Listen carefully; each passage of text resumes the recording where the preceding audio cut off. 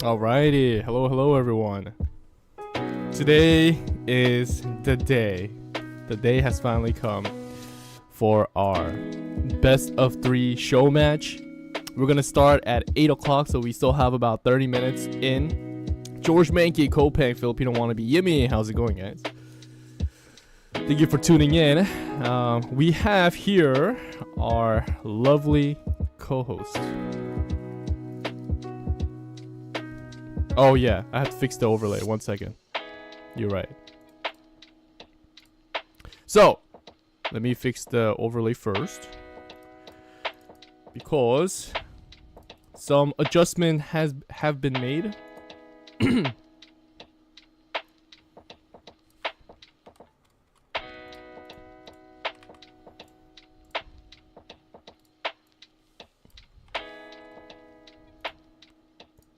Let me just make this real quickly. Boom.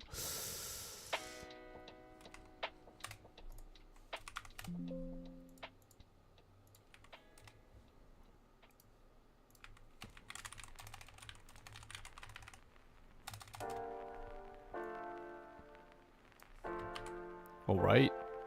And then save as.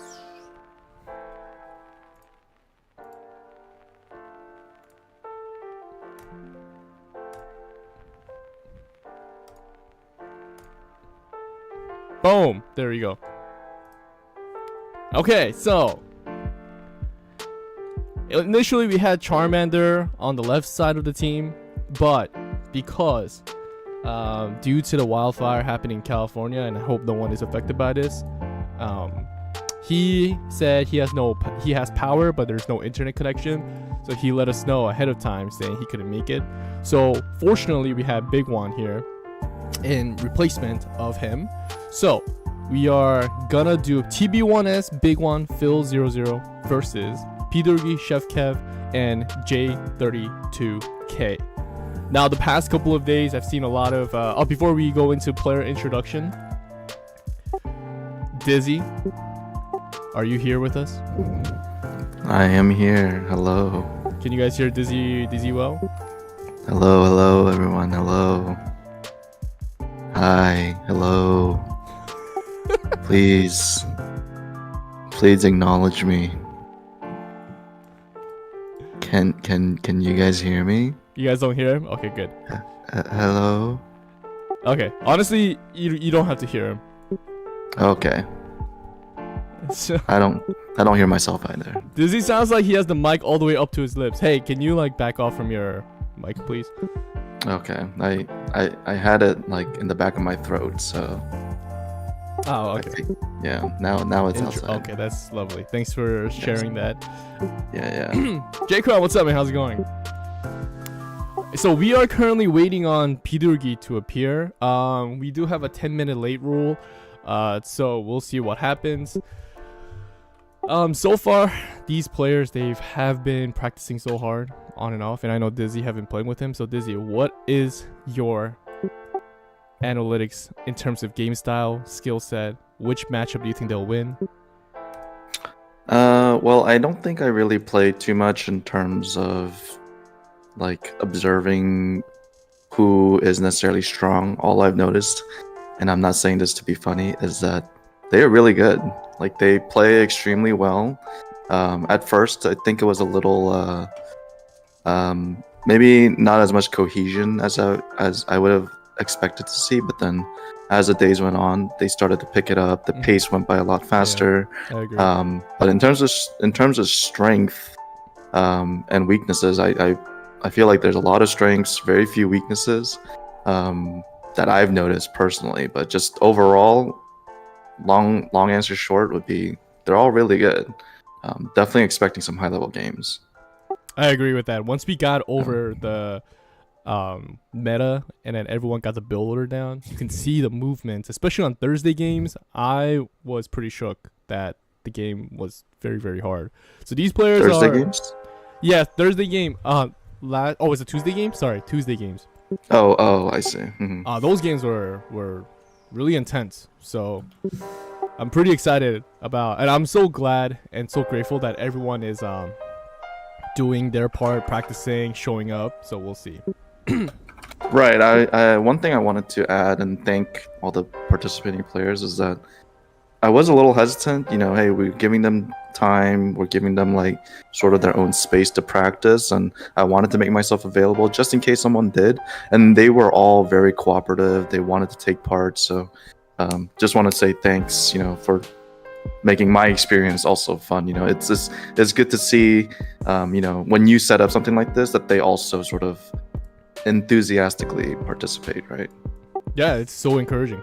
And then as us who want people to know about in-house games, in-house meta, we want to teach and we want to get better as well. So once we build this community of high-level players, we could run it every day, almost other days, instead of pub bashing and being cursed out by certain people. So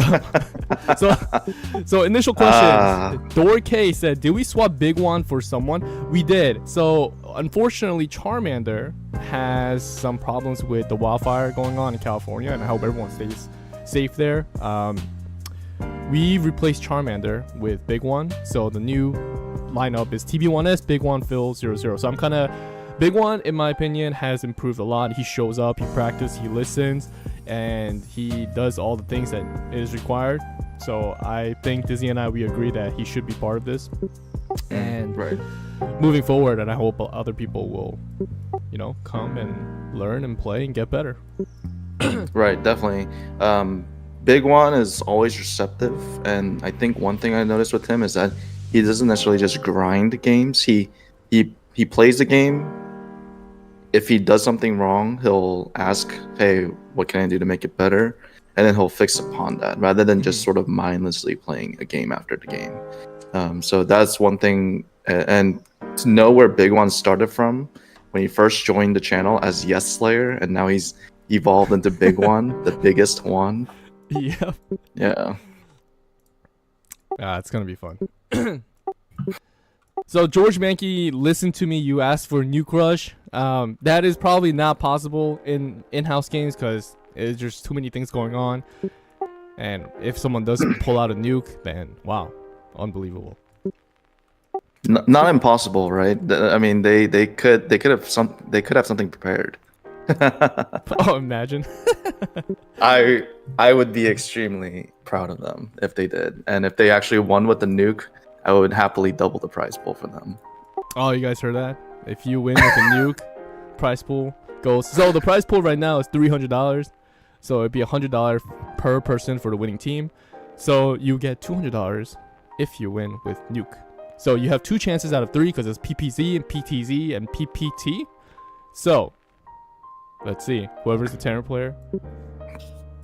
Let me play 1v1. If you want to play 1v1, go to SCW and you could challenge people there for 1v1.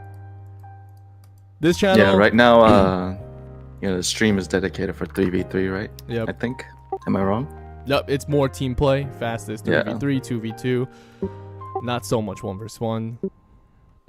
We did do a lot of 1v1 in the past, but it was just too much grinding. So. A little too sweaty. Way too sweaty and way too long.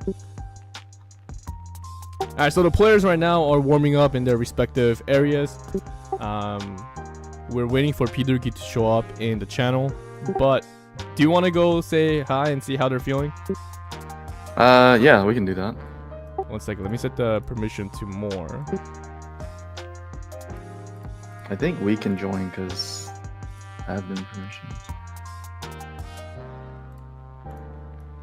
No, it's because the player limit was to 3. Alright, do you want to join? Who do you want to interview first? TB1S team? Let's go, TB1S team. Hello. How's everyone feeling? Hello, who's that? What's up? We just wanted to step by to ask how everyone is. Everyone prepared, confident? How do you think the game's gonna go tonight? We're practicing, warming up. Everything is going fine. I would say as planned, but yeah, not really, right? Well, I know you guys have been practicing a lot, so We're expecting great things. No pressure though. None whatsoever. No, I'm pretty excited. I think everyone showed up, practiced. Oh, So mine is almost done. it's gonna be a fun game. Mhm. Hey, let's go 11. All right, you guys keep practicing. We'll talk in later. Rocket Yep. on me. Mine. All right, hello. Hello. Yeah, we just want to stop by asking how's everyone feeling? You guys confident? Practice? Oh, yeah, let's run it. All right. Are you guys Alright. nervous? Do you guys have anything prepared? Anything secret that you don't want to share yet? Yeah, we have I to think- live secret. Yeah. Okay. Oh, okay. Someone's nuking? Yeah. Oh, one thing I forgot to mention with the other team is if a team wins with a nuke, I will double the prize pool. Okay. Oh, Oh. If you have to win, that's the actually, stipulation. I have a question. I wasn't sure about this. Is it best of 3, 1 game PPT, 1 game PPZ, 1 game PTZ, or is it best of 3 of each of those race combinations? Each. So we'd be playing total of 9 games. Okay, yeah. Hell yeah. Yeah. So we're gonna do it by sets. Yeah. We're gonna have a lot of games running today. I like it. Mhm. Alright. Alright, I'm gonna hop in the other team real quick, but I'll see you back. Yeah, sounds good. Keep practicing. We'll catch you guys in a bit. All right. Looking forward to tonight. Should be a fun time. Thank you for the high quality content. Coping, appreciate it. So, if someone can be cannon rushing, we never know. You never know what they're gonna do. They might wall off. They might do. One thing for sure that I've noticed is Petergi have played Inni in the past with Rising Clan, so I expect him to lead that team because he has more experience. So we'll see. What's the prize? Prize is $300 per for the winning team, so they have $100 per person. Is it a separate prize per comp? No. So they need to, whoever wins the best of 3 wins it all. Alright, so it looks like they're all confident. Is everyone here for a lag check? Yeah, looks like Team 1 is online. Team 2 looks like they're getting a warm-up game in. And worst case scenario, we can let them know that, hey, just like let's get going. But based on the conversations, looks like they're progressing through the game and they should be seeing it out soon. Alright, sounds good. Let's just create the game then, and then tell everyone to hop in there whenever they're ready. Okay. Best out of 9 then? No, it's best of 3. So PPT, they have to win PPT, PPZ, PTZ, right? So they're gonna be playing 3 games. That's set 1. Okay. So even if they lose, even if a team loses PPT, PPZ, we'll still play PTZ because we still want the content. So that'd be 1-0, right? And then second set, they would have to play another 3 games and decide on that. So let's see what happens.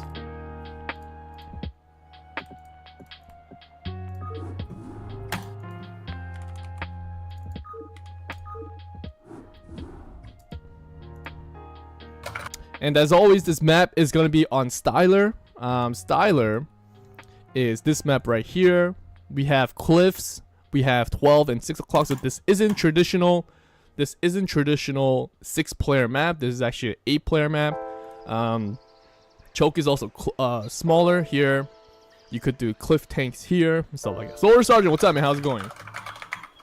I'm confused, but okay. So which part are you confused about? So essentially, they're playing all 3 games, right? So one set is all 3 games: PPT, PPZ, PTZ. That's 3 games, right? And then after that game, they're gonna do it again, right? So whoever wins 2 out of 3 games wins 1 point, and whoever goes up to 2 points essentially wins the game, right? So if a team wins PPT and PPZ, they already win 1 point. And then the second set, they run it again. PPT, PPZ, PTZ. So it'd be 2-1, 1-2, or 2-0, 3-0, whatever. And then that'd be 2-0. Victor, Bob Jason. How's it going, guys?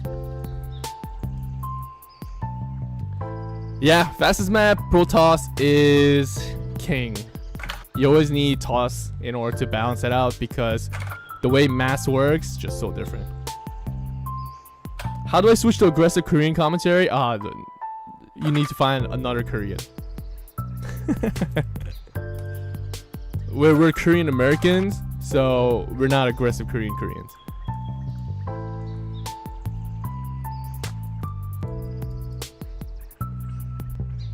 The actual game we will start at 8 p.m. Eastern time. So in 12 minutes we'll start.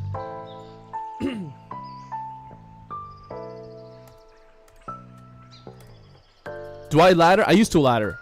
Long time ago. I don't ladder anymore. Almost Nutty, what's up, man? How's it going? Let's get it. Thank you everyone for tuning in. It's gonna be an exciting time.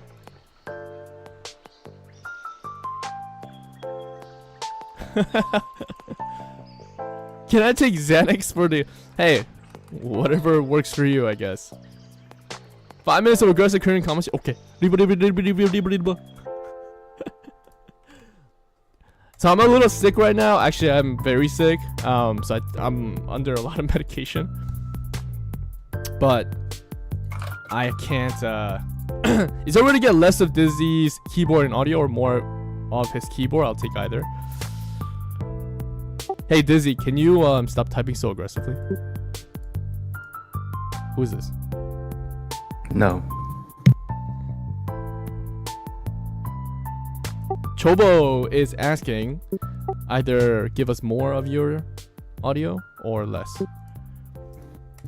I'll put the mic right next to my keyboard, ASMR style. 2 minutes is not time for you to play one game for us. No, we have a show to run right now.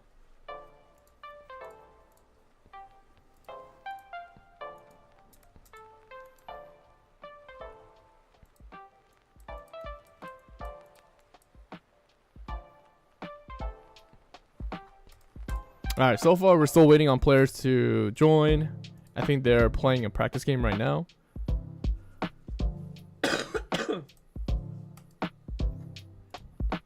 So the purpose of this show match, Oh. Hey! Thanks so much for the gift of sub. The purpose of this show match is we wanted to somehow get the players evolve and get better, but I feel like there was no incentive or motivation to improve. So Dizzy and I, and also Chobo, we always talked and discussed of what can we do.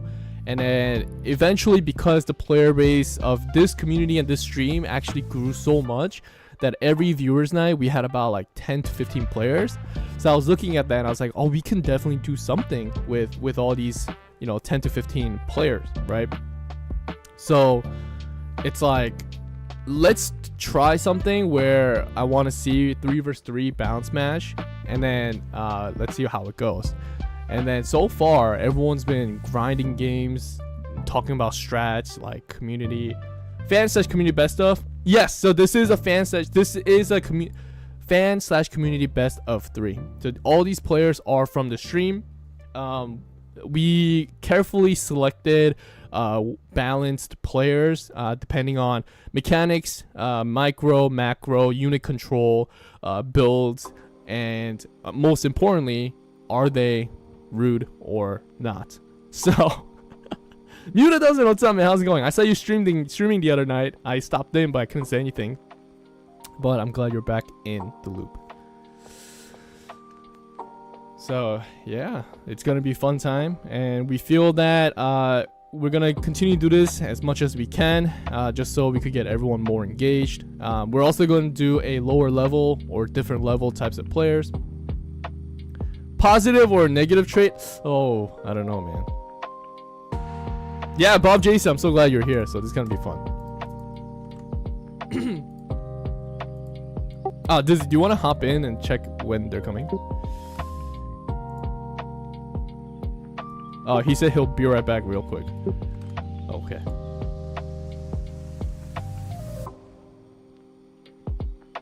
Just to be clear, to play the tournament, you can't be rude. No, you can.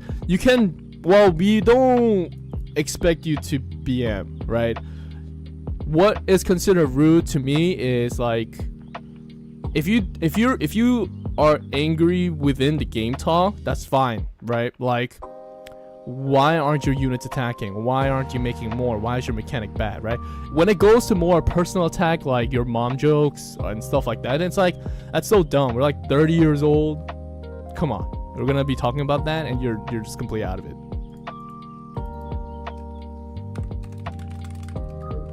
Oh.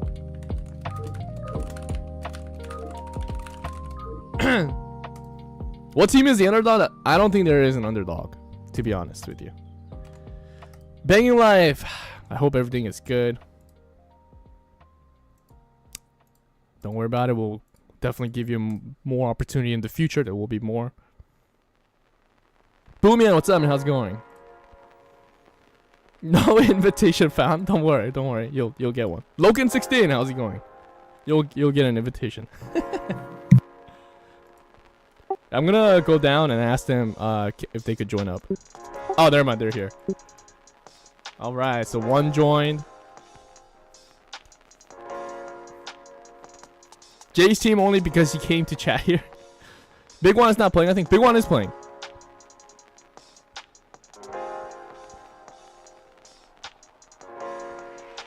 What the hell? I need that college money. 316 donated $100. This dono is to allow them to BM course.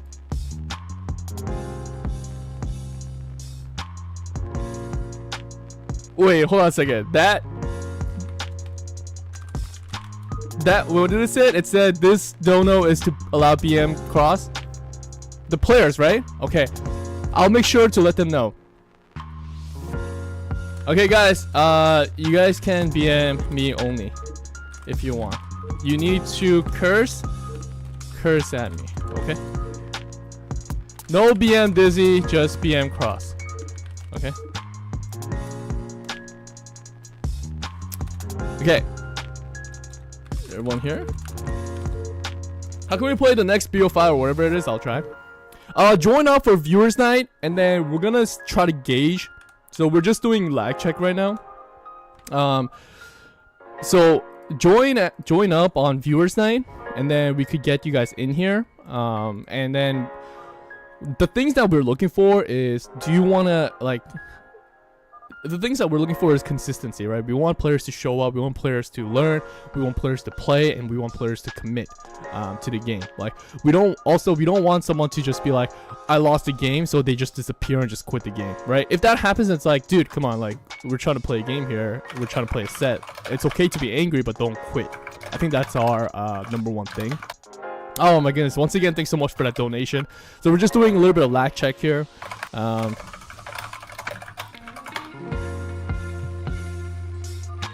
Let me lower Dizzy's keyboard. Yeah, this is lag check only. Yep. There's slight lag? Doesn't look like it. Looks good, right? If I had time to play, I definitely want to be in. Relive my VGT days. That's perfectly fine too. What Terminator is 16? Yep. Alright, so it looks like it's fine.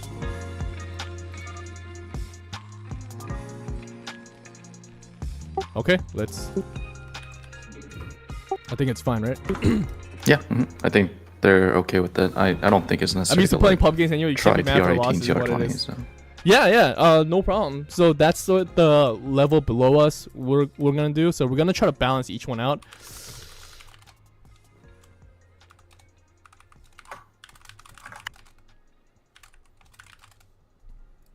All right, okay, everyone ready? Let's go.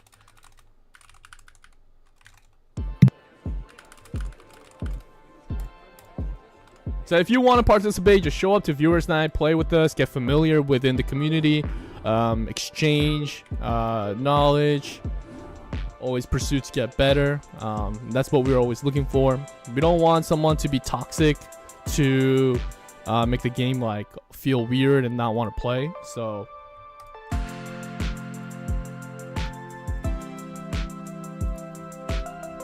right, all right, all right. So here we go.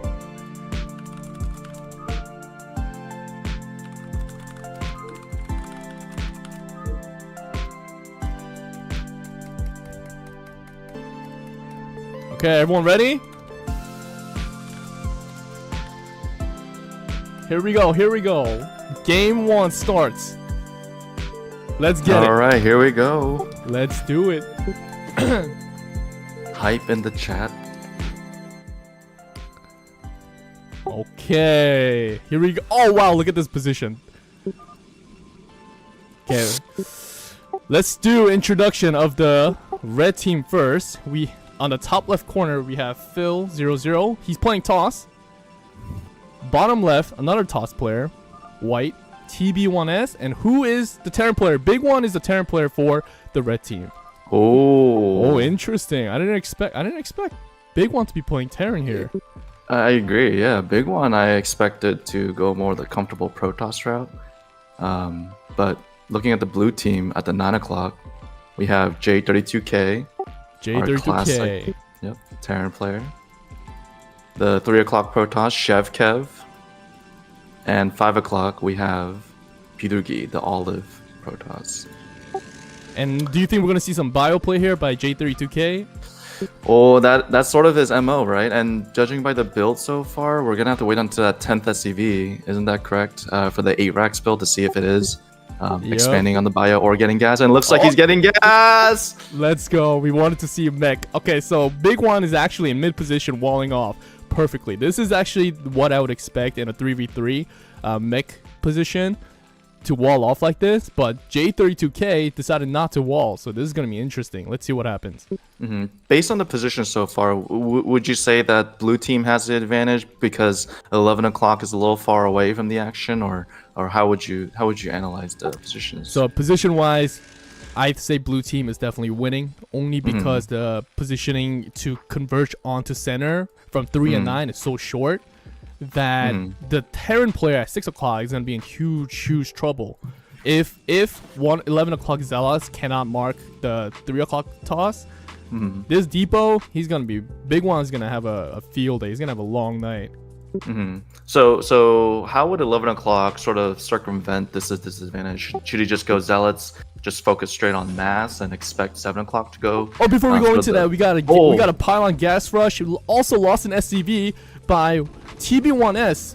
So this is huge. As a mech player, this is gonna make a huge difference in terms of mech style. So we have red Terran comfortably going off factory, right? So this guy doesn't have gas, so he's gonna delay the second gas here. So let's see what's gonna happen. But the 6 o'clock choke too. Seeing a little bit of threat right there. Oh, is Phil trying to go for? Oh no, Pidugi is trying to go for a wall here. So if this succeeds, if no one stops this, then this might be another change. Yeah, looks like both Terrans are gonna be feeling it for a bit. The J32 had to pull his SCVs. Thankfully, he didn't lose one. But you know, it's sort of keeping him on his toes already this early in the game. But this is exactly what I was talking about. You know how first Zealot has to poke their toss? Their toss is over here, but the first Zealot actually went to 9 o'clock Terran. This means they don't get to scout what Olive is doing, and Olive is freely with 4 Zealots at 6 o'clock is building cannons so free. No one's contesting this. And 3 o'clock, Chef Kev actually sent a Zealot to 11 o'clock and actually picked off a Zealot at 11 o'clock space. So, or I'm sorry, a probe. So it sort of kept him in his base for a little bit longer, sort of keeping him, lagging him there for a while, right? And that's huge. These 3 Zealots are finally pushing out. I know that he lost 1 Zealot at 3 o'clock. So look at this. He has 6 Zealots right now, but he can't converge into the center. So this Big One's going to have a long night here if this continues, with cannons already hitting supply depot. Blue Toss is poking 7 o'clock, so they can't help because cannon's just going to be killing 6 o'clock depot. Oh man, this is already looking so bad for the red team. Builds are looking pretty refined though so far for both 6 o'clock Terran and 9 o'clock Terran. 9 o'clock is going to be feeling for a bit, but the Zealot's just marching down.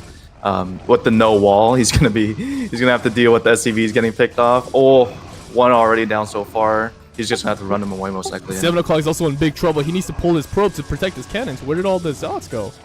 Oh man, there's action on both sides. Everyone's sort of taking action. Everyone's sort of taking damage here. I think both sides. Let's see the supply count here. 34, 38, 38, 45. Blue team is still seems to be winning a little bit, but it really matters what 6 o'clock happens.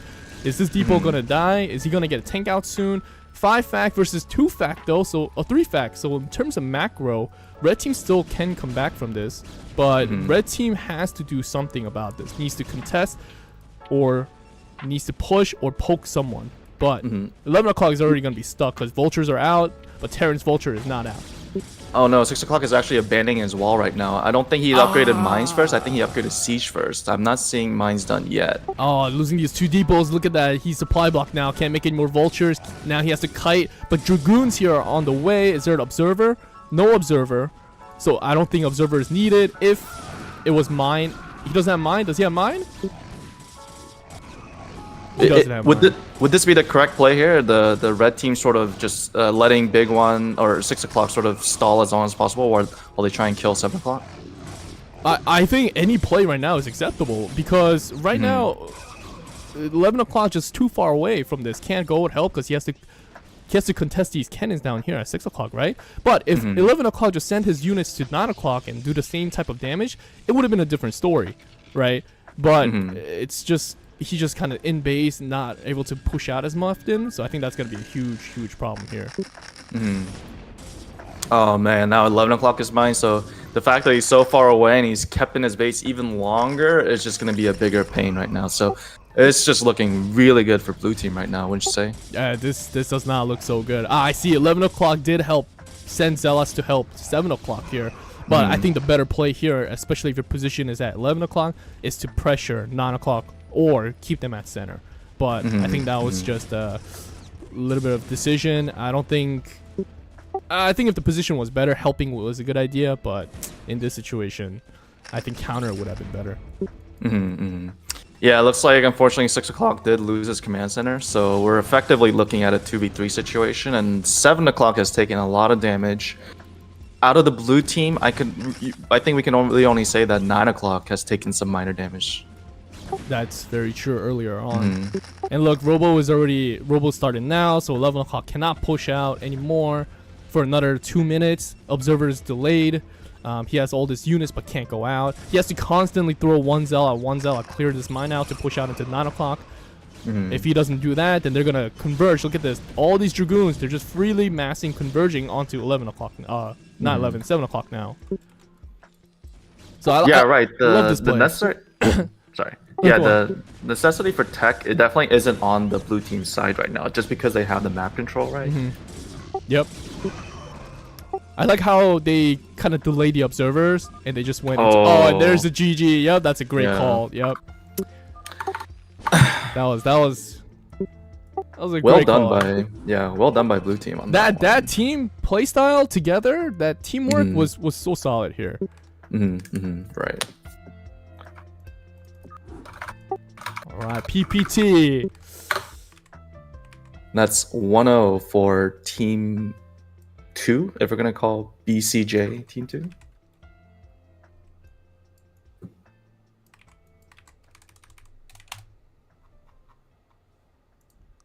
That would be 0-1 for team BCJ. Who's talking across? It's me and Dizzy. Yep. Let's get it. And next game, PPZ.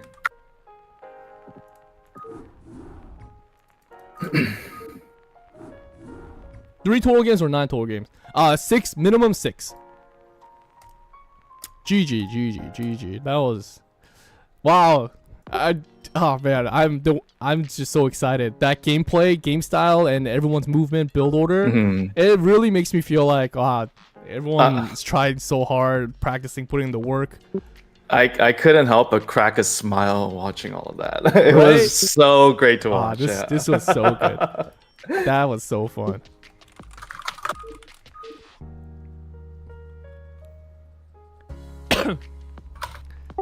So this is their first show match, so I know mentally losing the first game is gonna be it's gonna be a huge crushing blow. So they need to control themselves, you know, don't get too fed up with it, play their game, play their style, and then just play through the next match.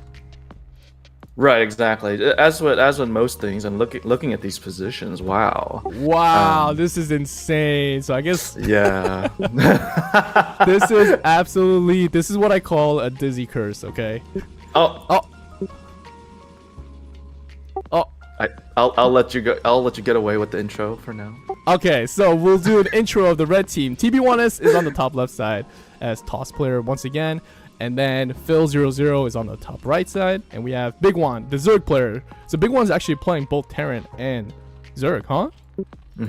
Yeah, interesting. Looks like he's feeling comfortable with sort of the non-traditional fastest race, right? The Zerg Terran. So and that's good, right? Like, I mean, Protoss is the reliable, the stable, and the Terran, the Zerg is almost always the wild card. So and looking at the blue team here, 12 o'clock we have J32K playing Protoss. 9 o'clock we have our Zerg, Chev Kev. And then 6 o'clock we have our red Protoss, Pidrugi, who was able to cannon in 6 o'clock Terran last game and sort of seal the victory from there. Oh, it seems like blue team already has a lot of strategy pulled up. Because you can see that, I'm actually pretty interested that 9 o'clock decided to go 2-hatch links instead of 9-pool. In mid position, especially if all toss players are in mid position, and you want to block someone, you want to go 9-pool because you get lings out fast. You can poke someone, keep their zots in the base, right? As you bring up cannons like this. Especially if the position is terrible like that, and then just all march on to the Zerg player. Even Zerg went 2-hatch, which I would say is more understandable than going 9-pool. Right, and traditionally speaking, you know, I'm gonna make a lot of comparisons to pubs here, just because that may be what most people are accustomed to. You know, you want to be in a corner position because the rush distances are longer. It takes a while for the other players to get to your base. But actually, looking at 12 o'clock, sorry, J32. This going is an for that- interesting build. I wonder if this was a setup build because 1 gateway and 3 cannons, is that really necessary in this kind of position? I don't think so. I think just going 3-8 forge and then fight the Zots here and then build cannons here might be so much better because you have link support anyways. And the distance to help is just too far. Right, and your units should be getting to the mid, getting part of the action way faster than the red team, right? Yeah, for sure. But they must have something in mind if they're going for this kind of sort of unusual or non-traditional type of style. So I think 4 cannons might be a little too much here because this just put 12 o'clock on gateway account, right? So this might give an opportunity if they notice this and the toss player at 11 just send all his zealots to 9 o'clock. This might actually be game over for 9 o'clock here, right? But let's see what happens. Yeah, they're putting the pressure on the Zerg right now. You know, Zerg usually has to deal with minimal units, right? Because they have so few drones. They're working with Zerglings who are a little bit fragile. Oh, but his 4 zealots could end 12 o'clock right here. He invested so much money into those cannons. He doesn't really have any actual units to fight with. He needs to pull probes right now to save this cannons, or he's gonna lose a lot of probes here. Or are they gonna commit? If 7 o'clock defend this by himself, 1 versus 2, this is doable because it's only 2 players. Just has to make more lings, put 1 more sunken up. Oh no, the cannon got canceled. Now it's just the zealots ravaging the probes. Oh god. I think they need to commit. I think they need to commit hard or just come help. But it's so far away right now. This is so bad. I think they need to. Yeah, they're not committing. They're not. Blue team falling apart slowly right here. Do this one attack. Who is this? This is purple. This PB1S is very insane decision making. Now they're all going to. Wow. What a play. This move, just counter move, just saved 7 o'clock. Now let's see what these lings are going to do. These lings, if they run to 9 o'clock, it'll be huge. Where's he going? 1 o'clock also has a zealot sort of right outside the cannon, so I wonder if he's going to go for a break. I don't think that'd be a good idea against the 5 cannons. Sort of just take the time, maybe get more zealots, accumulate more, and then fight it, rather than, you know, sort of fighting a limited battle. Oh, here comes a fight here at 12 o'clock. At 12 o'clock, but why are these 6 zealots just walked into 11 o'clock, uncontested, losing cannons? It's going to be the same scenario. He needs to save. Oh, going for a Nexus? Going for the Nexus. They have to do the same thing here. They have to go for the Nexus at 12 o'clock. If he loses this Nexus, it needs to be same thing at 12 o'clock here. Right. I think that was a pretty bold play, but the probes aren't drilling anymore. Oh, so is he gonna get it? So close. Oh my goodness! No, he got it! He got it, and he saved 12 o'clock. But these lings gotta go. What are these lings doing? Oh no, he's breaking out at 1 o'clock right now too. Wow, they got it. But it doesn't matter because 12 o'clock still lost a lot of probes here, so we're gonna see. But they're breaking out at 1 o'clock. Let's see if these zealots are gonna come and help finally. They lost a lot of units trying to trade this. He lost about like 8 zealots here just to get Nexus. So if they could push here, they still have one timing right here. This really is the play. This really is the moment, right? Because you're playing at such a disadvantage if the game goes any longer. Because 11 o'clock is effectively out of the game for the next 2 minutes or so. So they need to make a play. They need to either cripple 12 and or kill the Nexus, I think. Yeah, they need to go for it right here. Kill these zealots. Take their time. Kill the units. Don't just go for the win here. Yep, good. Take the time. You have Zerglings from behind, zealots behind you. You could kill all these units. Oh no, there's a lot of units. J32K called 1 GG o'clock, here? GG's out. I think that's a little premature, don't you think? That is very premature GG here. He could have just stayed alive. If he GG's, the rule is he can't say anything. Right. You have to start unvisioning so that way neither player gets the benefit. Exactly. So J32K has to unvision his teammates. I'll let him know. Oh, and looks like they're converging onto the 7 o'clock right now, and 7 o'clock sees it definitely and starts expanding the sunken. Oh man, it's gonna be a scary push because it's not only the Zerglings. The problem is J32K tapped out, but 11 o'clock didn't tap out, so he's still gonna come back. Right, eventually, you're right, exactly. 7 o'clock just needs to sort of hold on as long as he can. Eventually, 11 o'clock will be able to get Zealots out and then sort of be able to eventually slightly outmass. Big one, I think, doesn't want to engage the Dragoons like that. They want to engage the Dragoons when they get a little bit closer. Oh, there's a lot of Zerglings. Gotta pull the drones. So is this might be a good trade though. If 7 o'clock dies and 9 o'clock dies, 11 o'clock's still alive. So right, it becomes a 1v1 for a bit, and then 11 o'clock as he sort of gets back into the groove, it'll become a 2v1, right? That exactly. But we're gonna see here he has Shuttle out. He's gonna have Reaver out soon, but it's only 5 gateways. 6 o'clock needs to expand more gateways here, and needs to get observers, or he's not going to do anything. But this Reaver might change everything. He doesn't have 3 cannons, so this Reaver could kill the cannon and start killing the probes here. Oh man, yeah, both Zergs go out now, and it becomes a 1v1 amongst the Protoss, right? 1 o'clock and 6 o'clock, but 11 o'clock is the wild card now. But here's another thing: 7 o'clock didn't call GG, but he's gonna get spotted here. He's gonna get spotted. Oh, but crazy as he saw the shuttle. He'll also point out the Reaver, though. Exactly. He'll point out the Reaver. Exactly. This game Is 1 o'clock gonna react? Oh, he does. Oh, he's reacting. Oh my god, this is insane. What is happening? 11 o'clock also saved himself from the Zerglings as well. Oh, here comes the Reavers. The probe didn't go far. Oh my goodness, 5 kills so far. 7. Oh, 7. That's so fine. That's okay. Oh, 16.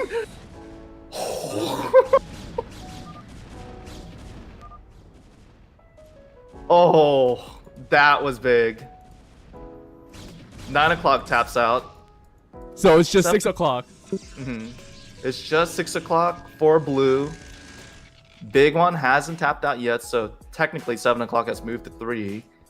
And 11 is still around. So I think at this point in the game, it would just be 1 o'clock sort of stalling, right? Sort of hanging on. If they just full send right here, I feel like it's doable. Only because if they go for a drop play, you need to know that they're not going to have a lot of units because they spend all that money to tech first. I think we should briefly mention next game to people about the GG rule. I think that's what we forgot to do. Right, yeah. I reiterated with him as well just now, so... yeah, I sent him messages like 3 times.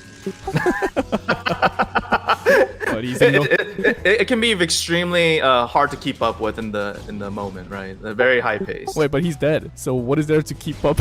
Well, you're feeling it for your allies right now. Your heart's pumping because you want your allies to also perform. Fair. Yeah. Oh, but look at this push. Does he have DTs? Oh, if he had DTs, he could have held this on his own. And then it's 11 o'clock. 1 o'clock could have just played a 1 versus 1. But the decision to keep his ally alive, I think it is the right move here. Just keep your ally alive, tech up to your own drops, and start doing your own storm drops, and then it's going to be great. Yeah, but the 16 probes going down, that definitely sets back 1 o'clock fill a lot. Is there a steam delay? There's no steam delay. A stream delay. It basically means 6 o'clock, Pidurgi can work with sort of 50% or about twice as much of the money, right? So, you know, expands on the gateway count, expand on the unit count. Shout out to my mom. This is the time. If you would like to shout out, this is the moment. Why not just put it until death since they can watch stream if they want to keep watching the game? We just want to Okay, enforce so because looks the like Phil GG timing able is to still actually save a TV rule, so 4 now. we don't want to just get rid of that. Definitely gonna have to play a little bit drawn out game here, and Pidurgi is gonna be feeling the pressure. I'm sure he knows the damage that he's input, but the prospect of playing this 1v2 or actually 1v3, but you know, is gonna be daunting. I don't know if he doesn't have DTs here, he might just die. Because remember, he still got 21 probe kills from that Reaver, right? Right, 16 probe kills, right? Oh, 16 probe kills, yeah. So him pushing all his units to 11 o'clock, he even had a fair trade against Red Army. So I wouldn't say he's completely out of the game. Like a storm drop needs to happen, or exponentially, it's just gonna the difference is gonna be too great. And it looks like actually Pidurgi is coming in with his own storm drop, maybe solidifying his lead here, coming out from 12 o'clock. Oh, and he's gonna push. So does he have anything? Any reaction? No. All his Reavers, but the Reaver's gonna have a field day. 13 probe kills, 21 And probe 21. kills. That's all Oh, pros mining, no. and Pidurgi Phil just- realizes it. He just carried the team. Pidurgi, is he gonna pull off this moment? Not necessarily a 1v3, but this comeback, if you will. This is a great experience to know if you're behind like this as one player. Only thing they can do is go for a drop. So what you need to do is always put 5 Dragoons on each side of the map, play defensively, help your teammate out, make pylons around like here, here, and here just to scout, get observers out if they're going for drops, so you have better vision. But unfortunately, you can't see. There's not enough vision around the map. Right, the main goes down. I think the takeaway could be also, you know, let's say you take the lead, make sure you don't lose the lead by you know, falling to the drop. You know, make sure you defend accordingly. The shuttle is still actually up there. I wonder if there's another Reaver in there. Like 11 o'clock just defended that so well with just 4 goons, right? It's just 2 shots with 4 goons, or 1 shot with 7 goons.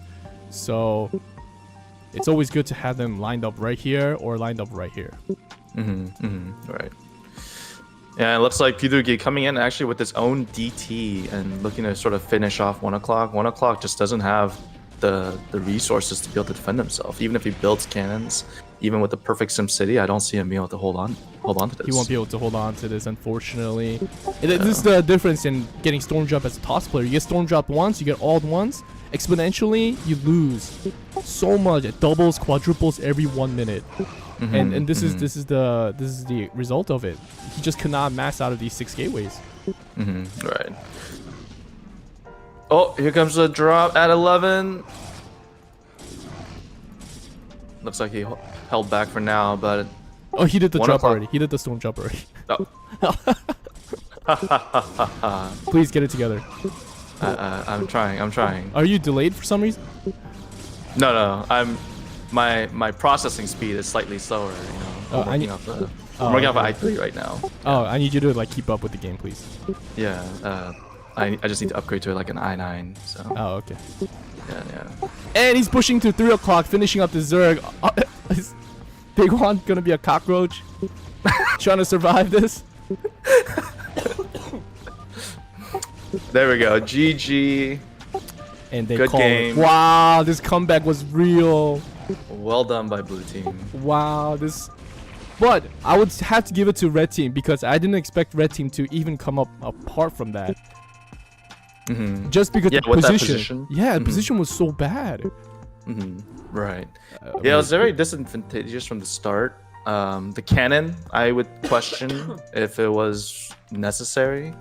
But right, despite the circumstances, red team sort of made it into a pretty fierce game, and then the drop sort of changed the tide, despite it being initially a bad position. Yes, very true. Okay. Excuse my cough. I'm We'll very move sick on right now, to- but we needed to. Oh.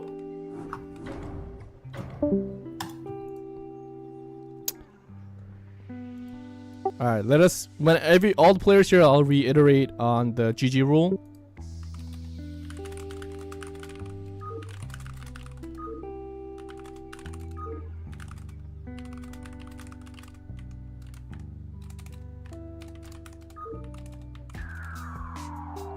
Before we begin,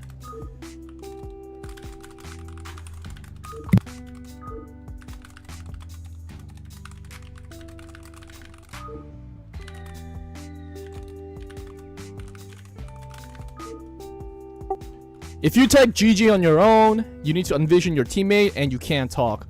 Overlords also have to sack your overlords as well. Mm-hmm. Can you explain the reasoning for the rule? There are certain rules in this game because if you don't, then what ends up happening is you'll see like 2-hour long game, 8-hour long game, 16-hour long game. Why not talk though? Because if you type GG, that means you ended. That means you are, you're in the game, but people are not going to eliminate you, right? If you don't type GG, you have the risk of being eliminated. But if you want to stay in the game, you just have to stay there, right? And that is the GG rule. But if you just want to keep talking and they don't kill you, don't type GG, right? If you don't type GG, then they can still kill you and you'll be eliminated from the game. All right, so we're moving on. So technically, the set BCJ team did win the set 1, but we are still going to play PTZ, which is the last game. If you're out of the game, you shouldn't be giving your allies division advantage. Yes, very correct. Imagine like you're dead and then what's it called? Imagine you're dead and then you type GG but they don't eliminate you, but you see like drops going in your base and they're like, oh look, hey, there's a drop at 6 o'clock, right? So yep, that guys don't. This is just in-house, more official in-house rules. Obviously you don't do that in pub games. All right, so we're beginning our last game of set 1. Obviously, day 102, so the set goes to BCJ team, but we're still going to be able to play this last game here. Wow, this is insane. What is this position? Yeah, this really is dizzy positioning here. Does he rig the map or something? Did someone pay you? No comment. No comment. Okay, moving on. So we're going to have red team. Big one is the Zerg player for red team. Terran player is, who is Terran player? Phil00 opted to go Terran, and then we have TB1 that's going Protoss here. Yep. And the blue team, we have 1 o'clock J as the blue Terran. And 12 o'clock we have the green Protoss Pirugi, who carried the last game. And then 9 o'clock we have Chef Kev as the Zerg. I personally love PTZ. Like if I could see any 3v3 matchups, I would. And there's only one matchup. It would always be PTZ. I agree. I think PTZ has the most dynamic, most fun, most skill level mirror matchup in anything. Right. Yeah, definitely. So we get 2 hatch from Chef Kev. We also get 2 hatch from Big One as well. But once again, we see a mid position 2 hatch build before pool. What I think in this position, I think the correct play is probably Pidugi is gonna wall up 11 o'clock again, put cannons here, and then they're just gonna all rush Terran. I think that's what the play is, and I think that's what they should be doing. Right. I sort of like to joke about it too, but I think in these scenarios, usually the play would be to sort of bully the Terran a little bit, not let them get comfortable, because once the Terran is, or whoever the Terran is out on the map, the mines sort of dictate how the game goes. Based on the games you've seen so far, would you say that any strengths or anything has popped out to you so far on any of the players? Yeah, I think Pidugi's experience playing in-house in Rising is currently leading the team, and even if his team is losing, he knows how to climb back up. Right, exactly. I'm sure Pidugi would have called it if maybe that Reaver didn't go through and it was going to be maybe like a 1v2 and he couldn't gain any sort of advantage. But yeah, the fact that he got that off and then he just pushed his way in, sort of right, like shows his experience in these kind of moments. What I want to see from red team here is maybe if they could try to find this center fight it together or defend well enough. Let's say like Zerglings win against Zerglings, Zealot win against Zealots, and Vulture win against Vulture. I think that's the only chance they could have because 9 o'clock is a Zerg player. So if they could somehow push everyone back into their base, they can all converge center and push 9 o'clock and kill the Zerg, making it 3 versus 2. So in that case, each race would sort of mark each other or man against each other, huh? Right here, Blue lost his Zealot. He's about to lose his second Zealot. To the Zerglings, save the Zerglings, good. And now this puts him at a good situation where the red Zealots are out on the map freely. How many does he have? He has 6. Oh, did he lose another Zealot early on? Yeah, he sent it to 11 to sort of poke and then lost it. Here comes the Zergling fight. Oh! That's no bueno. That was not an appropriate fight for 11 o'clock. Look at this, Vulture already shows up, hammering on the Zealot. Vulture shows up here too, but it's only... Where's the second Vulture? Oh, where? Wasn't this 8-8? It was an 8-8. Yeah, it was an 8-8. Oh, he may have missed the Vulture timing, unfortunately. Oh, darn. So there's 3 Vultures here. It's okay. 3 Vultures, 2 Vultures. He already lost his Vulture. Okay. Oh, and he lost another one to 1 Zealot. That's these little things. It escalates huge. And what ends up happening is their Terran's gonna scale with Vulture count. Now he can't be on the map as much as possible, right? Right. Yeah, and the Vultures are so speedy, they'll just simply, keep chasing after everybody. And if he just can't keep up, it's sort of hard to fight that. And blue team looks like they're threatening to go 7 o'clock right now. I really like this play. Whoever's calling the Zerglings go attack the Zealots here and then go into Vultures right now, this play is beautiful. And then Vultures are just marking both Zealots and Zerglings, so they just can't come out. Yeah, it's like the Vultures have just insane map control potential. They're sort of able to handle both Zerglings and Zealots once they're out on the map, it feels. And look at this 5 racks Goon already. He has 5 gates, and he's going up Observatory right now. So one thing I did mention in PTZ, your Robo can be delayed because you have Overlords, you have flying observers, right, that you use to clear the mines out. So going for Robo this early, I don't think is a good idea. One thing I'm noticing from this game is that the Overlord placement, the 9 o'clock position player sort of has his Overlord sort of on the cliffs, as you would, just to get your vision. 11 o'clock Overlords are sort of all in this one area next to 9 o'clock and not really serving a purpose, unfortunately.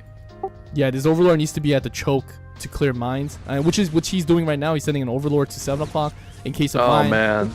Look at this huge Zergling army just roaming the map, and meanwhile 7 o'clock is sort of slowly getting crept in by the opposing team. I think this just position, man. The red team just got positioned so bad all 3 games. Right, it's hard to say that one team was, or a red team made a mistake.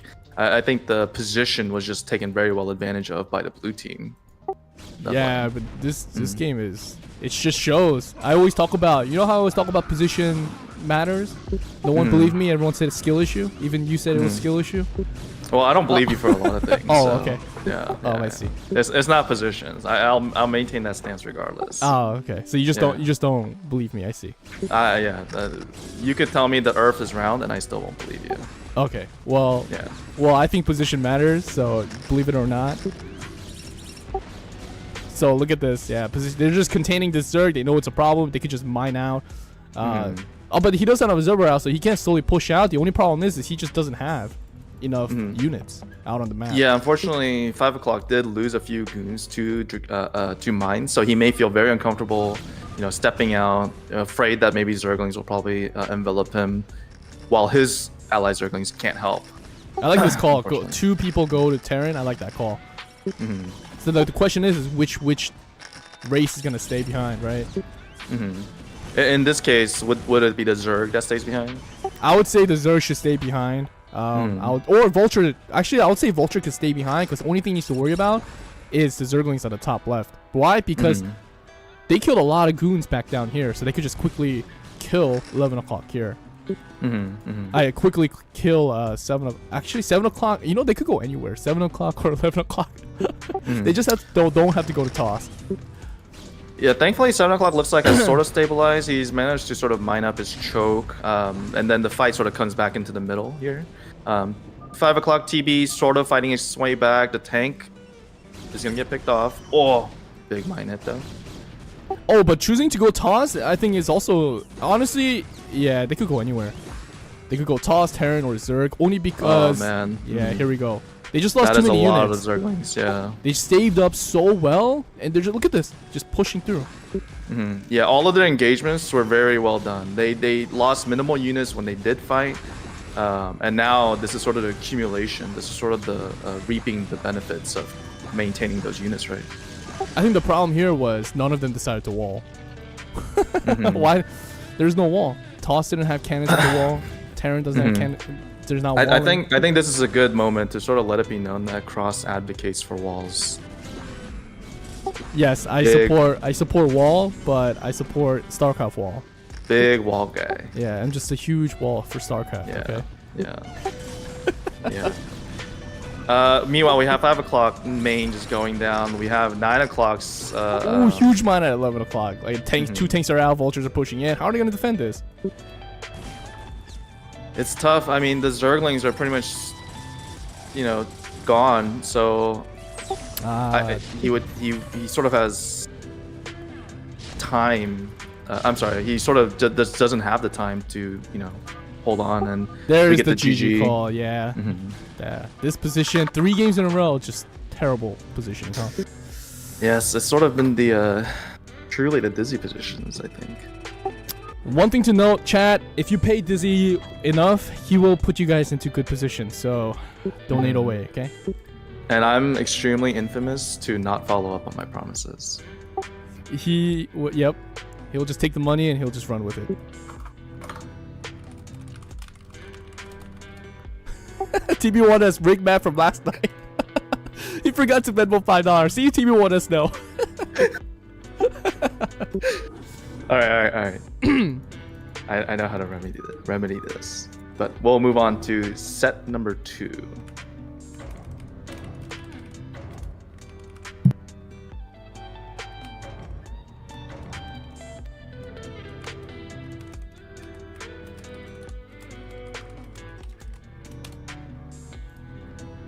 All right. We're playing set 2. Set 2 is back to PPT once again.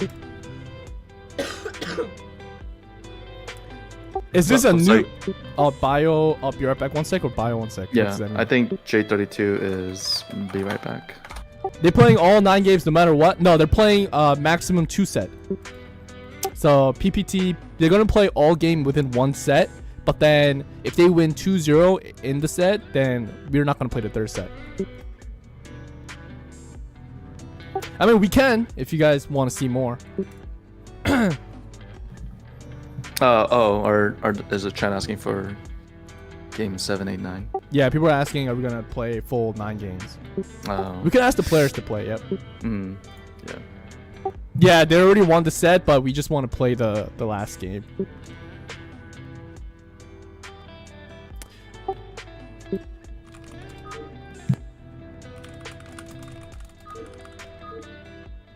PPR? What?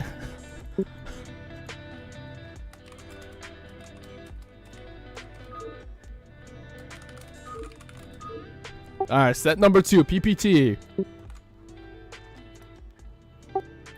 Did everyone pay?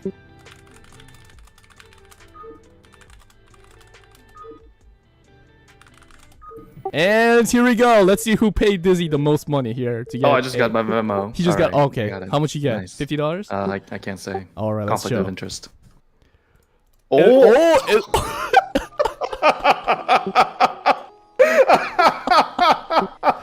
Wow, it looks like everyone paid $100, so you earned quick $200, huh? Okay.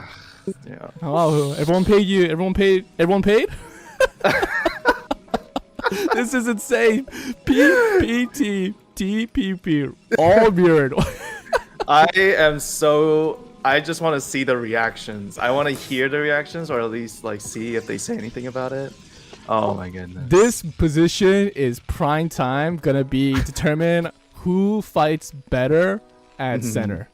Right. And if they get any type of position, who can block who. And let's see what's gonna happen here. So we have left 11 o'clock. We have Red Terran, who is J32K. 9 o'clock is Chef Kevin, and 7 o'clock P3 99999.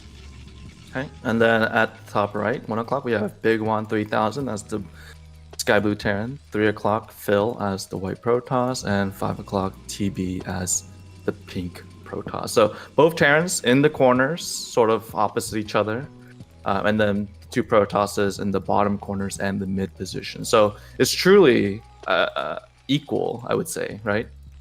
It is truly equal, but look at the SimCity here. Oh, look, J32, they found out is a split map. Yeah, everyone, in case anyone doesn't know, they're actually on voice chat.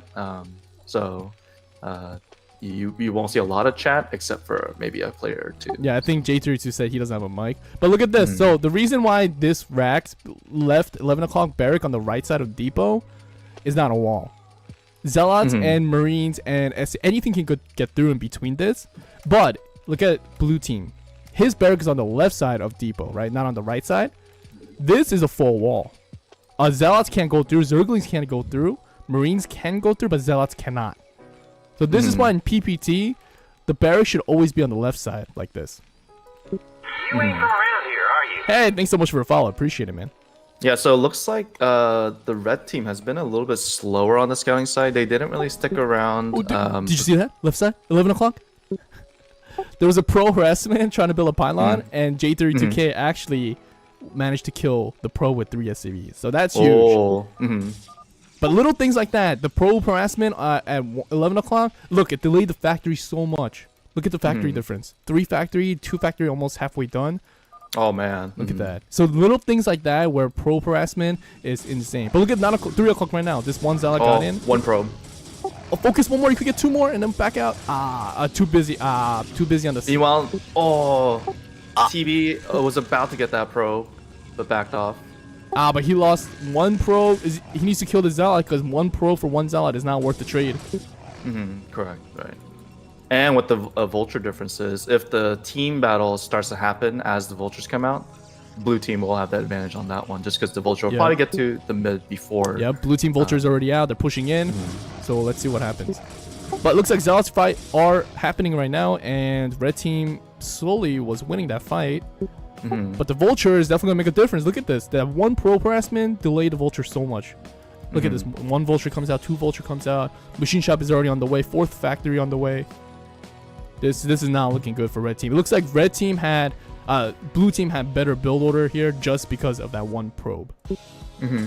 Interestingly enough, we have 9 o'clock. I'm sorry, we have 5 o'clock and 7 o'clock. Oh, going for the wall. Oh, going for the wall here. So one thing I'm noticing is I don't know if red team won the first set. So are they playing too comfortably? Are they too, confident right now? Because the Zealot movement wasn't that good. But where did all the Zealots go? Where did all the blue team Zealots go? Where's the vulture? This fight is shaping out extremely odd. Oh, I think there was some control issues right there, because we see 2 pros, we see sort of zealots all over the place. The vultures. Oh, okay. At 1 o'clock, the vultures at 1 o'clock needs to be careful. Oh, blue team could put up a wall here, but these zealots aren't fighting. Blue team has better vulture count here. Oh, red team gonna lose everything? Let's see. 7 vultures, 2 vulture, 4 vulture. Oh no, red team losing too much. Yeah, once the vultures enter the fray into this team battle, I think that'll be the difference maker, even though the zealots are getting pushed back. But oh, now this is good. This is great play. Who is this? Chef Kev. Look at that. Goons on vultures. Oh, right. Yeah, you can't linger for too long, unfortunately. Where are the goons for the blue team? Blue team needs to get goons out quickly.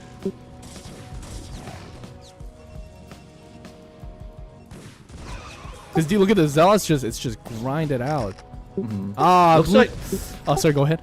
I was gonna say, looks like 3 o'clock and 5 o'clock are both opting to go goons. I see the core spinning on both sides. Meanwhile, it looks like sort of division of labor is intact, where 7 o'clock is gonna go. I'm sorry, yeah, 7 o'clock is gonna go speed and tech for a bigger army, and 9 o'clock is going for observers. I think that's the right call.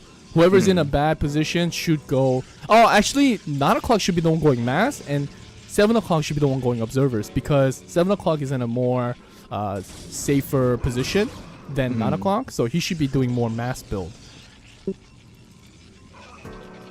Yeah, but I think the robo is just too delayed right now. Right. Goons, yeah. Blue team started off so well, but their build order here, the goons came out a little too late compared to 9 o'clock 3 goons. Yeah, this would be a good time for 1 o'clock to start sort of mining a Protoss in, not let them just freely reinforce, because now neither Protoss can sort of come out of their base easily, and if they do, they may get enveloped by red team. Yeah, the map is getting split. See, these goons are marking 3 o'clock, vultures are marking 11 o'clock, speed zealots are done, the goons are just gonna die to these. Vultures can't help against this, so this might already be game over here. Yeah, it looks the red team is doing a very good job. Even though these zealots may not outright kill TB, he's taking a lot of damage, and his allies sort of can't do anything about it. Yeah, I think the fight at 7 o'clock earlier, losing that many zealots was the problem, trying to block someone. Idea was good, but I think the unit control was just lacking. Yeah, both Chef Kev and J32 doing a great job just maintaining, keeping his advantage, and looks like TB actually is gonna unfortunately go. His main is gonna die because of the reinforcements. So Yeah, looking tough for blue team again. Interesting choice, Goliaths here. Oh, I wonder why he went Goliaths. Goliaths is only good in PTZ. Would you recommend Goliaths in this scenario? No, I think I would say more Vulture plus like 1 or 2 tanks. Or in this situation where they're losing, I will go more dropship play. Right. In case anyone doesn't know, there are the cliffs along the sides of the map, or outside of the bases. They are droppable, so tanks have very good abuse potential here. But overall, what do you think about this whole matchup? This like PPT or this this team composition. This team composition, the gameplay right now. I would say the skill wise, I think they're both doing well. I think it's the engagements that's been it sort of sounds duh, but slight engagement differences I think have been the biggest factor, and just decision making outright also. But hopefully we can see as the series goes on a little bit closer games. But here comes a drop at 3 o'clock. Any reaction? There is reaction, but it's just Storm's. Oh! Yeah. Where's Storm? Did he forget Storm? Okay. 3 kills. Not bad. Yeah, but 3 kills. Oh, he may want to bring his pros back before they get attacked by the tank. Oh, it's... okay. Man, 4 kills. That's still a lot, but okay. Dobo, how's it going? And here comes the drop coming along 12 o'clock towards 1. This is the part where the drops have to start happening. You start walling up, and you need to try and sort of play that, like the pub style. Would you say? Yeah, I honestly think. 1 o'clock got ult here, so we're gonna see but 2 tanks. We do see a pull, but 0 kill. We see GG. We type GG. I do see the biggest difference is Bidurgi with his experience. I think he's definitely leading the charge with more experience. Yeah, the plays where they don't like fully 100% commit, and if if they lose their army, they risk that sort of counter. They sort of maintain like, hey, let's see what we can get. Let's go into their base, see what they have. Can we go for the kill? Hello, If not, Baltril. Thanks so much for the sub. How's it going, my guy? Albatross just They're reset not for 12 trying to months. 100% commit too hard. They're not playing very aggressive or too aggressive. I mean, so yeah, definitely. I see better decision making on the red team side. Yeah, if they can just take their time, I think everyone is. I think what's it called? Blue team in this situation is a little bit fast paced. I don't know. It's probably I don't know. I think it's anxiety, show match. You know, these games know a lot of nerves. So if they could just slow down just a little bit, really focus on the units and get things done slowly, I think they could still have a chance to make this a comeback. Right at the very beginning, when they did have that early advantage in the middle of the map, you know, they had a lot of potential, but I think there was a little bit of control issue that happened. And you know, we saw Zealots not participate in the fight even though they were in the middle. We saw two probes sort of just constantly go back and forth with 5 o'clock. So I think unfortunately it was a little bit of maybe a misclick, you know, miscontrol. So that I think can be attributed to nerves, especially knowing these players. I know they don't make those kind of mistakes often. Agreed. Oh, first happened SoCal, but this is way more. Oh, so they're talking about the wildfire. Guys, I hope anyone in California, please stay safe. Yeah. Please. I hope it doesn't affect you. Other than that, if you can, just enjoy this game. Hopefully, I hope this cheer you guys up. Takes your mind off of the wildfires. Yeah, exactly. All right, we're starting our 5th game of the night. PPZ. PPZ. Okay, blue team has finally better position than red team here. Oh, but it's flipped. I flipped them.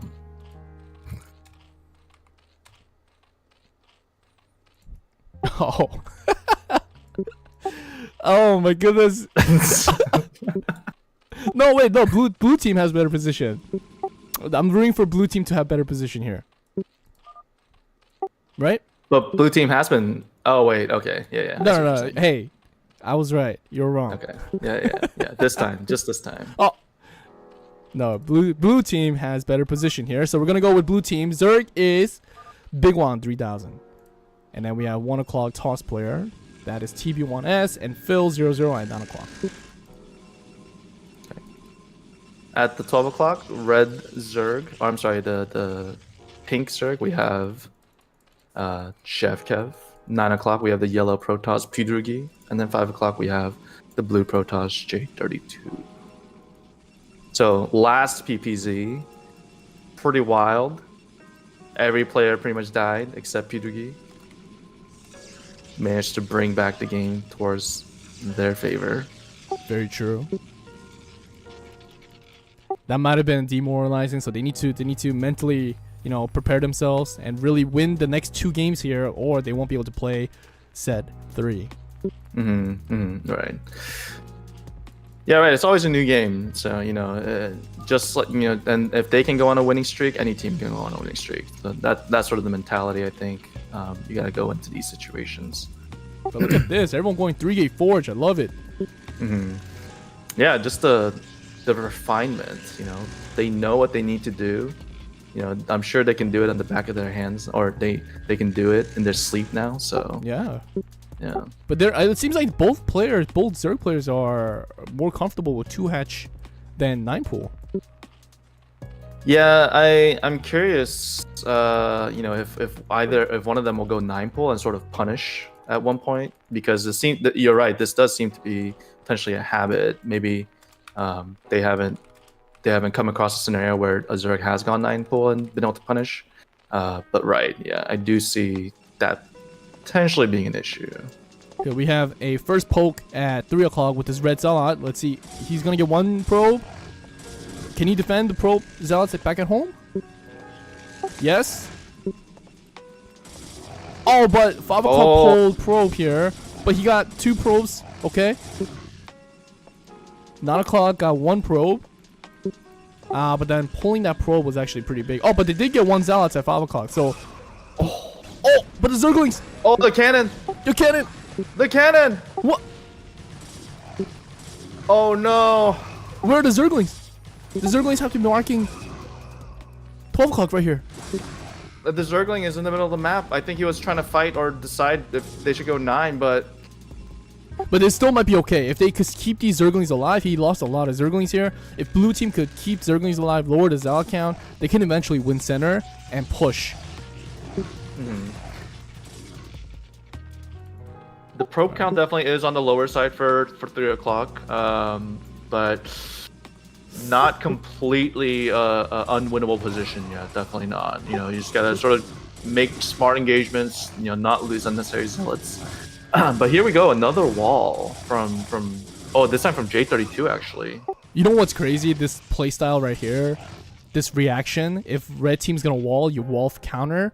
This is some high level stuff. Like, no one has taught them to do this, but they figure it out on their own instinctively. Yeah, they really feel the need to sort of apply the pressure, right? You know, this isn't something that you as a de facto coach has taught them. At least not from my experience. But the separate zealot engagement, red team wins the fight once again. I genuinely think that the reinforcement is just too slow. But if this cannon goes up and somehow makes all the way down to 5 o'clock, block him off, 12 o'clock Zerg is in huge trouble. Oh, if he gets all these zealots here little by little, pull it back off. Yep, blue team backed off. Get these Zerglings. Oh, the Zerglings, please. Okay, another win. And then slowly slowly winning these little. Instead of blocking the Zerg, they should just completely block 5 o'clock. Right, I agree. 5 o'clock is so far away. You know, sort of keep him there while you can focus on 12 or 9, most likely 12. But you know, you can sort of make it a 2v3 for the time being. But look at the tech difference right now. You already have Robo from 9 o'clock going DTs, looking for storm drops. You have Citadel of Adun and 3 gas going at 5 o'clock. But 3 o'clock doesn't even have gas yet. Yeah, the probe count, having to make all these cannons, definitely just a big difference maker here. They really need to see this win or see these wins in the middle. Oh, but these engagements are really good by blue team. They're killing a lot of things. All 3 players are here. Oh, yes, this cannon, please reach 5 o'clock. J32K saying don't commit. Waiting for good speed. idea. Wait for my speed, right? These are the communications we need. Exactly. Yeah. You know, letting them know, hey, like within 50% or it's 50% done, then we can engage soon, type of deal, right? Because the mobility is such a big deal in this game. That's why Zerglings are so effective and Moment Zealot speed, right? Look at this. Like, Zealots are up by 12 o'clock. He's not leaving until these cannons are up. This is a great choice. Leaving the Zerglings in base. So now the next choice is after you block off 12 o'clock and you block off 5 o'clock, I think they're just going to all in at 9 o'clock, which is good because he's going for drops here. Should 12 o'clock commit? Should they jump on this? Or should they sort of let it happen and should Zerg start droning up? I think in this situation, it's okay for them to let this happen. And then drone, Zerg should just start droning here. Look at this calling play, drop play here now. Here it comes. Oh, the speed from 1 o'clock is able to envelop this. Oh my! Look at all these zealots about to die. This is huge. Oh, come on, close it. Close it. Nice. And then go all the way. But 1 o'clock, the 9 drop though. The 9 drop at 11. If that's Reaver, he can't hold us. He needs Dragoon's help. If this is Reaver, calling out 11. Reaver. Oh, please. Oh, that's not a Dust Scarab. It kills 9 drones. And the storm goes off, so 11 o'clock. So now they have to make a decision here. Why are they going 5 o'clock? They should just push 9 o'clock here. Yeah, they have to make a decision here. The longer this goes, the deader 11 gets. Oh, the Reaver died. Oh, nice. But where are they going? They're going. Oh, they're going 12. I don't think 12 is the right choice because he already has Zerglings, right? He has so many Zerglings that's just been waiting and not fighting. Exactly. I don't think going toss right now is the problem. I think Zerg takes a long time for him to max up. So instead of going for that, you have to kill one of the tosses in order for you to win the mid to late game here. And 5 o'clock now is sort of distracted by the cannon, so it's just delaying him. If they're gonna go for the kill, I believe they need to go for the kill right now. I think they could do this. They could kill at 12 o'clock because these cannons are actually being very helpful, but I don't think they need to send everything. I think they need to back off. Yep, these zealots are backing off and then fight here. Now the problem here is this shuttle going to 1 o'clock. If he's not careful with it, he might get ult here. He has 3 goons, cut goons, but is it gonna be worth it? The goons are, I think, in the wrong position. Oh no! Is there a call out? Is there a call out? No. Oh, the goons see it. Please. Ah, 20 kills.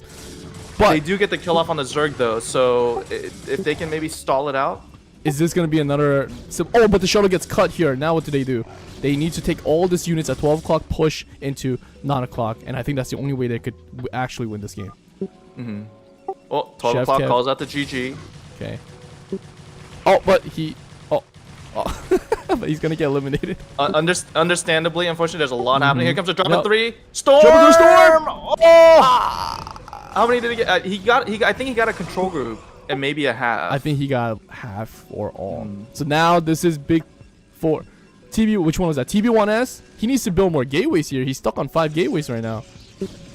Yeah, a lot of money pulled up. Definitely really hard focusing on the micro, which is important. I think he has been getting extremely smart engagements, but the macro does seem to be sort of slipping in exchange for that. I think this is where it's slipping. Experience-wise, you can see a little bit of difference here. If both of them are dropping, you got to push someone because you know that they're not going to have enough units to defend. But now they're playing a little bit scared because they don't have pros to back it up. So right here, they have to all in on one person. And knowing that, Biturgi has 3 Reavers that choke with 2 storms available. Well, eventually cannons starting to go up in the base and at the choke, and getting ideal defense positioning basically. So I actually think it's not a bad idea because 12 o'clock is dead. If Big One could come back from this that drop, get some Hydras up, and then they start storm dropping, defend against drops, I think they'll be in good position. Yeah, there's no way they can push mid, right? The blue team still has a lot of units. There is Biturgi trying to attempt this, but the white zealots are just over-numbering that. Both Protosses on the blue side, they have Dragoons, sort of postured, ready to defend. Here comes drop at 3 and drop at 11. 3. Oh, this is half. Oh, more than half. This is literally the only thing that's gonna make them cost the game 100%. So they need to just watch out for drops here. 11 Zerg lost about 2. Oh, there's about 5. About 8 High Templar total. Ooh. All they have to work. Blue team, all you guys have to do is defend against drop and you'll win because you have all these units available, right? They just have to spread overlords out like this. Give Zerg. Oh, he has Hydras out, so that'd be fine. He can defend on his own. Moving forward, defend on your own. They're not gonna push out, so they need to know this, and I think they are slowly realizing that. Yeah, look at the supply count on green. Phil though, 3 o'clock, 125 despite everything, and there's a lot of zealots just spread across his base. He might need to start building a 2nd and 3rd nexus so he could replenish those pros quicker. Oh, drop coming in. He sees it. 1 o'clock. Cut. Oh, the Dragoon stuttering. Okay. I thought the stutter. Okay. All right, like stuff like that. Very good. Yeah. Oh, we have a Dark Archon, 9 o'clock. Nice. They're both opting to go for drops. Would you say, it's okay for both players to be dropping, or should one of them? Here comes a drop at 3. 1 shuttle down. Good pull. Any storm? Oh, okay, there's one potential. Pull. Good. Oh! That was a big fat drop.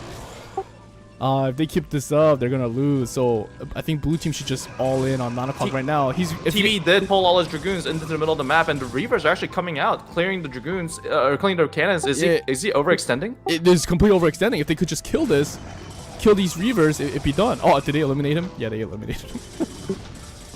Understandably, that could happen. So hopefully we ask for Chef Kev's understanding on that one. If they coordinate and if Phil were to attack, if 3 o'clock were to attack with this, I think they could have maybe threatened the push. I think they should have just taken all these units and pushed 9 o'clock as soon as possible. I think this delay and the fear of losing to Storm Drop, all you need is about 7 goons at the center, in your base with observers, like 1 or 2 observers, and that's all you need. Everything else you could just push, use it to push their units. Push 9 Drop at 11. Here we go. Hydraulic's not on board. They see it with their overlord, but they're just not reacting enough. 4 high tempo. Thankfully, he didn't lose a lot of drones. They were able to escape most of them. He actually made mutas, interestingly enough. That's no sign of a queen's nest. Interesting thing. I don't see accumulating mutas as a difference maker right now. And We see 5 shuttles pushing from 5 o'clock to 11 o'clock. would it not be a better play to go maybe for the 3 o'clock kill? 11 o'clock is it worth this much of an investment for these drops? I think he could have just flat out killed 11 with this Doom drop, but I guess either or works because he doesn't have enough units to hold this.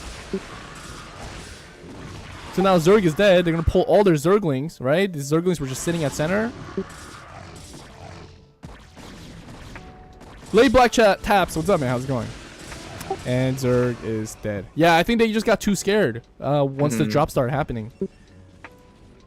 Yeah. 3 o'clock does have dragoons, but the vision I think was lacking, so he wasn't able to properly react. He's actually building cannons, interestingly enough, so he's able to reach the choke. But there needs to be some sort of mountable offense, right? Oh man, 2 HP that hive, but that drop may kill him. Is there anything in that? No? 2 HP hive. Oh, there wait, it what goes. the heck? Where did all these units come from? it just came from the shuttle. What the heck? It was giving him the false sense of security. Yeah, I agree. I think they needed to have made a play after that initial drop happened, so that way they sort of can come back from after that damage they took with the drops. Look at that. We see how many 6 robo here, just doing drop over drop over drop. In a 2 versus 3 situation, this is the right play, and they're completely capitalizing it. In Blue's perspective, after you kill 12 o'clock in a 3 versus 2, you just gotta push. You just gotta go and go for the kill here. But I think after they watch this replay, they're gonna come back stronger. Right. Yeah, definitely. They'll see, hey, we had such an advantage. We could have marked that advantage down and just sort of stamped down harder and then gone for the kill. But And here's the mass Doom drop. If they kill Nexus, they might call it right here. good pulled all the probes. Oh, this Primarily a Zealot Dragoon army. well, no Reavers? Okay, I don't think they're gonna get this then. Meanwhile, there is a decent sized drop coming towards 1 o'clock. Oh no, they're gonna get it. 3 o'clock Nexus, they might get it. Oh, maybe not. But 1 o'clock, drop. 2 Reavers. I think they're gonna call it here. Boom, Storm drops. That was a 41 kill storm. 41 kills. Their mains are still standing, so they may not feel compelled to call it just yet, maybe. But right, it's very, very bleak right now for. But you know what I'm actually noticing? A lot of these players are from low money maps, so you can kind of see that they're not used to storm dropping. The impact, right? The significance. They're not used to pulling their probes. They're not used to hawking their workers. But Peter G was the fastest player, and he has more experience with all those drops. That you can tell, even this Dark Archon to defend. And you can slowly see that there's a bit of experience gap, but overall, man, these games.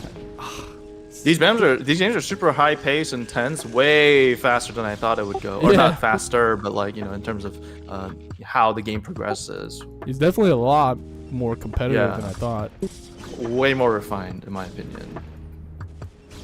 Not to say I wasn't expecting anything, but Here's the mass Doom drop at 3 o'clock, and I don't see them defending this drop, let alone the push that's coming at the middle. So but overall, it looks like Red Team's gonna take it. the game and the set Dust series. Great game by Blue though. They have such an advantage. They have such. Let this be a lead. message to. Wait, hold on a second. It says, let this be a message to Cross that it's not about spots, it's just skill issues. I agree. No, that's false. GG, called by Blue. GG, and the set is over. We have a winner.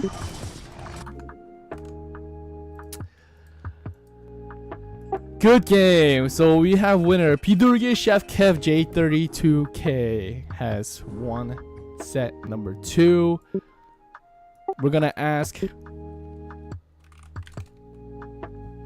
Yeah, we're gonna run one more mirror match PTZ, and we'll go on from there.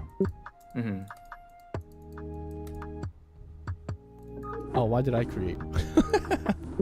Oh, you can be there by yourself if you want. Oh, mushroom. Okay. My lobby. No, my stream. I have the OK button. Oh.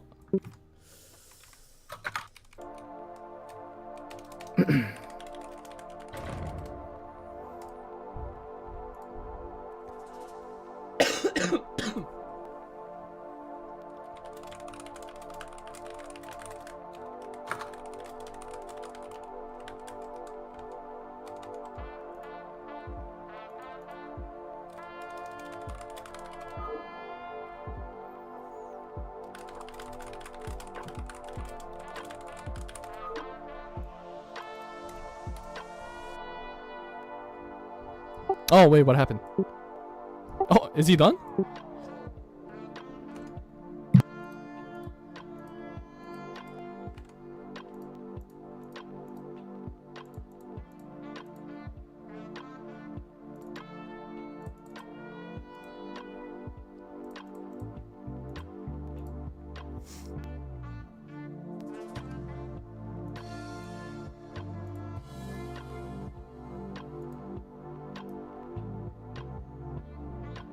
Oh, yeah, he's on the way, right?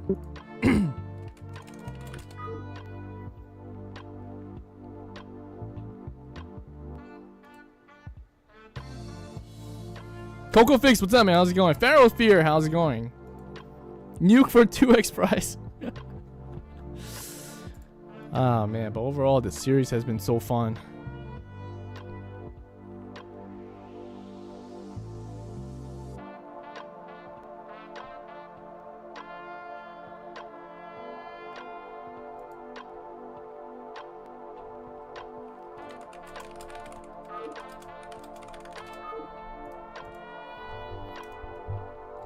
Right, we're gonna play the last game of the set.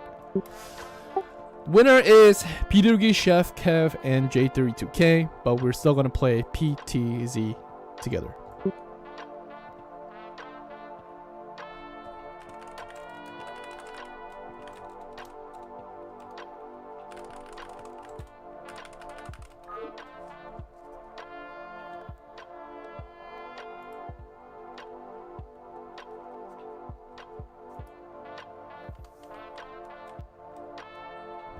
Oh, I can't tell if they're trolling or...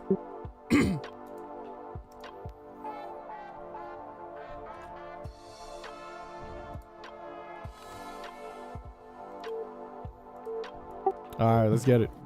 Last game, PTZ to finish it off.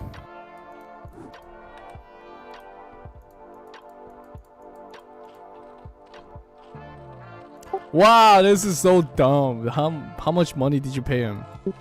Pay you? The dizzy positions.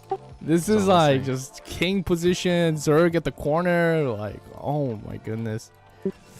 Like, toss is at 7 o'clock, not even next to their Terran. This is just awful. Did they BM Cross at all? They didn't BM me. Don't be jealous just because they paid me. Oh, how much did they pay you? Not at liberty to say. Oh, okay. You're under a contract? For now. I see. Until next session when there's new teams, and I have new allegiances.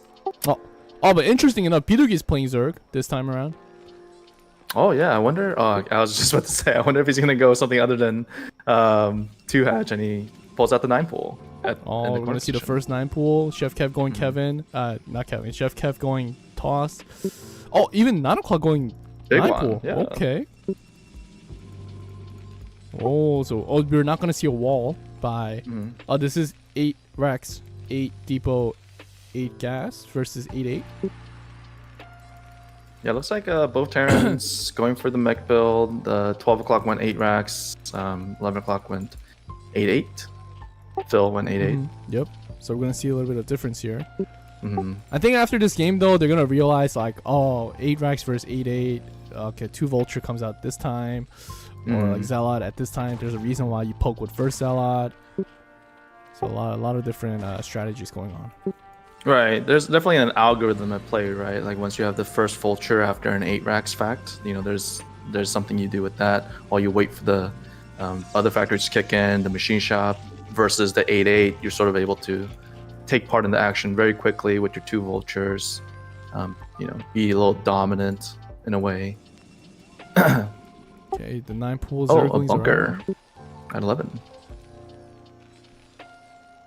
Oh, pulling 3, 4 SCVs here is it's a little too much. Oh, but they got the SCV. That's fine. But that's gonna delay a lot of his factory count here.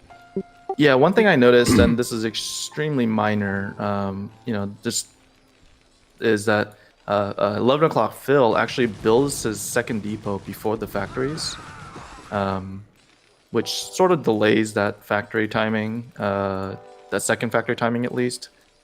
So it could be something that he may take into consideration, you know. This is another one of those things where if the Zerglings don't go to help Terran, your Terran's just gonna die. Yeah, there's so few units. Where are the Zerglings? The Zerglings, okay, pushing 12 o'clock, that's also fine. But he needs to make a huge difference here with these Lings. Good, killed 1 SCV, gotta kill that 1 Marine and start destroying. Oh, these Zerglings. Okay. Okay, both Terran players are dying, but it looks like 12 o'clock has more damage. Yeah, 11 o'clock has a bunker, so he will be fine. Meanwhile, 12 o'clock is sort of scrambling. These Zerglings have to go and help 12 o'clock. You gotta go help your Terran player, or you're just gonna lose so many SCVs here. No mining here. 1 Vulture is out, but... Oh, get the Vulture! Vulture! The Vulture can be caught with speed. Oh, great surround. Amazing. Great surround there. This play here, wow, big one. Phenomenal play. And Zealots are joining, and 3 o'clock is pushing with Zealots as well. But Terran is already dead here, so if 2 Vultures come out, it's pretty much game over. Yeah, and the moment the the blue team Terran, the blue team Vultures come out, it'll just be map dominance, right? Yeah, this is exactly what I was talking about with the Zerglings. Gotta help Terran or counter the Terran. Oh, but these Zealots aren't fighting. Why aren't they fighting? Please fight. Oh, another Vulture goes down to the... Oh, big one's going huge. He just went Super Saiyan Lings right now. It's like Super Saiyan 3 right now. Oh my god. Yeah, keep in mind, even though the series is over, there's still, you know, this is still a game for these guys that they want to improve, right? There's still like a experience to be had, so you know, I don't think any of them are giving up despite the series. Oh, all they gotta do is they just gotta stop fighting and just mass up a little bit. Like losing all 11 these o'clock can Zerglings. also join the fray too, right now, with the 3 Vultures. These Vultures has to be more active. They're oh no, losing 2 Vultures like that for free. I think they just have to be a little bit more active here. Yep, like that. Good. Got all the Zerglings. Good. Okay, Zealots. But here Fight in the middle though. they're losing too much in like 2-sided fight. Like the teamwork right now, blue team is not there. If you look at the money too, like they're not spending well enough. Like machine shop is too late on blue team. Yeah, Protoss also is racking up a little bit of money there, and 12 o'clock actually has managed to catch up in the Vulture count because 11 o'clock has lost a few in these Zergling exchanges. Yeah, if he's not building in like 6 factories, 6-7 factories right now, it's just gonna catch up. 12 o'clock. Machine shop also is a little faster on the 12 o'clock's end. Mine now started, so if Red is able to maintain this, then despite that early head start, blue team may see themselves sort of trapped in their bases again. Right here, these goons should not be engaging the Zealots. Vulture should be engaging the Zealots, and goons should be engaging the Vultures. but due to position, they just can't seem to connect. Yeah, the Dragoon had to travel all the way up, past the Zealots, past the Zerglings to get to the Vultures. Oh, some sort of mishap. But yeah, these Zealots can eventually just keep pushing the Dragoon back and back and back. And then the Vultures can fight amongst themselves now. Red team looks like is going to take this fight, unfortunately. Yeah, the blue Zerglings just need to fight together with the Vultures. The blue Dragoons have to just push up north just so the Vultures could come out right now. You should be calling like, Vultures come out, please. Yeah, let's all go together. Yeah, You know, so and then if Zerglings they are... need to back up. Yeah, and look at these links. They're escorting the Vultures out now. Oh, and the Dragoons are trapped. Yeah. Oh, loses so much. So much. And the mines are out. Despite the observers, he can potentially just start mining the Zerg as well. Oh, I like Not this play though. necessary, but- I love this play. The Zerglings just push through the mines at 12 o'clock. This is a great play. Oh yeah, that is huge potential. CC, why not just kill the SCV? Huge potential. Can you get it? The repair. Oh my goodness! Oh, he forced the lift. That's equally as good. Doesn't lose it, Wow. which is good, but he was gonna lose it, I think. But losing all these Zerglings at 12 o'clock for no reason is gonna be huge, because now it's gonna turn the tide. So now they're all just gonna come out and push someone. Yeah, this was the moment when Vultures should have tried to potentially mine, maybe, at Protoss. Yeah. But look at this run by. Just kill 4 Vultures with 3 Marines at 3 mines. And again. Oh, I got all the Dragoons dead too. If they just defend here one time, they could win this.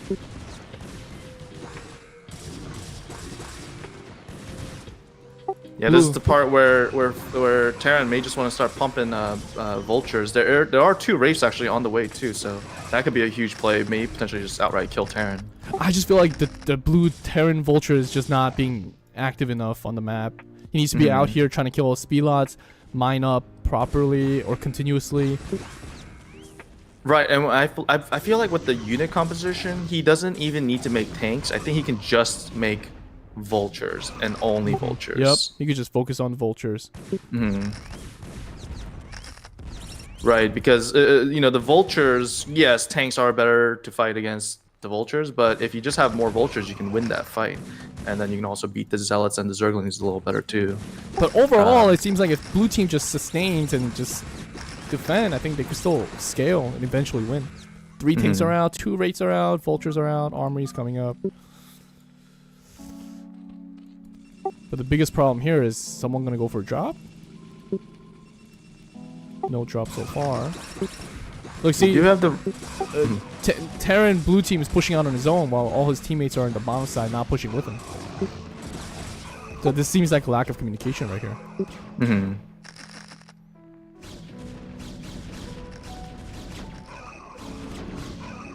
Yeah, Zerg is definitely trying to just squeeze every drone or every Zergling out he can right now.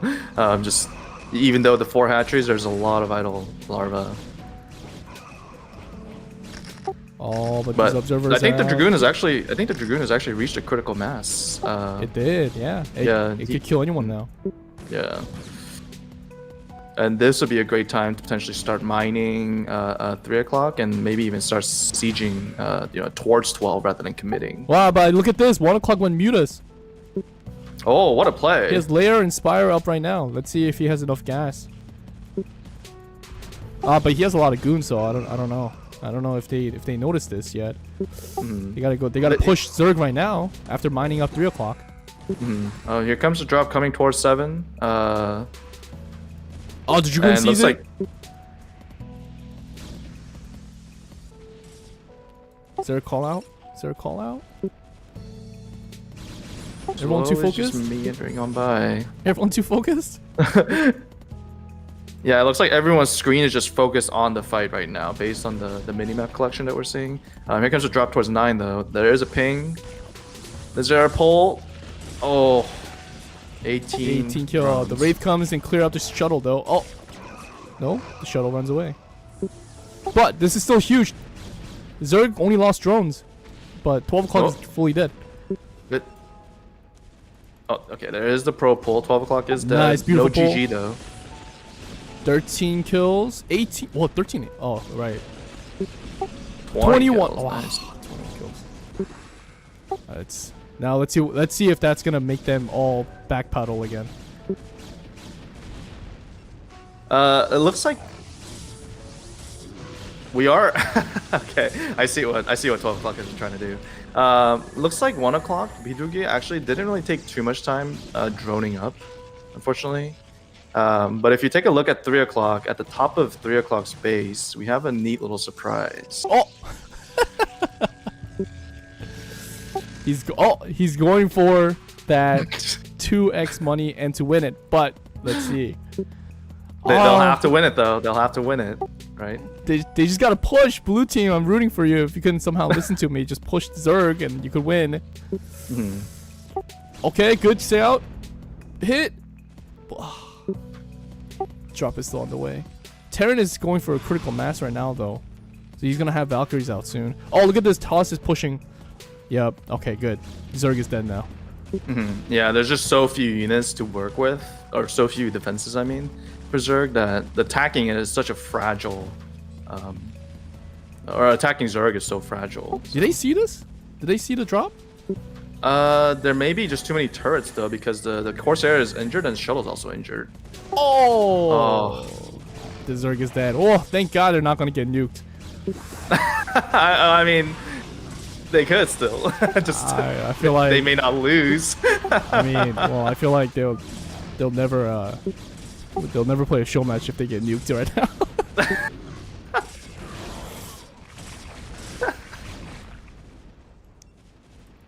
This whole unit, if he just pushed out to 1 o'clock, I think could have saved him.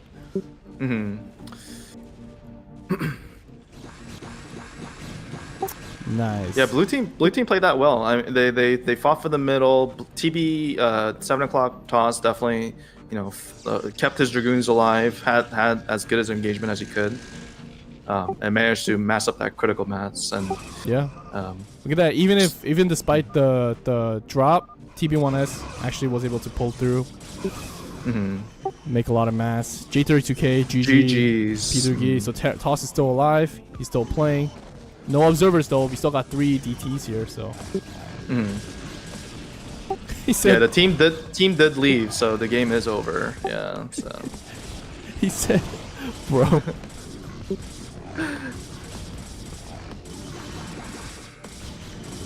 Wait, what? But we may just be. Well, if he GG's, then the whole team has to GG and leave the game. Don't stop playing. Right. So yeah, I think this is okay to leave the game, right? So yeah, I think that's fine. Yeah. Remember, it's just also like the competitive nature. You ain't from around here, are you? Ancient Hakutaku, thanks so much for the follow.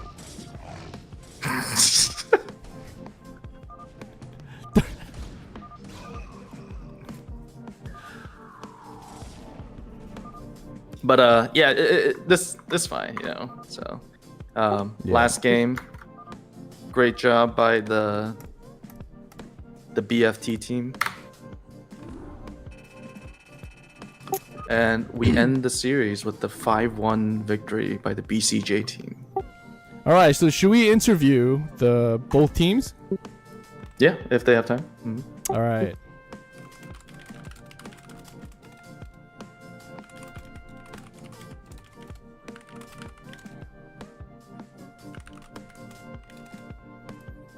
Alright, let's go to the big ones voice chat first.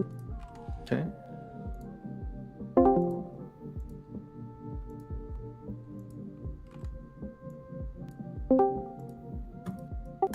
Alright, well played everyone. Did everyone have fun? Good games, guys. GG's. GG's. How do you guys feel? Yeah, what's up with them saying GG and then like staying and then storm dropping me? Like, shit like that is like fucking annoying. Oh yeah, yeah. I think It's like they're he doing was- that shit. yeah, I think it was just sort of joshing towards the end there. You guys had a very good opportunity in the first set. when it was Protoss Zerg. But unfortunately, Pidugi was able to sort of get a big Reaver drop off. Yeah. Mm. Like whenever we had advantage in mid and we even killed one, they dropped us. It was twice, I think, like this. Yeah. So the one thing to note is always if you guys are winning center, all you have to do is start building observers around the map, and then defend drop, and then it'll be next game moving forward. Yeah. But overall, Just focus on the defense. Dizzy and I, we were very impressed with everyone's playstyle. So well played, guys. Super happy. Just enjoyed all the games. I mean, it seemed like it may seem like, oh man, it was 5-1, but the games overall were really close. So Yeah, before my fucking mic died, I was about to say it felt good to win one finally at the end. yeah, I mean everyone. Dude, shit on, man. Playing, so. All right, well, we're gonna go up because clearly everyone paid Dizzy to give you guys the best position or worst positions. So I would say blame the position, but overall, I didn't get my Venmo, so. Well played, everyone. GG's, guys. GG's. Yeah, it was fun. GG's. Thanks, guys. All right, winner of this first game. How's everyone feeling? GG's. Congratulations. Thank you. So I have to ask, was it Pidugi who was leading the charge? Like with who is commanding the team decisions? Yep. Yeah, I guess right. You No, were actually, right. it was more Jay. Jay was more calling the shots. Yeah, J32 says it was all of us. Oh. So, Yeah, based on the chatting, yeah, it seemed like it. Yeah, we did see more of a teamwork being played on this side. I think you guys were engaging better, shifting units, movements better. Yeah, I think I know Badulgi and I got to play the past 3 nights, which I think helped quite a bit. Yeah. Oh, nice. Yeah, you guys definitely had the cohesion there. You guys engaged together. Bad, honestly, I know Big One was playing with us in the innies the past couple nights too, but I did kind of I know they played with Charmander a couple of times, so I felt a little bad that he he couldn't play tonight. I don't know if that really was what contributed to it or not. But I really want to ask who paid Dizzy for the positions, because the first 3 games you guys got the best positions. They got all corners. It's just unbelievable. We'll keep it insider info. But J32K says Pidugi was elite on that comeback. So big, huge comeback. And yeah. I was telling the other team about how they that PPZ, I think. Correct, right. The first set PPZ, yeah. Yeah, I saw. I think I was in the corner position down, and you were 6 o'clock, right? Yeah. So I was like, well, I don't think I can go save them. Might as well just go for the drops. Right, and you managed to pretty much get 20 kills, 16 kills, I think, off that Reaver, and that changed everything. Yeah, I think the drops it went well with the drops, and that's how we won the game. Otherwise, it would have been a loss. Wow. J32 says Chef Kev, big shout out for running Zerg and natural chemistry. Felt the tears. So hopefully you guys feel that chemistry in the next set of teams. It won't be the same team, but you guys played. Everyone played well. So. Everyone played so well. It was definitely so much fun to cast and watch you guys play. Nice. That was a lot of fun. Thanks for putting this together. Oh yeah, thank you for trying to go for that nuke at the end. Just reminders. It didn't work out because you guys got pushed before the nuke went. Yeah, exactly. The nuke has to land. Before you guys leave, just friendly reminder to send Dizzy Venmo, PayPal request. Whatever you guys want. Yeah, just to get paid out. Other than that, thank you everyone for participating. We'll keep running this together. In terms of stream content, I think if we have enough players show up every Thursday night, we could just run it among us, just so everyone could be continuously playing, and we could get newer players join up, and then we could do better stuff next quarter as well. Sounds good. Yeah, but stay on the lookout. This will definitely be a consistent thing, right? So. Yeah, it was a lot of fun. Thanks, guys. All right, have a good one. We thank y'all. Yeah, thank you so much for all the practice dedication. It just makes us want to play. Good game. Is anyone sticking around to play more? Oh, yeah, let's do it. Excellent. gonna take a bathroom break. All right, good game, guys. All GG's. Good game. All right. Well, I think I can well- take this time to say thank you, Cross, for inviting me to this, for Yeah. including me. I'm gonna invite Chobo next because I think the chemistry between us just doesn't work out. I remember when I okay. casted with Chobo, it was just so much more fun, Oh. dynamic, more I thought so analytical. too. Yeah, I think you're I a think little so too. You like kind of yell into the mic, and like, Oh. your keyboard is way too loud for me. It's just too much Yeah. distraction, you know. I think I mesh well with my keyboard too. So Okay. the next good. time I'll just cast with my keyboard. So Oh, okay. maybe we'll get Chube in here. We're all waiting for Chobo to come back. Chobo, I know. I hope everything's well with you, but we're just waiting for your comeback. So we're just always glad that you're here. Speak for he's- yourself. Oh, see, this is why you drive him away. All right. No, you're the reason. No, you drove him away. There's a movie coming out, One Reason Why, by Chube, and it's you. Oh. Anyways, thank you everyone for tuning in. We're gonna continue to play, but it will just be part of the stream. And thank you everyone for listening to me. I know my voice is horrendous, and I'll hop off. Signing off. GG, everyone. GG. All right. Okay, now that we don't have any more distractions, let us move on with our stream. In before everyone moves to Disney stream, I'd be so sad.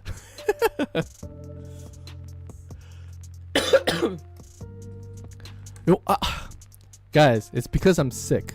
All right, I have more zen than anyone else. Yo, I spent 4 years building this community, and Dizzy just comes in and say one thing, smashing his keyboard, and y'all just gonna go to him. Where's the loyalty? This is unbelievable. Okay, anyways, we're gonna run a little bit more in-house games. That game really made me want to play.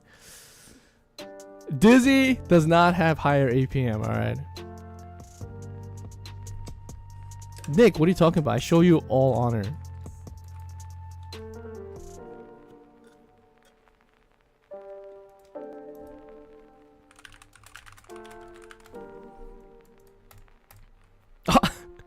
Oh!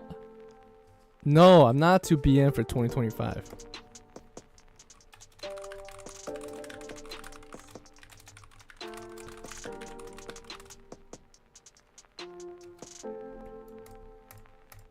Dizzy helps his viewers with better positions. Cross vs Dizzy, Vermeer. Vermeer or Python? 1v1 Vermeer or Python.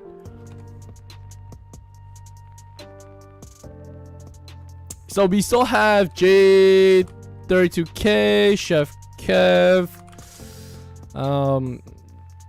Phil still here. Are all the usual people here. Winner gets the viewer. Oh. Alright, let's run it. Low money map. We both retired from low money map. Alright, I think it was 16 TR. Let me take off my sweater.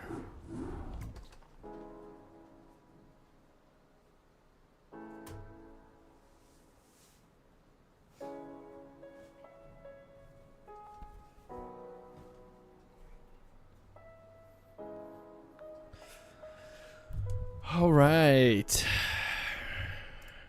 Now this is great. This is awesome. Oh, I'm like sweating right now. Let's go.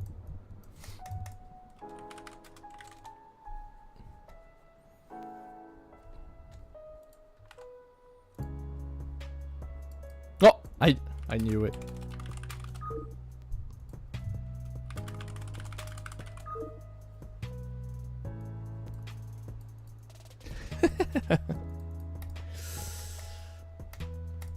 Degen cross when?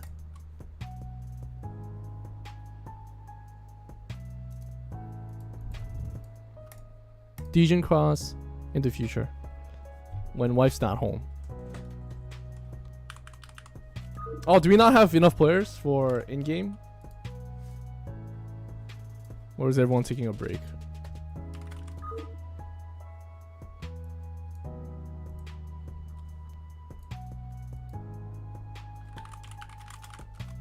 Oh, are they watching replays?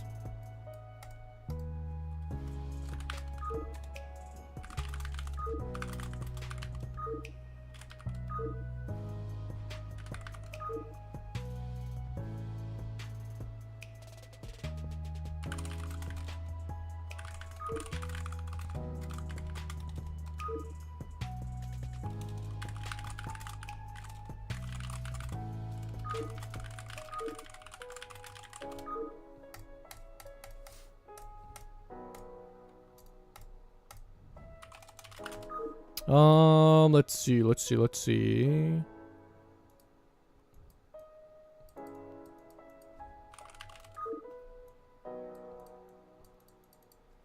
Okay. Yep. If I think some people are gonna just watch the play, watch reps.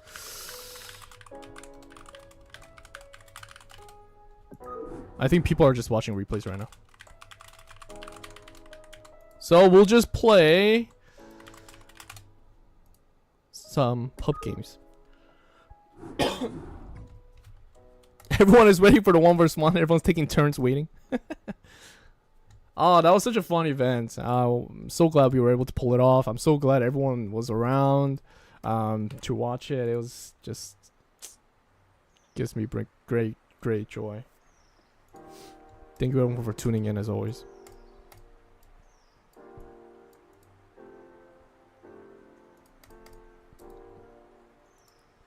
Halo snipers? Chobo, when are you coming back? I need to know. I can't do this anymore. You don't understand what my relationship with Dizzy is now right now. The chat is so toxic. I can't.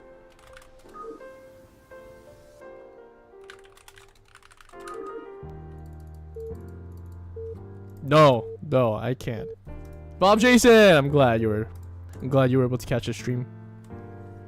1v1, but in real life, nah. Dizzy is also like 300 pounds. Like he benches and way more than I do. Chat, that's the problem.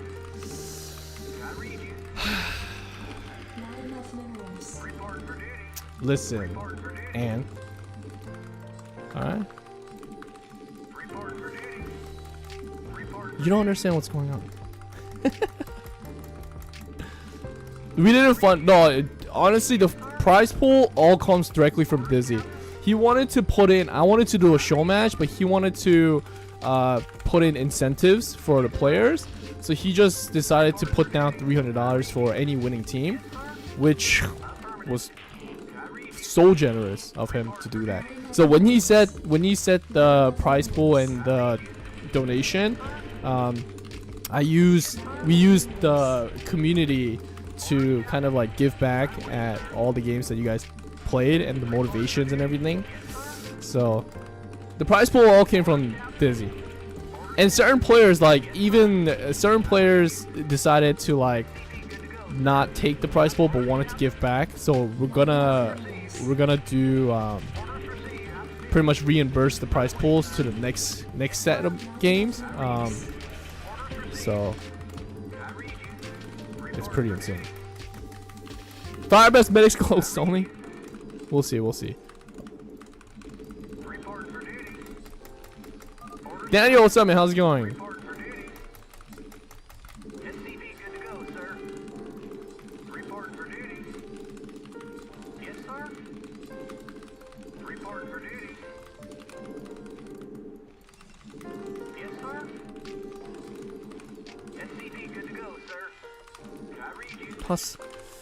Toss, scout.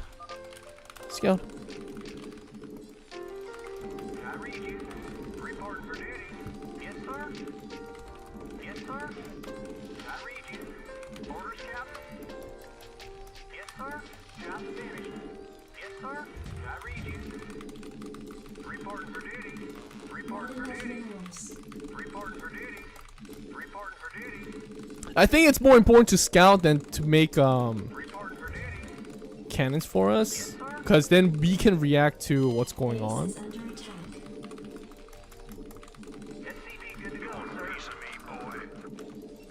Right.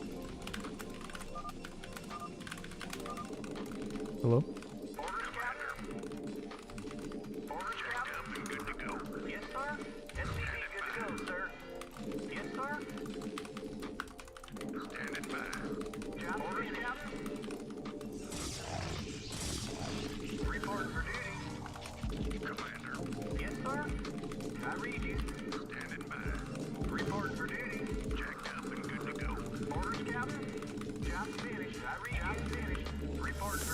Welcome to the pub game. I know 1 o'clock is Zerg, 11 o'clock is Zerg, so... Well, it's 2 cannons?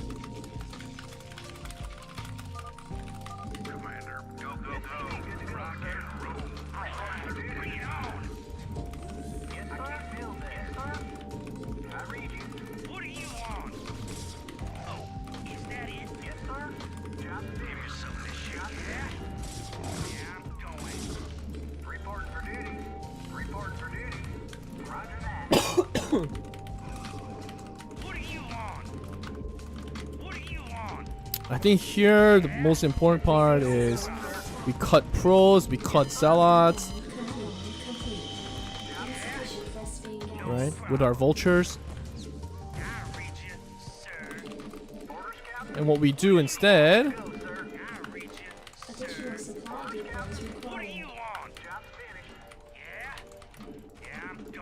right, and eventually we could get tanks out like this. Once we get tanks out, we can help him.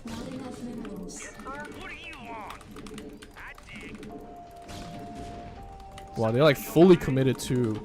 Actually, we could kill Zerg, maybe. I think we could kill Zerg.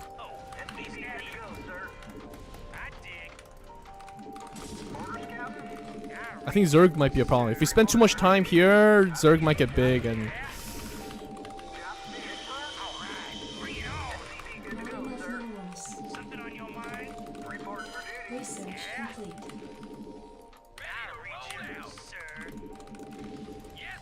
Go, thanks.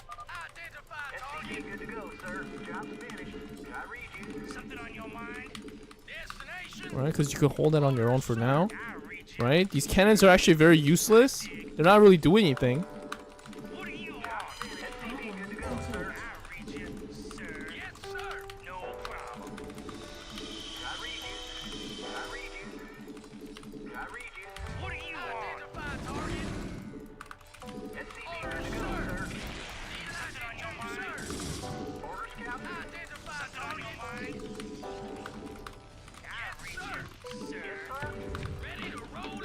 Research complete. Yes, sir. Good to go, sir. Orders, sir. Report destination. Something on your mind? Oh, is that it? I reach it, sir. Not enough minerals. All right. Not enough minerals. No your forces are under attack. Oh, identify target. Absolutely. I reach it, sir. Identify target. Right? Nothing.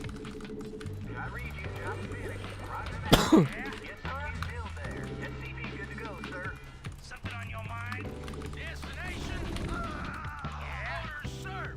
Yes, sir. Upgrade complete. Your forces are under attack. Something on your mind? SCP good to go, sir. Orders, sir. Yes, sir. No problem. Report for duty. I reach it, sir. Wow. Truly Cannon Man. Destination? Absolutely. Yes, sir. Destination? Your forces are under attack. Target delighted to, sir. Moving. Absolutely. All right. Bring it on.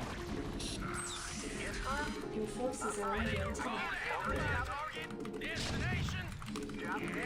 Orders, Captain? Yes, sir. Yes, sir. Good to go, sir. Orders, Captain? Yes, sir. Wow, he really thought he could win with just cannons?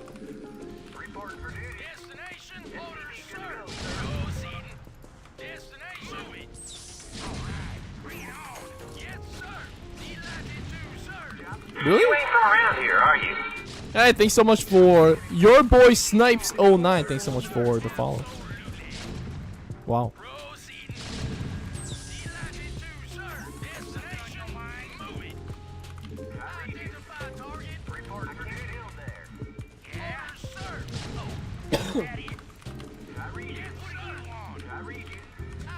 Your forces are under attack.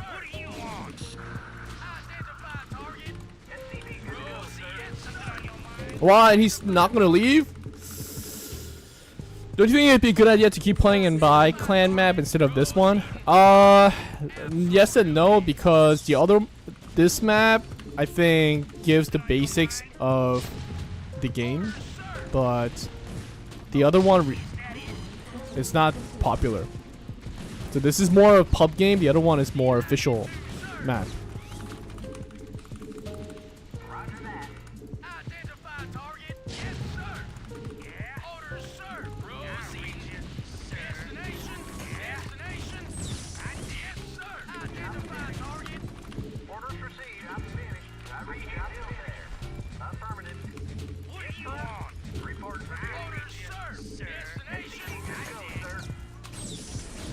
Oh my goodness.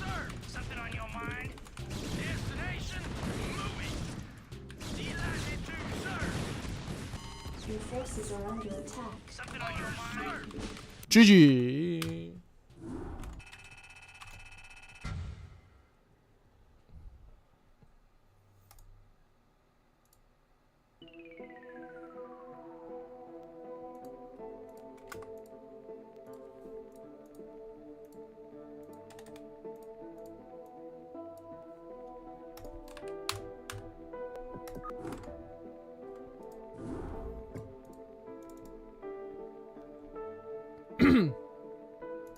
I gotta fix this thing later.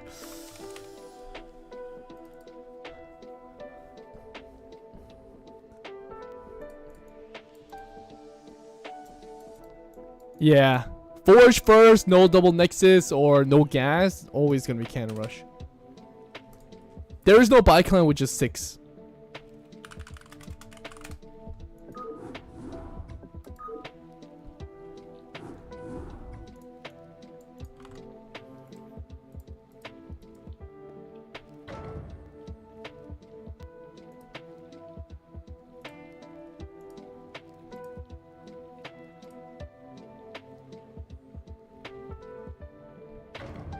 Where is...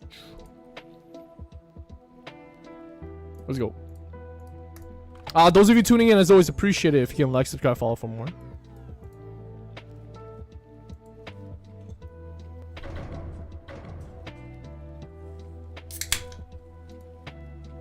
Whoosh.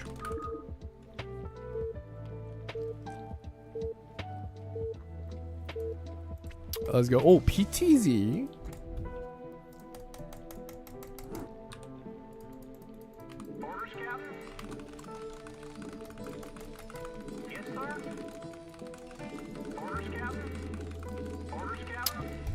Same position? Okay.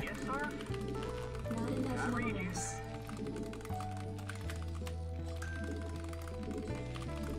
Not enough minerals.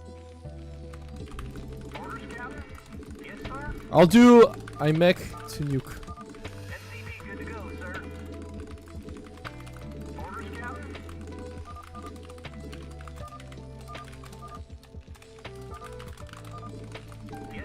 Double nuke, okay.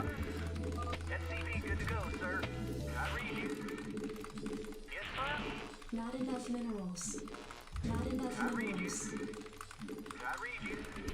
Gateway search. You build one gateway.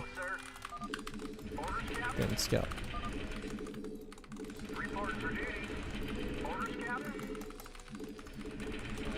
Oh, you only...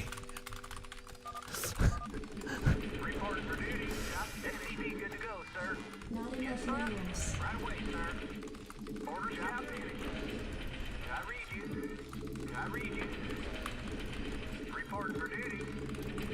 In PTZ versus P, should Zergling always go? Yes. Zerg should always go Lynx because Terran going mech will die, even with bio. 9 pool is just very strong with Lynx. So in PTZs, it's either the Zerglings poke, but the other team Zergling has to defend for you. So let's say like PTZ, your teammate Zerg goes 9 pool, right? And it's closer to the enemy's Terran than your opponent. Then your Zergling could poke the Terran, but their enemy Zerglings has to go and block the pool, block the Lynx from coming out. If that makes sense.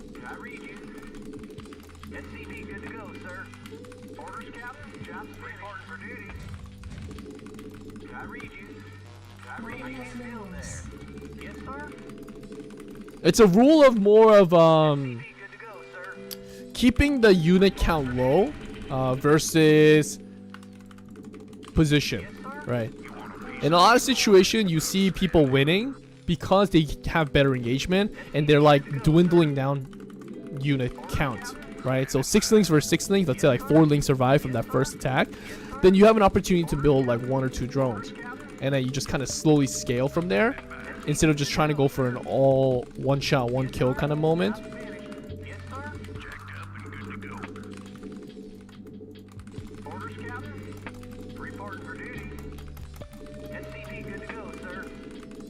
Whoa, what is this?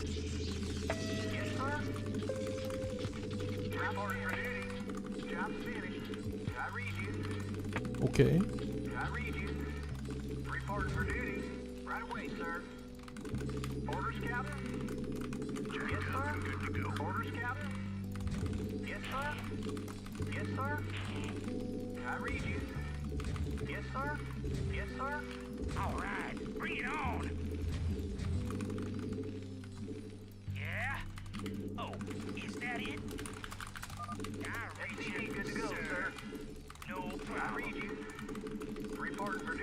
Cannon the sir, because I feel like he's gonna come out with Hydras. I don't think he's gonna do anything significant here. Oh.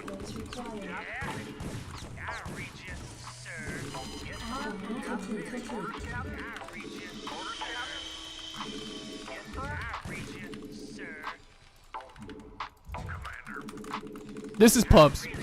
French dipshit. How's it going?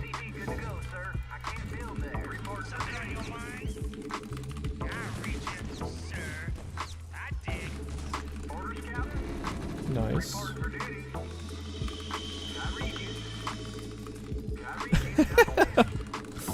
Fantastic name.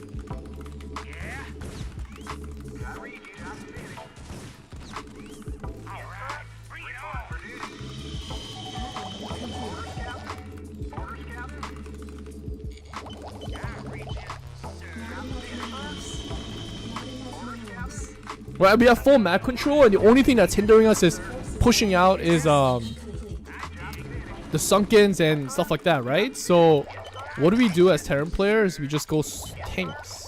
We just go right into tanks, right? We don't need to build enough. We don't need to build vultures anymore. The initial vultures were for map control. Now we just have to go into tanks. Look at that.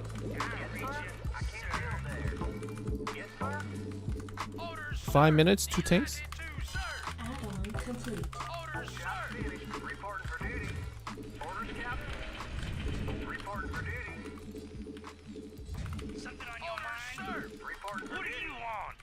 Now we also have to check what this guy's doing.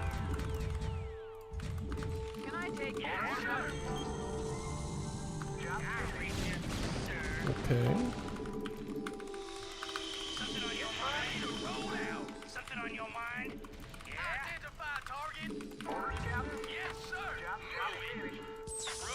Right, like that. Your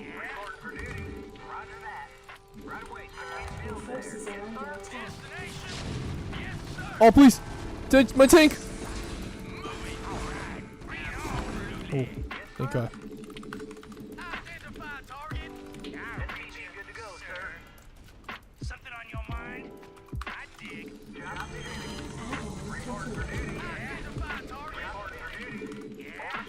I think this guy's gonna do more dropship play because we saw tanks that early. I think he's gonna do like dropships. Research complete.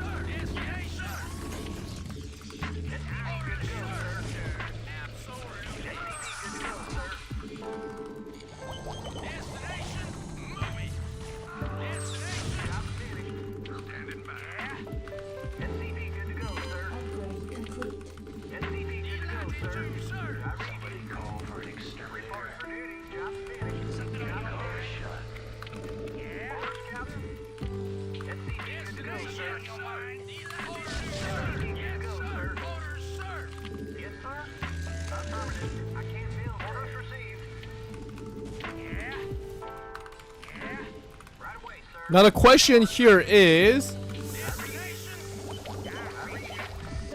do I need to build more stuff?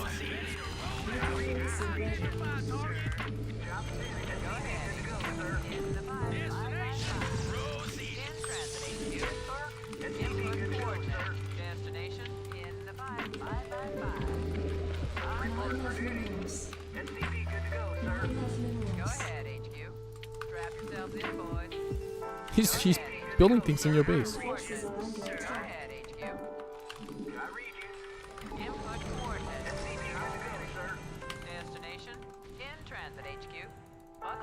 Oh, she saw it.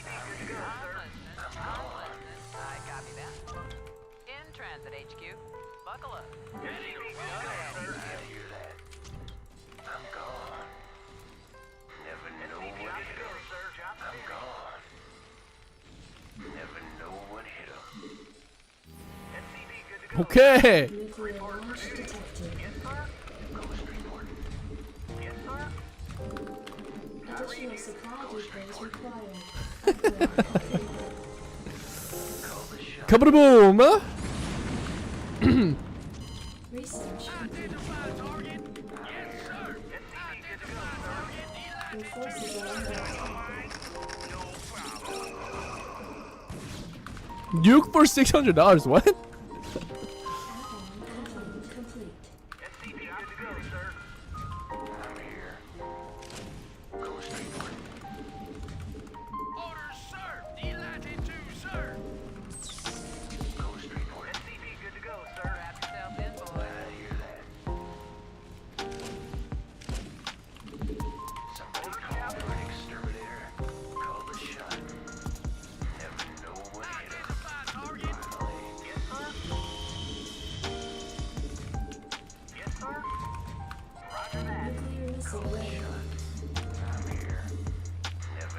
Where's that dropship? Oh, there it is.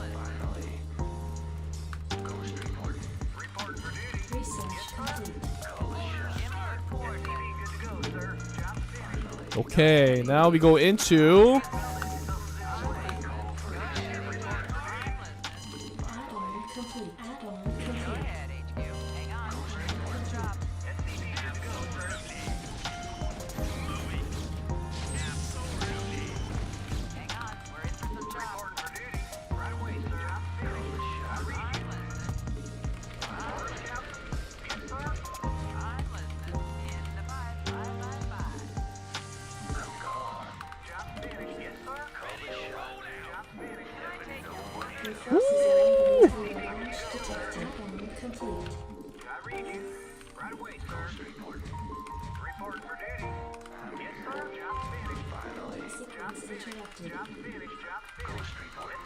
boom.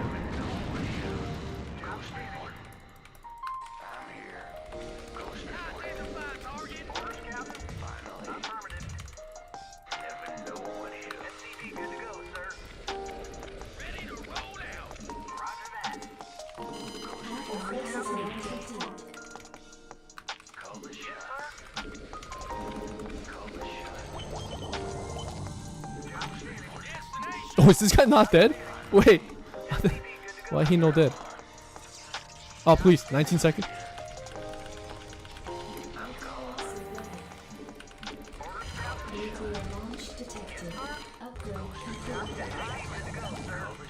Please. Let's go.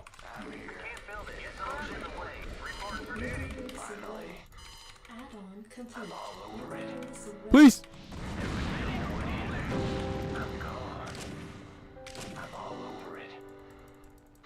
Ah, no, I shouldn't waste my nuke there, right? Yeah, he's... I think he's gonna come to kill it. I'll just nuke this guy. Nuclear launch detected.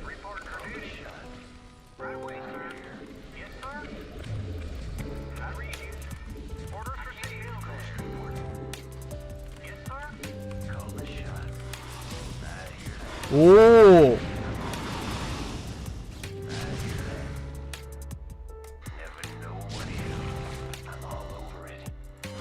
Forces are under attack. Nuclear launch detected. Nuclear assembly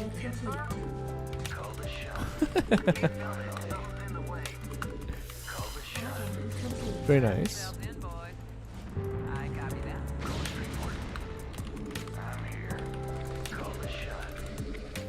BCJ didn't nuke. If they nuked 600 us, yeah, they would have. But in-house games, it's so hard to nuke because you just have so many things going on. And try to like play a team game with people you haven't like played before, like all that stuff gets really hard.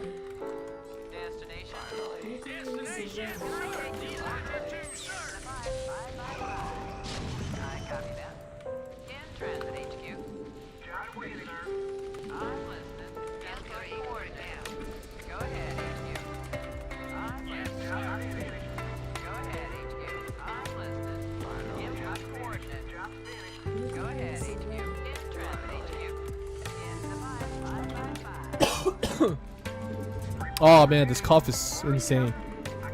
It's not COVID, thankfully, but whew.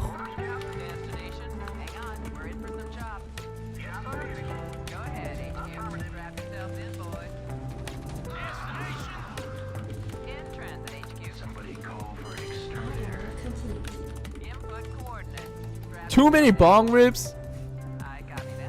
Who's yours? Hell no.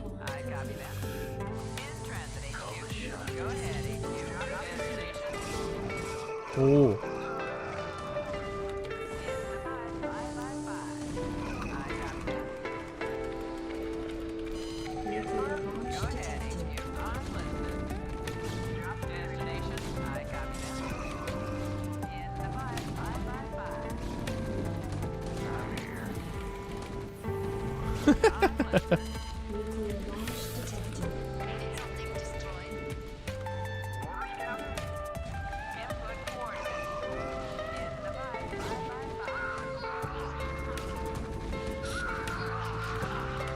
Bada bing, bada boom, bada bum.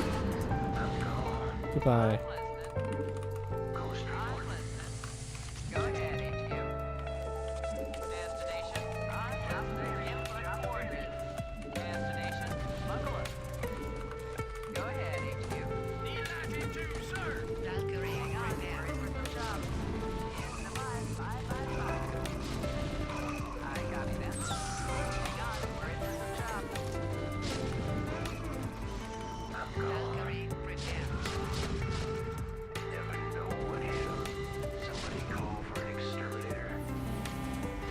Oh sh! Wow, this tank can reach? Oh. Please. Oh!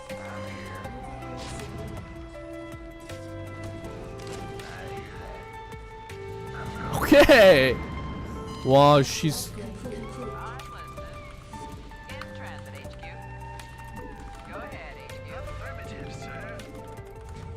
He's gonna search for that?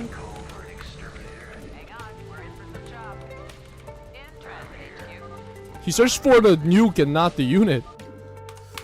GG, GG, GG.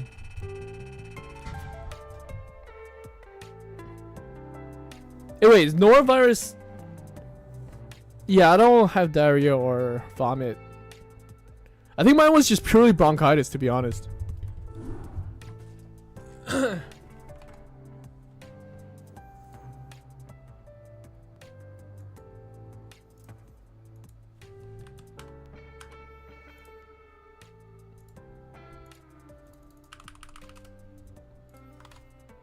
Alright. Change my settings real quick.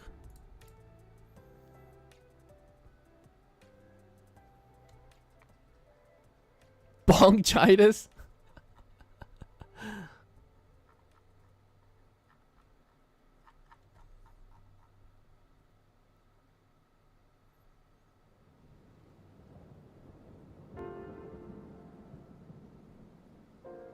Show, where is show waiting? Oh, game waiting.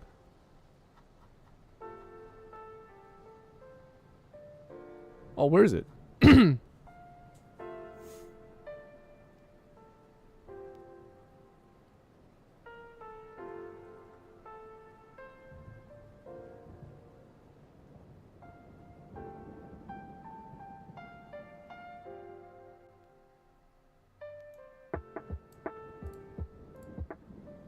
Huh, that's a little weird. Okay, so let me copy scene, waiting 2.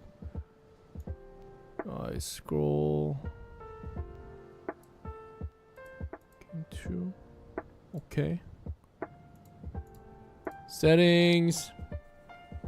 Hamster Coaster and Richard, are you guys here?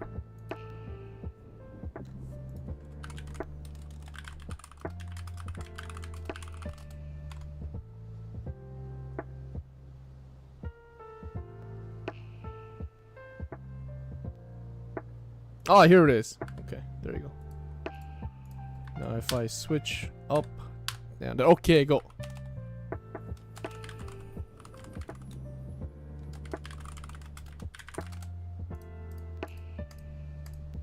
Okay, Hamster Coaster and Richard.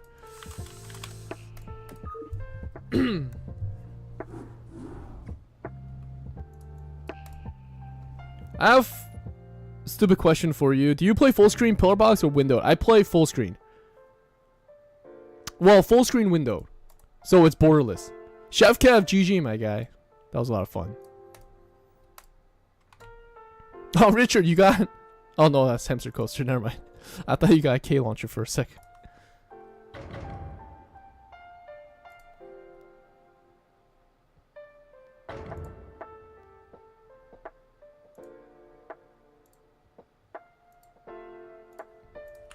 Let's go.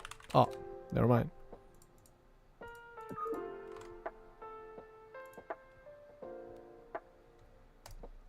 Yeah, I do borderless window because it's easier for me to control alt out of it.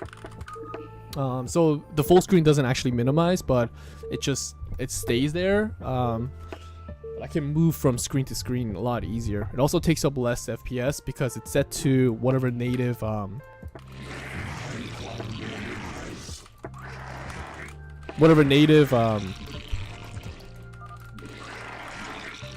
resolution it's set to, the desktop resolution, so I don't have to like mess with that.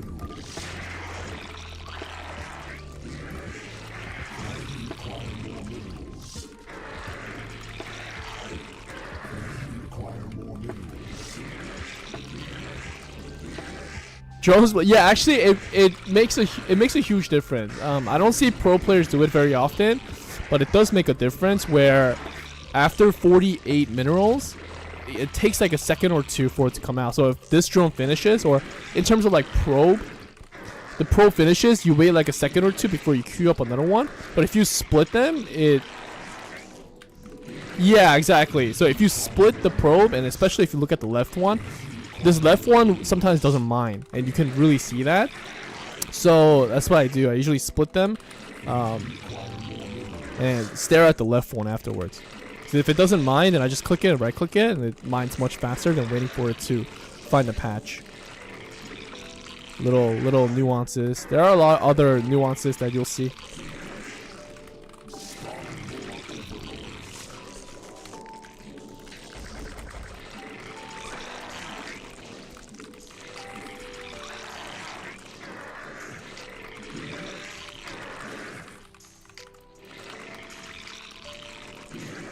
And then as you guys like pick up these like little tips and tricks and you apply them, you'll notice like, oh wow, when I did this guy's vulture is a lot slower because his factory count is very low, or like we delayed his factory by X amount because I forced him to stop building or chase my probe around or gas rush and little things like that. So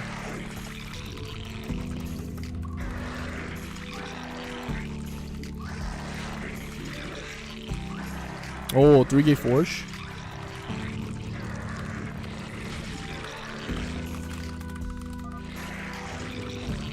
Oh, 3-gate forge, okay.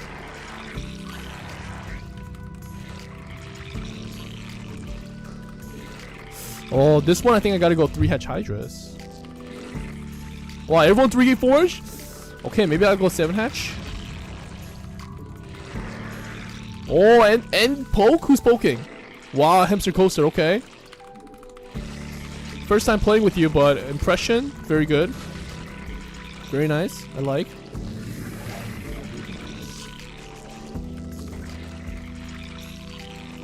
And not overly committing. Okay, okay, I like that.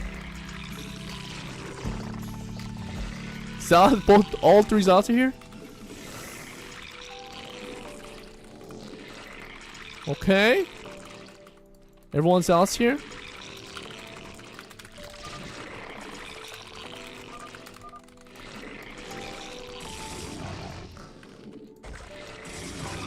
Oh, yo.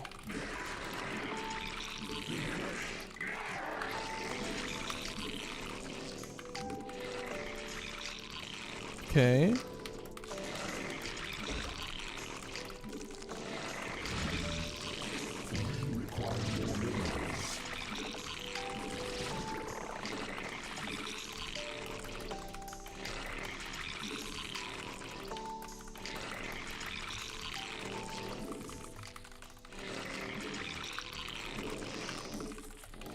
Look at that, they have map control. I'll poke Terran. Any? Go.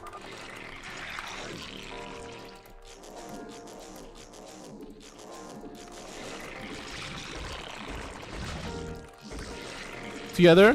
Oh, fire bat, okay. Okay.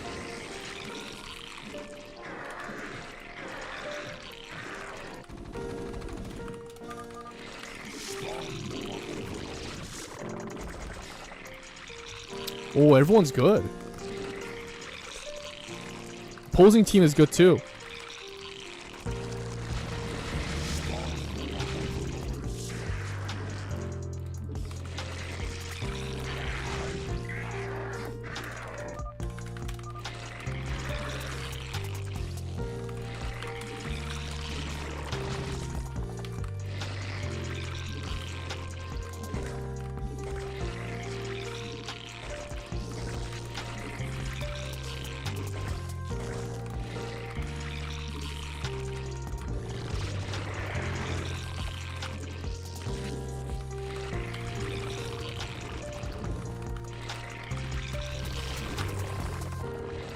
Oh, this movement I like. Okay. Once my Hydras come out, I think we can push center. 3 gas, probably not needed unless you go Robo. If you're going speed lots, then even if you go any type of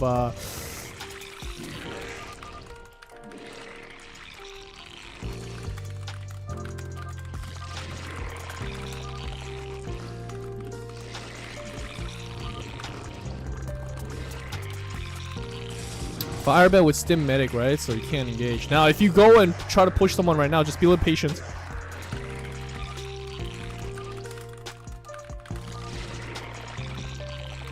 They just have to fight with cannons at this point. Otherwise, they're gonna lose all their Zealots to Firebats, and then they're gonna push me or push anyone. Actually, they're gonna push me, and I might just straight up lose the advantage that we had. Right?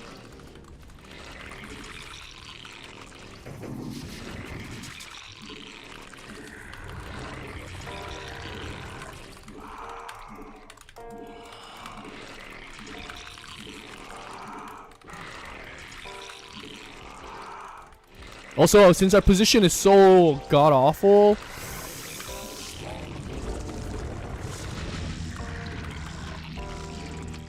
a little bit of patience.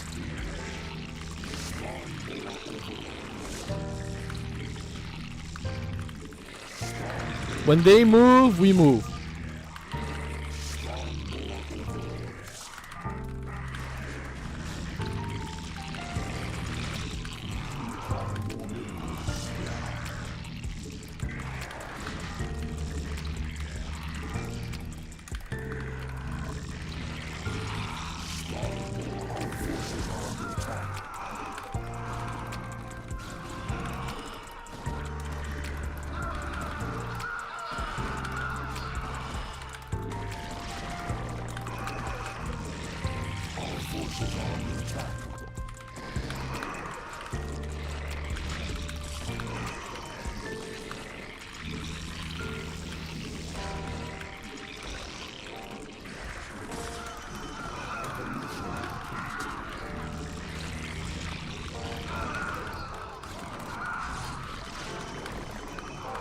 Now we push.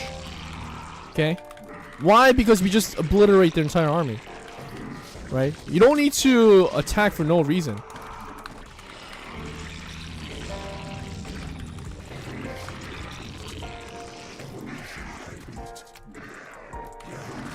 Because their race comp was so much better than ours, we needed more time to set up. But they just threw their entire army at 5 o'clock, so it's thank you.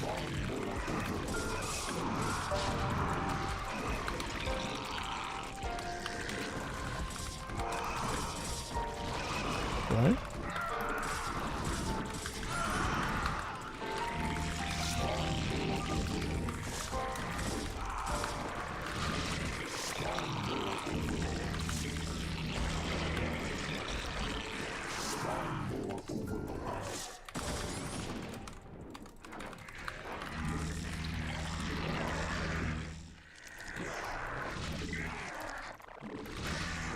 I think if someone's house got burned down, they wouldn't be here.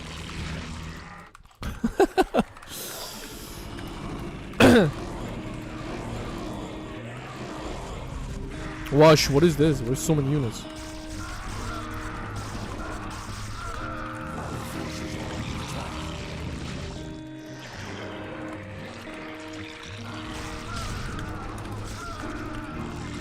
Wow, the mass is insane.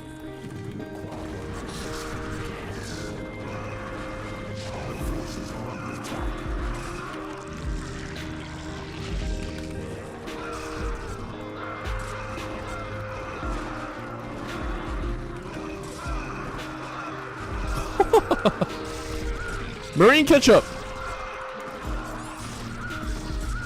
GG. Amazon delivery happening in Hollywood Hills. What? If my house burns down, I'll be in a hotel, watch your stream on phone. Damn, Sean, appreciate the dedication. Wow, even Amazon delivery? That's insane.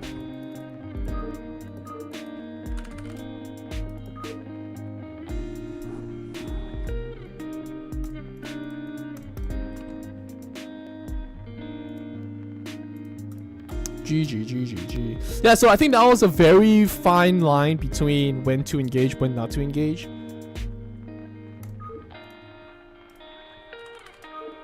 If you don't have to push, you don't have to push.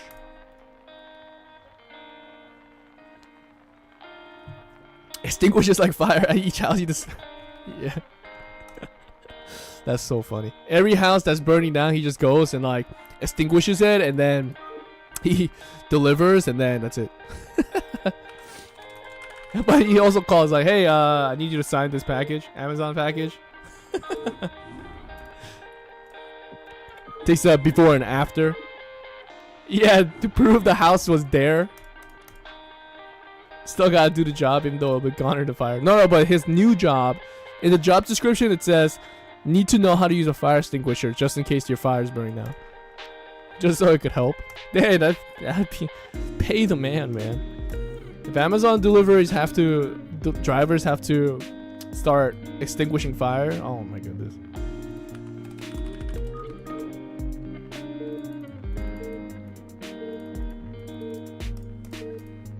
Let's go.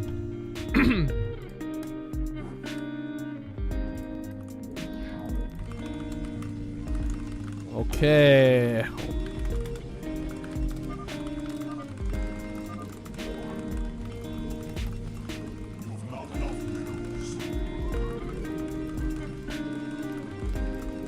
In this position where two toss is in mid position, you can go double nexus into drops real fast.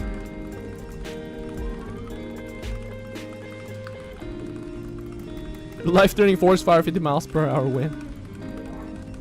That's 5-star rating.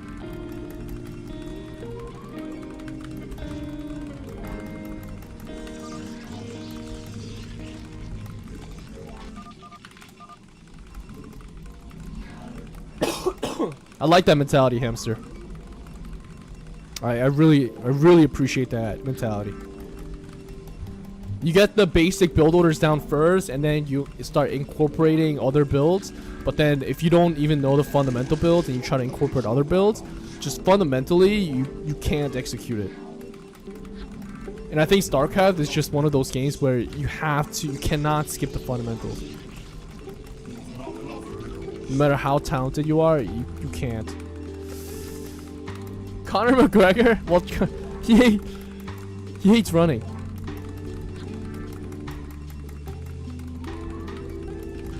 Conor McGregor after like third round, apparently everyone's like, yeah, I win after third round because he doesn't run.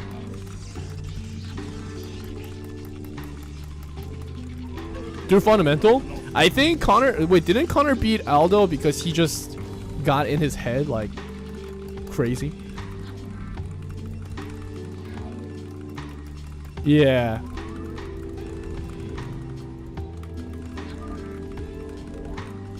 No gas.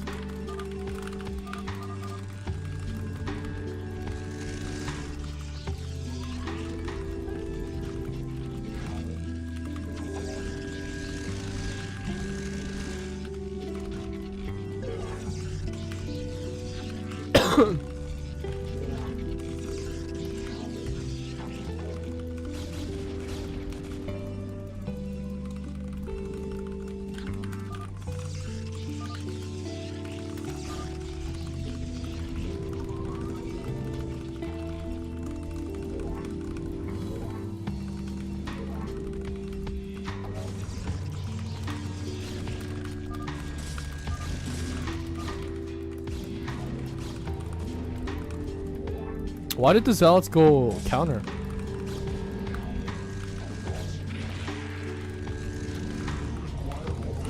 I don't think there was a reason to counter there.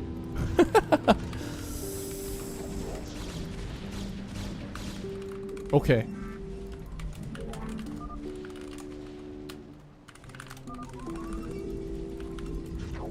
Yeah, I think in this situation, if your teammate's getting cannon rush, it's better, especially if you're close by. Wouldn't it be better to, I don't know actually.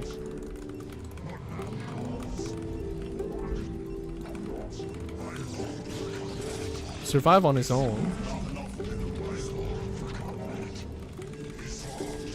Yeah, I think helping out is a better call. But this distance is a little too far too. Good. I think okay.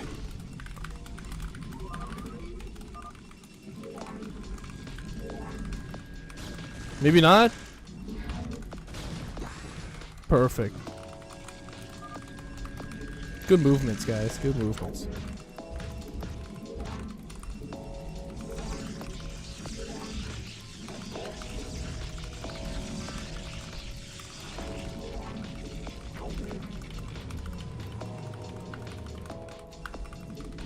Good help. Very nice. Oh, I think you can send all to one now.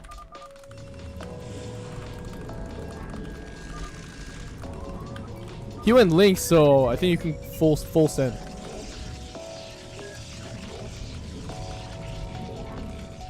Yeah.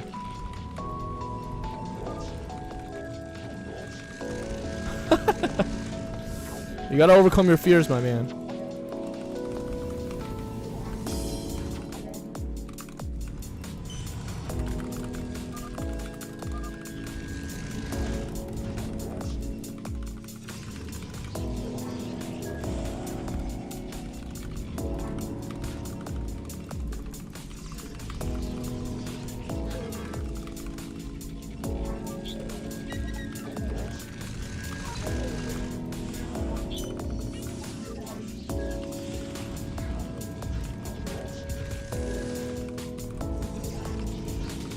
Nice kill.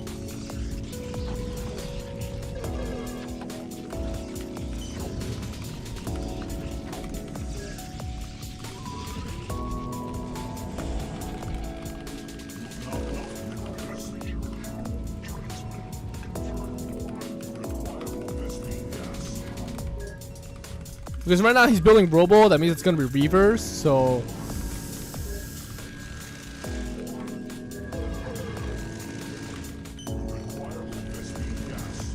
Before I go anywhere, I'm gonna help him out.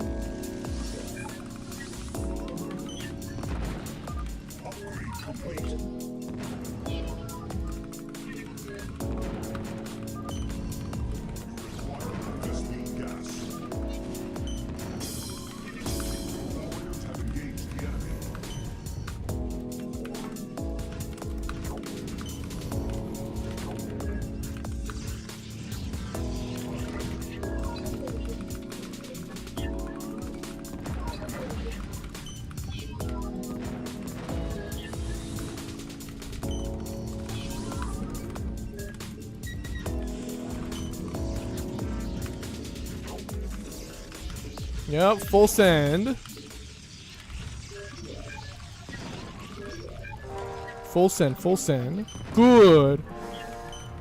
And while you guys go there,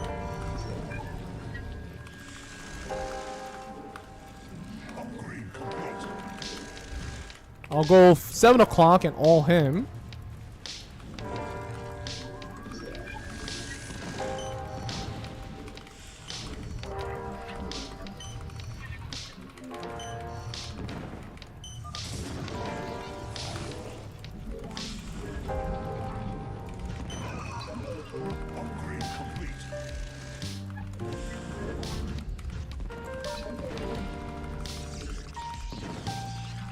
Kind of feels like carriers.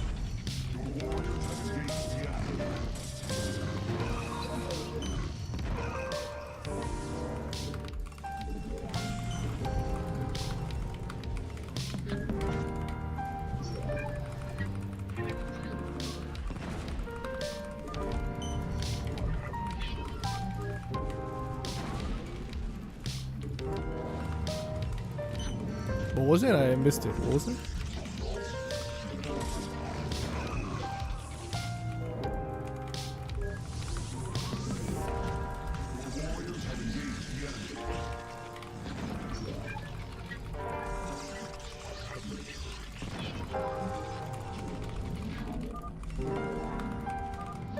GG! Wow, easy, easy, easy.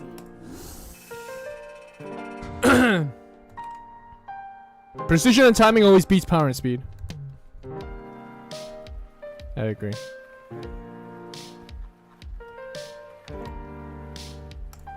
Precision always beats anything.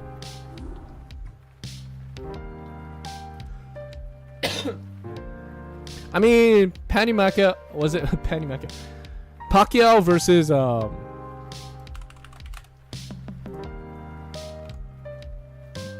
Mayweather was very different too, right? Hamster and Richard, GG. We do.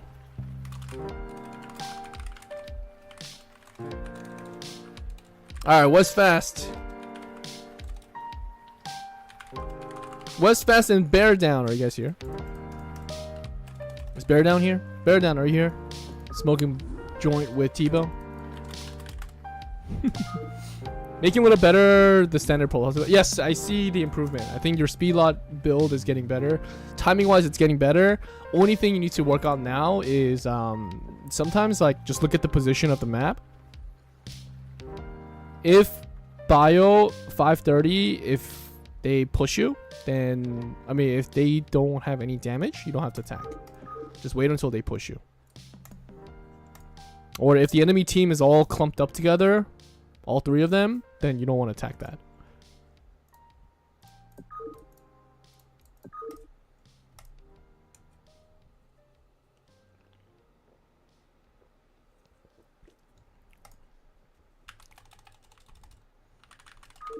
Let's go.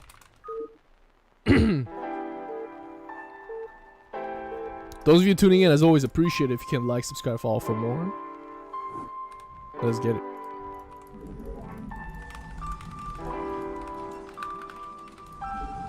PZP.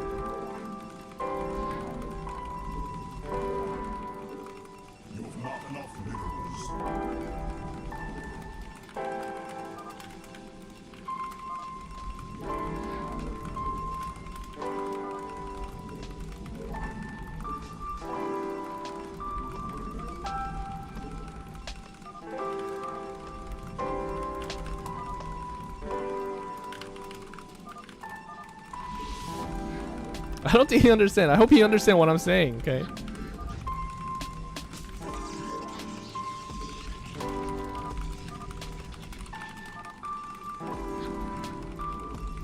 I don't think he understands what I'm saying.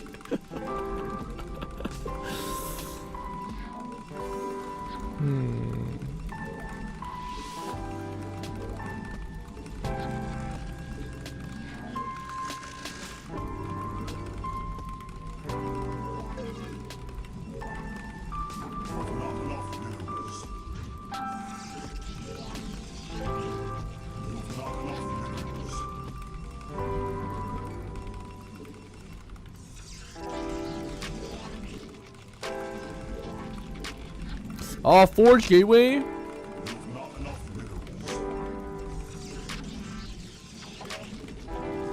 Oh, double at 7, okay. But 3 o'clock is gonna be a problem. He already scouted me. Oh! He didn't see me. He just saw what race I was, but he didn't see me. What? You finished scouting?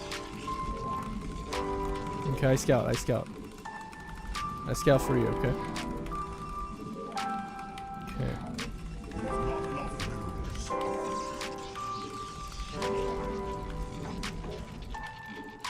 Wash Zerglings.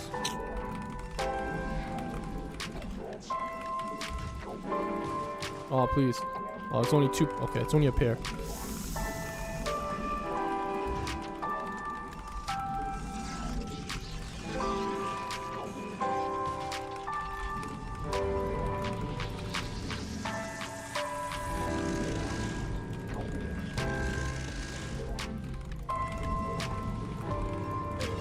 Oh, shh.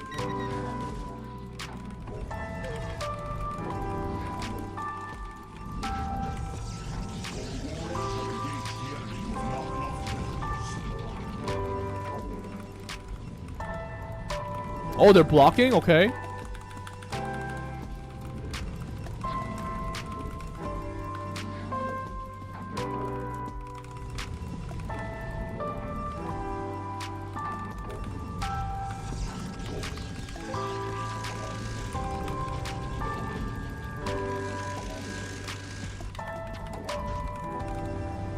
Be super home, nope. Ah, these days my multitasking has been so bad.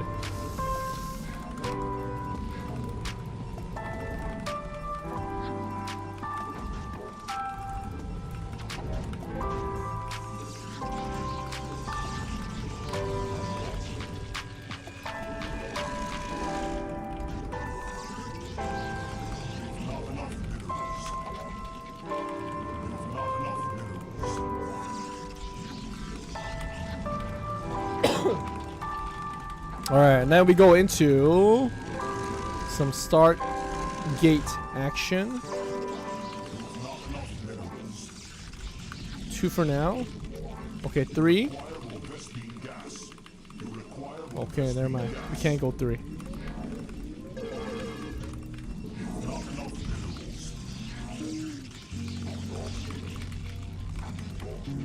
Four minutes in.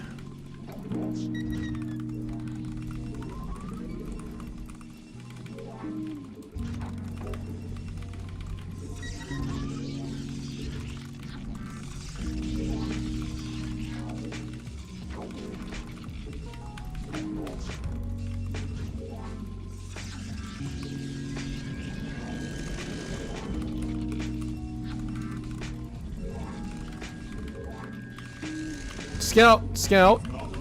Wow, it's so freaking expensive. Fleet beacon is 300. Wow.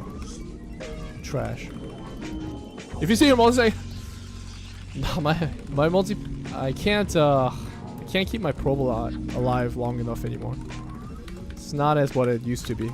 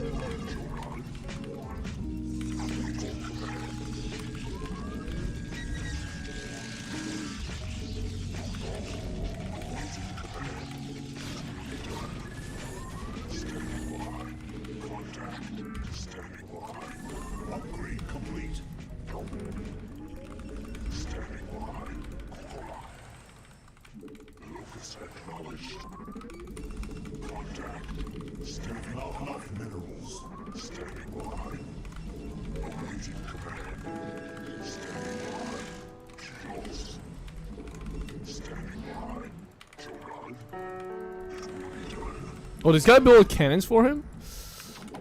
Oh, please. Please. Just, what?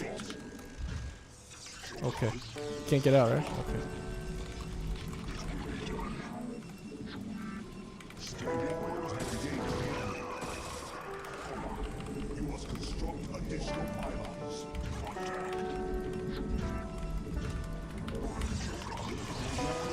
Oh, sh.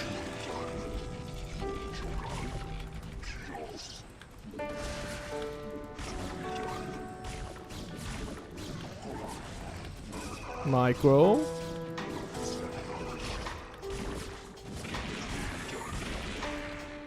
Micro.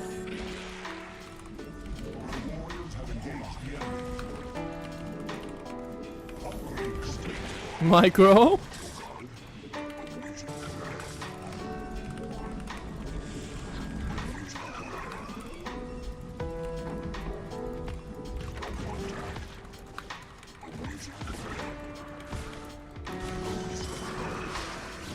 Boom.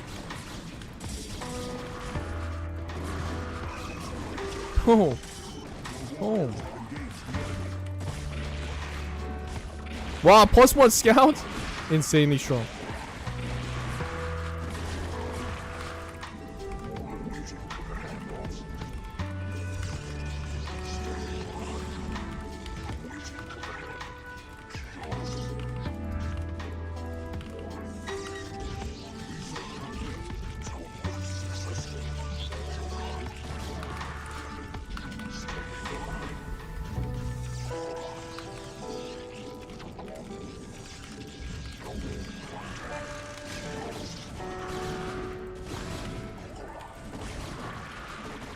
Oh, one-shot Hydras?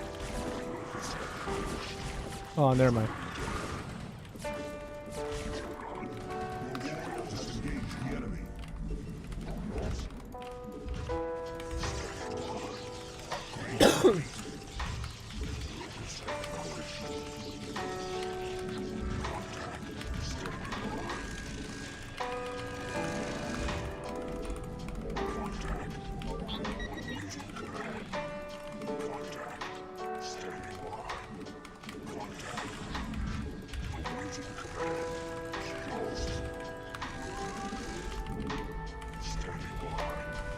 If I could just kill the spores on the backside here. Wow. Okay, field day, field day. Field day. Field day. Field day. Field day. Boom. Boom. Boom. But he doesn't have chamber. There were 2 chambers up here, but he doesn't have it anymore.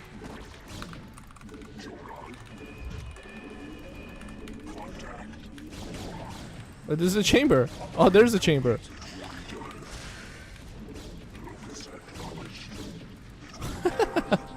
Boom. No. No. No.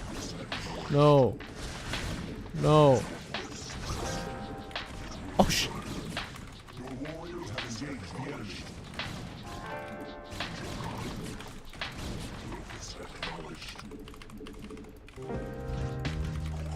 Are you okay over there?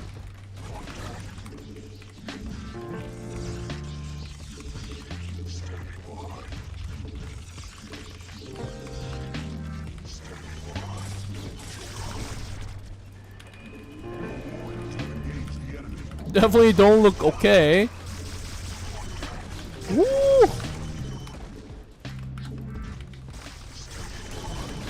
Where is your hotkey probe? Oh, over here.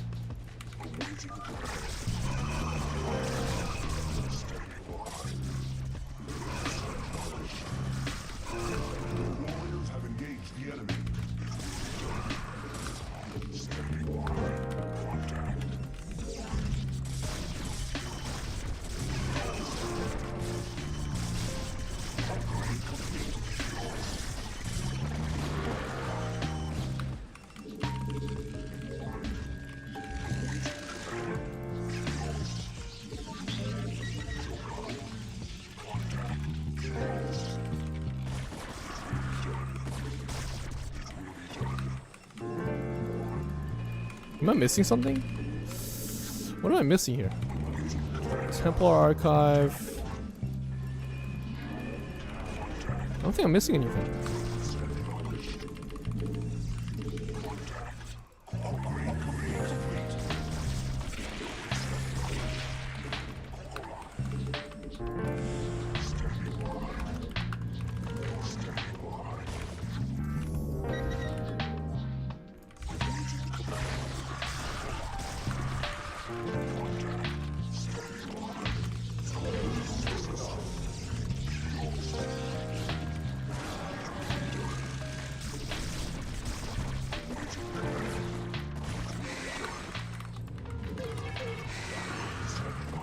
Overlord, thank you.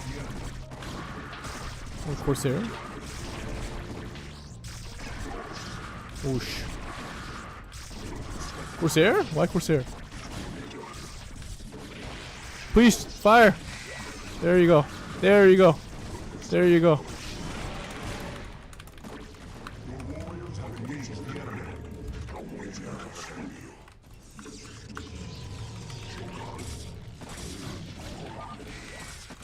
GG.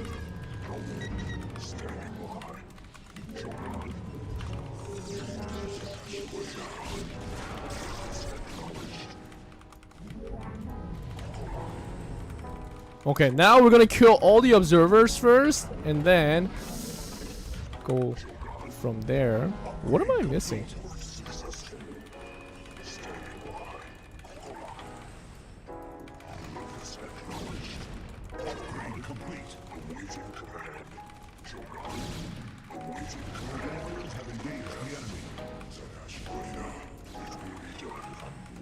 Okay.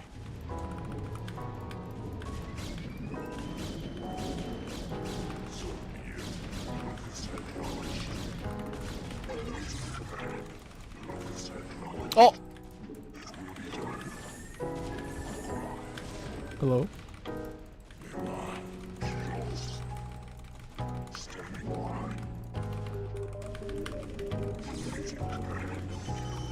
Is he gonna know? I wonder if he's gonna know.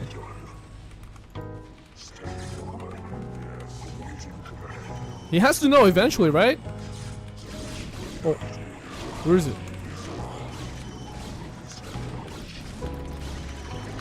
Okay.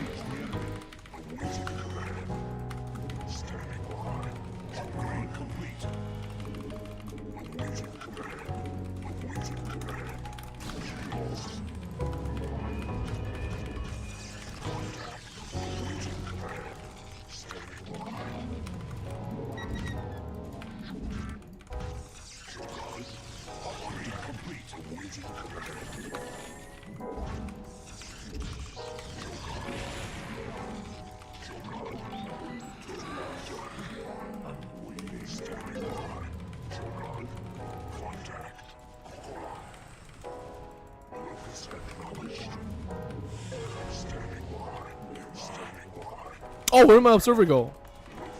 Oh, okay.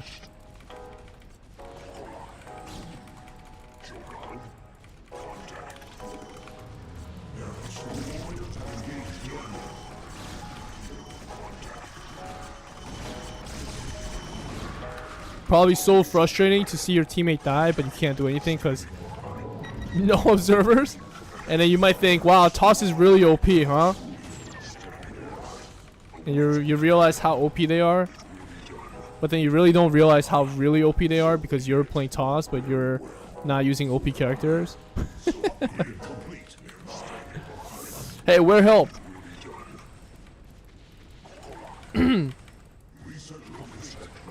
Where help? Where help? No help? Where send help?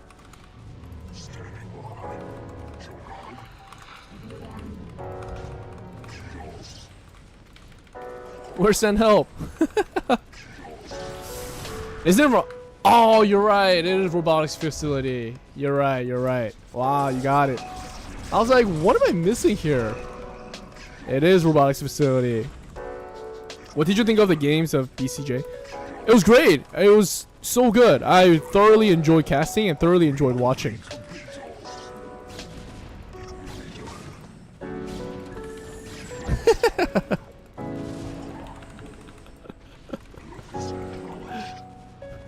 So, are you gonna push? You gonna push? No push? Where push? No push? You're gonna wait. We're gonna wait until observers forever? No push? No push?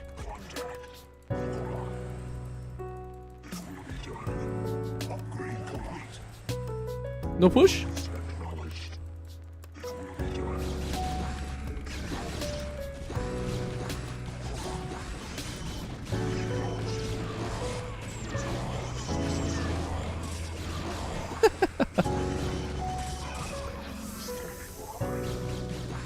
Oh my god. What a guy.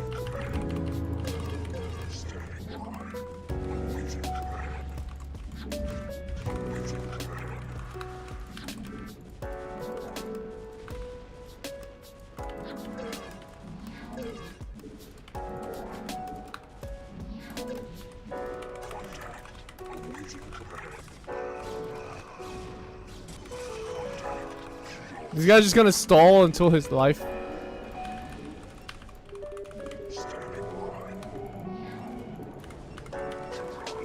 Until he dies, pretty much, right? At this point. But what if we just go in?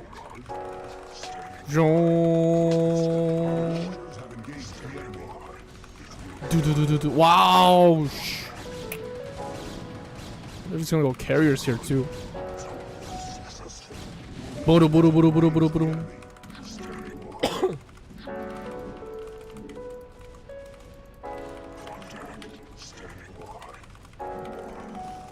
Nah, the Guardians just finish it up. Scout or us? I think they're same. No, I think obs are slower. Yeah, I think obs are slower slightly though.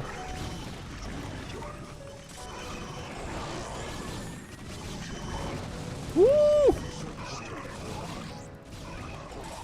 Shh.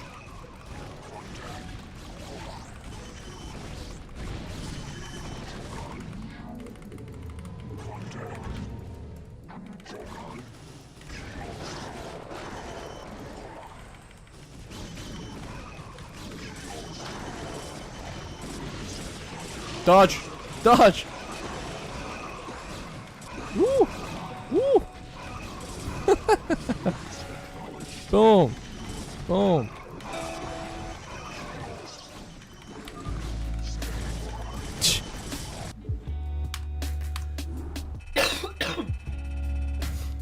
Yeah, I think obs is slightly slower from what I've seen. Yeah, I think scouts are faster.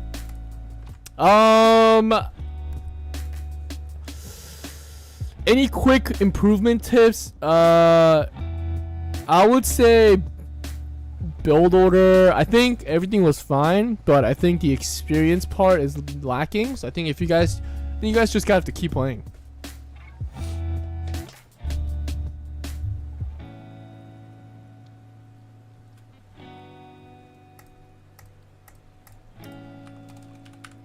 All right. Yeah, I think everyone has to, and besides like Pidurgi, I think everyone has to kind of rack up experience. So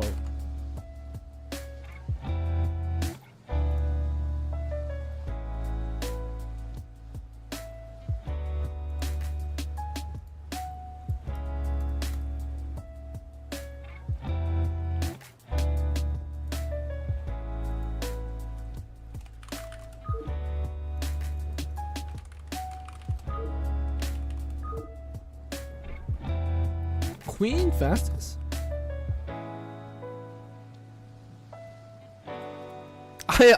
Honestly, I don't think it's gonna take them 2 years, because okay, so biggest difference: people coming from low money map into fastest picks it up really quickly.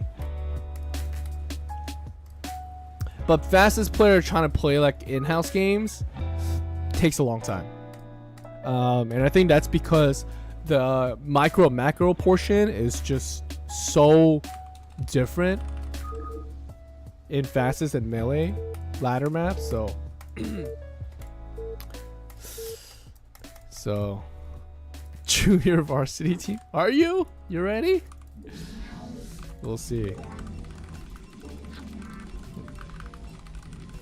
All right, PPT.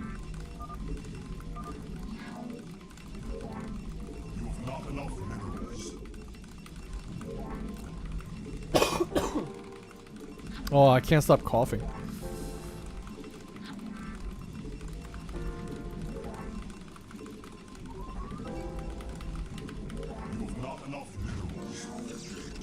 Do you guys play Hydra Reforge use map setting? No.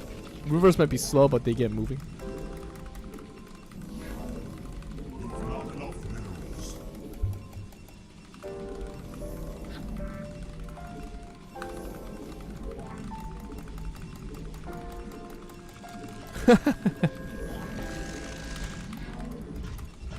I mean, I'm not gonna lie, everyone was cheering for the other team, to be honest. I was cheering for the other team too.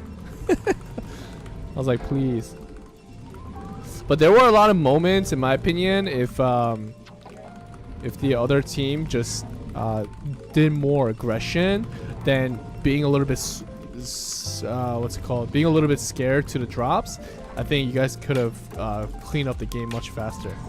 And you won't be able to see that until you watch the replay. So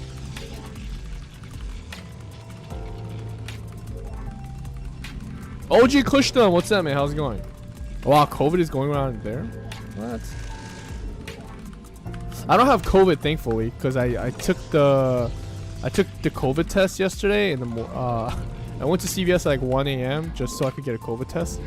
So, but I don't have COVID. I just have the flu. What? Why are you blocking me?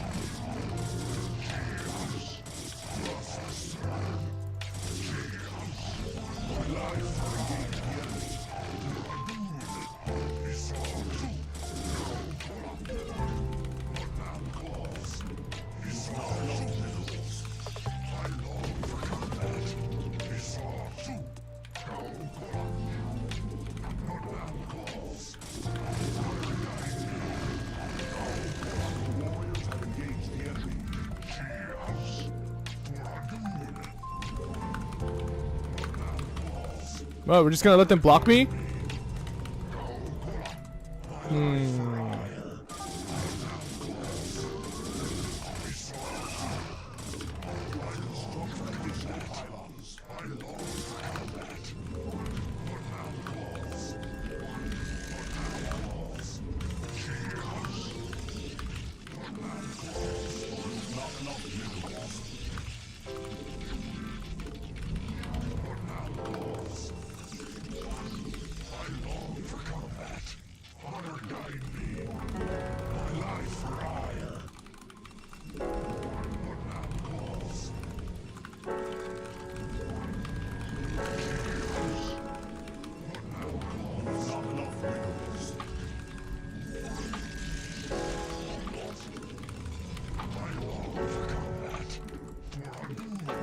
How many is 1, 2, 3, 4 cannons?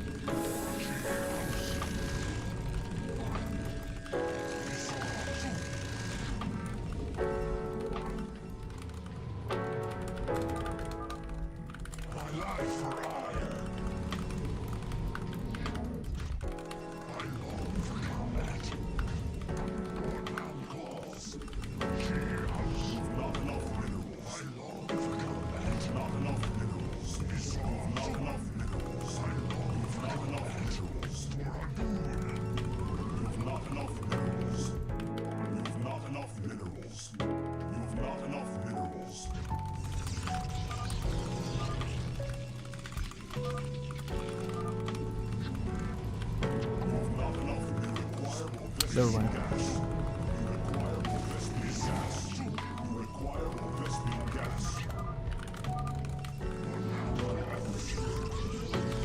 Yeah, don't just sit in base.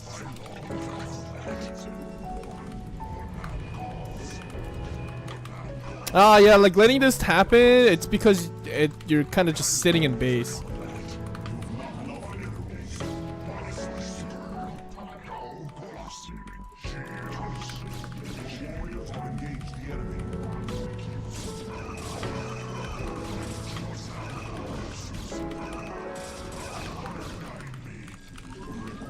Even I think the vultures came out too late too.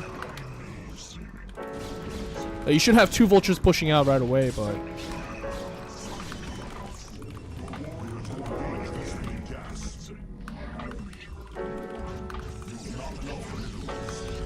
like things like that is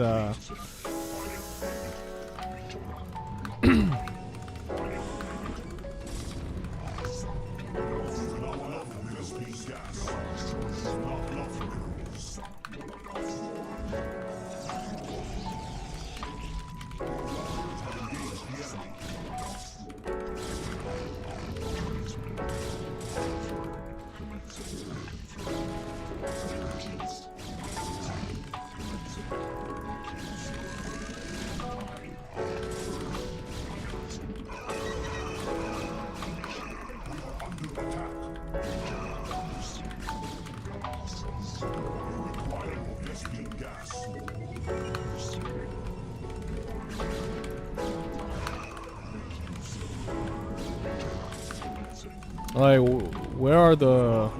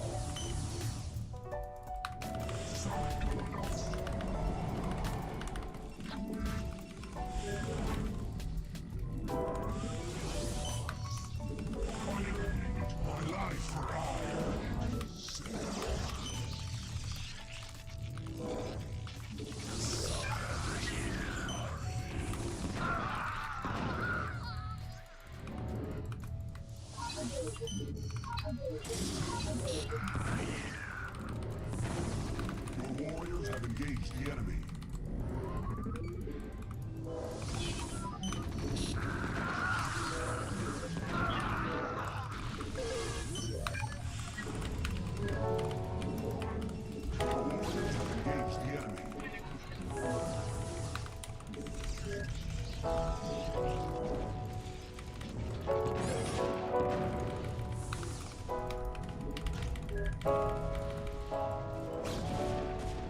Wash.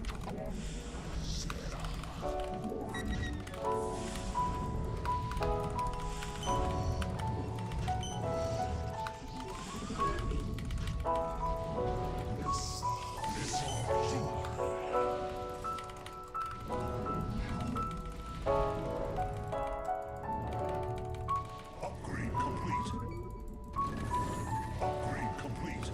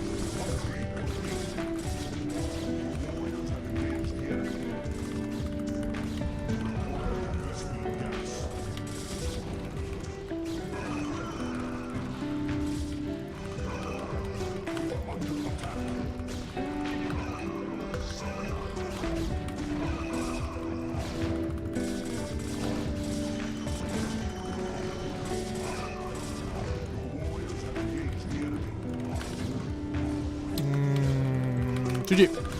Ah.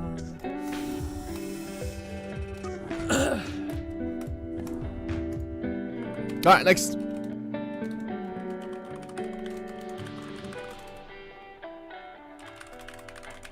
Daddy and Big One, let's go.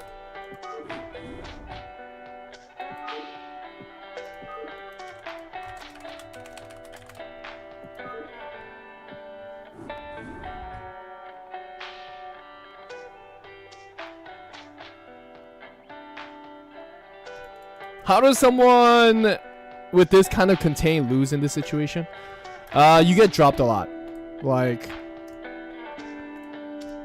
I don't think the toss was solid. I think the Terran was solid.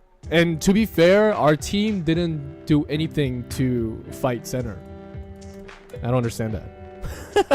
Like, if we're playing this game and everyone's just like letting people build up into whatever they want, then obviously we're gonna lose. Because we're not playing our game, we're just letting them do whatever they want. So, and I always say, if they're tank cliffing you, you either have to go robo or carriers, but that was also too slow too. Well, how are you gonna, if you're contained with tanks at the cliff, how are you gonna push out? You're gonna lose half your army when you're moving out. Like, that doesn't make sense. You gotta go, you gotta clear this tank out, or you go for drops here, or you go for carriers. So I say this many times. If you're cliff contained with cliff, contained with tanks, right at the cliff, you go for reaver drop, or you go for drops or carriers. You can't just go blindly on. Oh, what the? You can't blindly just go ground units. And what is that gonna accomplish, right? Also, another thing is, like, they're blocking me off here, so but no one came and helped. Everyone just sat in their base. So that was it's like asking to just get blocked. Bottom line is don't stay in base. Pretty much.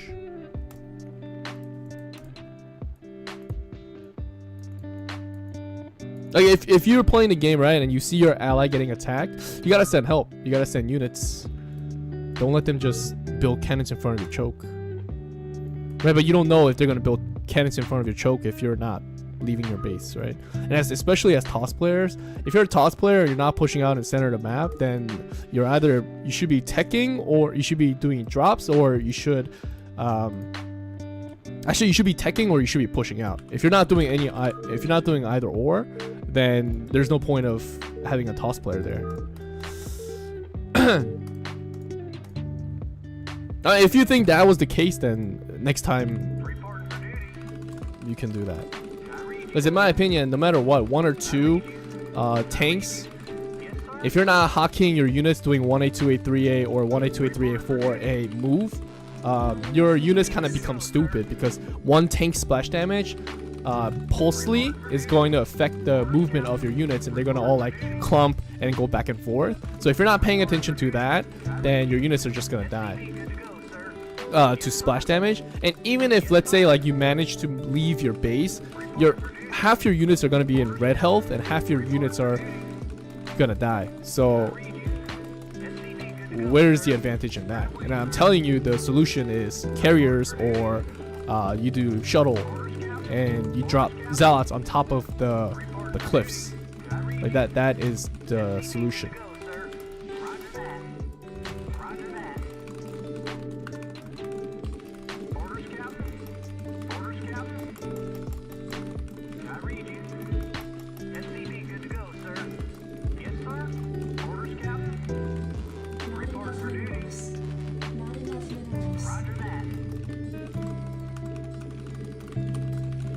Oh, 5Z.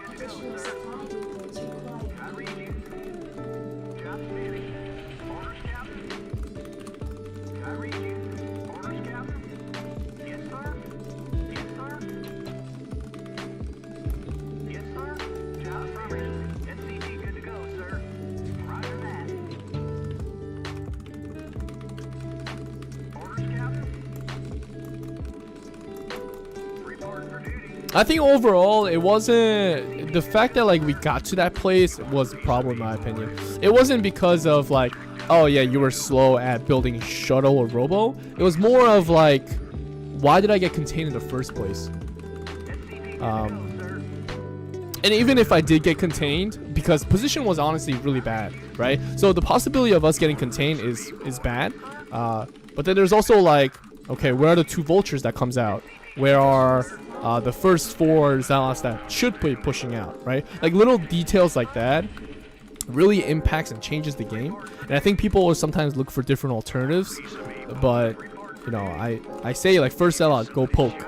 3 zealot, go poke. 2 vultures come out. If you go make 2 vultures,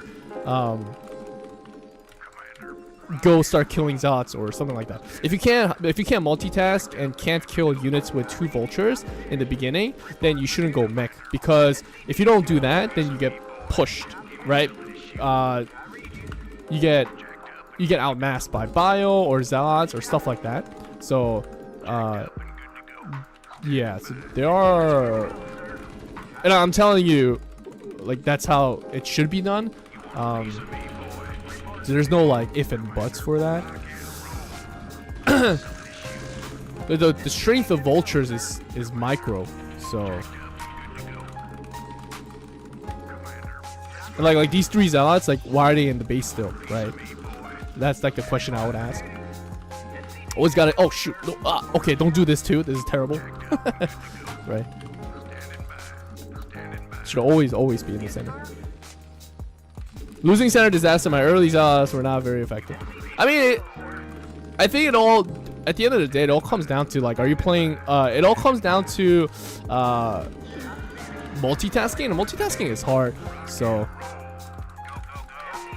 I'm just saying, like, there are plays that I wish, in order to evolve,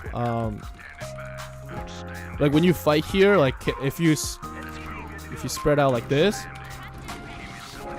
right? Stop them from going for help.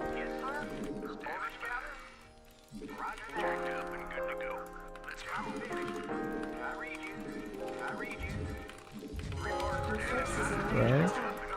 Now this is only possible because it's 1A, 2A, right? I hockeyed it 1A, 2A. Like that, right?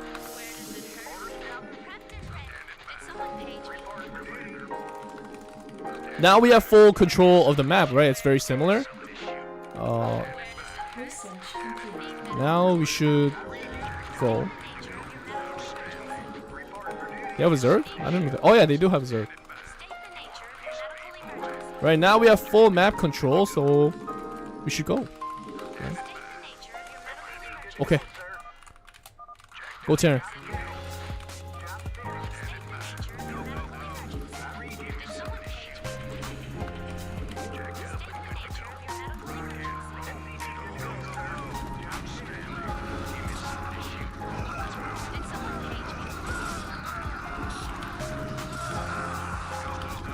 Bunker, bunker, bunker. Good. Look at that. Good fight. Right. Very active on the map. So. See, this Zealot came way too slow, right?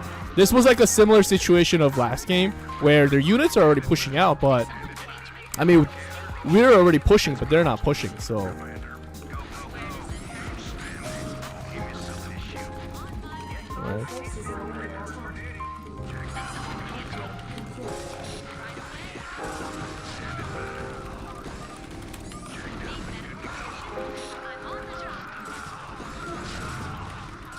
Well.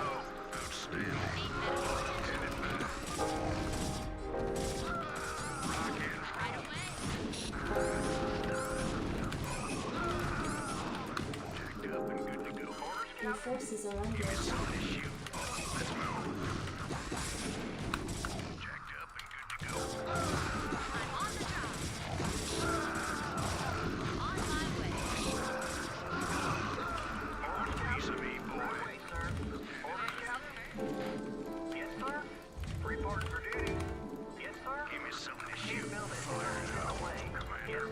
Okay, that push was very, very good.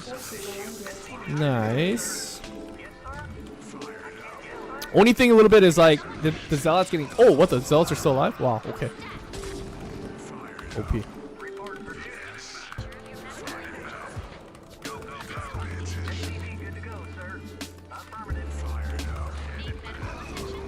Okay, right, so we did a lot of damage, so we don't really need to invest so much. Also, the Zerg did...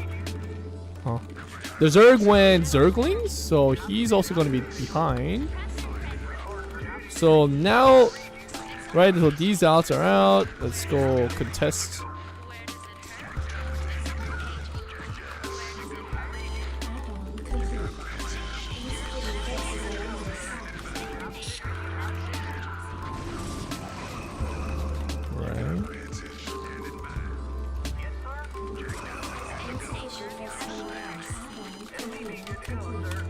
Now I'm gonna tell my toss teammate to stay at 11 while I push this guy. Why? Because we already won a lot here.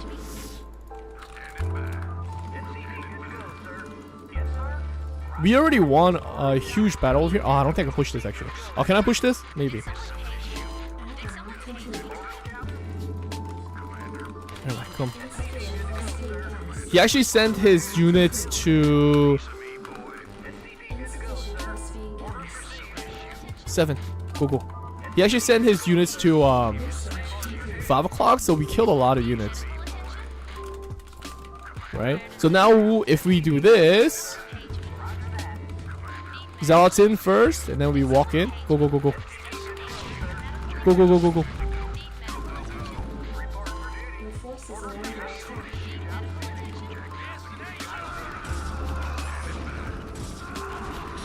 Good fight. Beautiful fight. Right?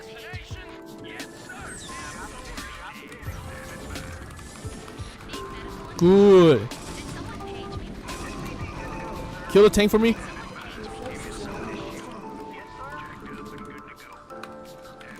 Oh, she's looking. What's wrong with my money? Tank.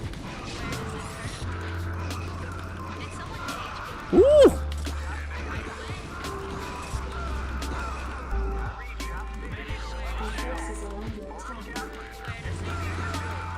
Good.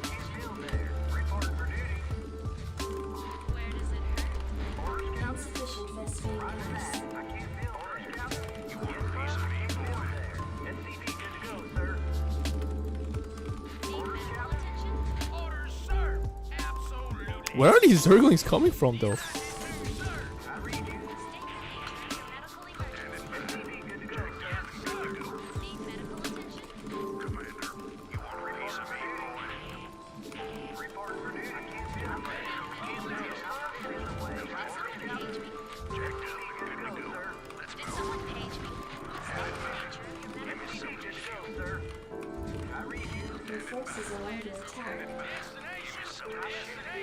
Okay, 5, 6, 7, 5, 6, 7. Now we don't need. Well, now I should be building a wall. Oh shit, it's muted.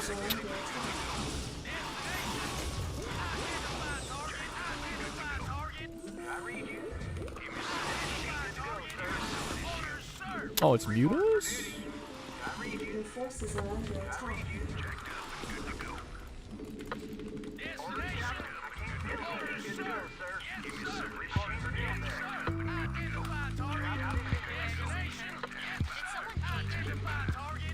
Your forces are under attack.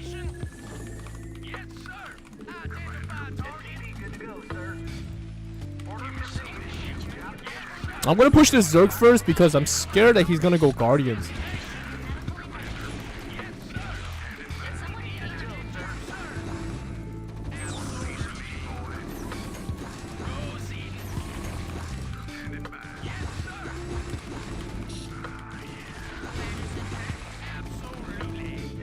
I don't think he's gonna go Guardians, but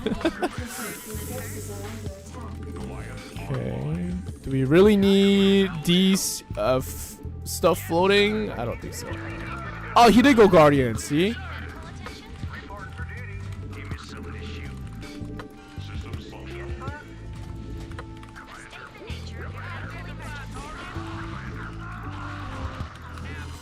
forces are under attack. Add-on complete.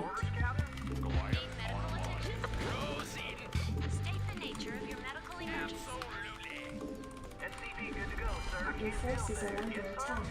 Add-on complete. Destination. Orders, sir. Let's move. Yes, sir. Destination. Base is under attack.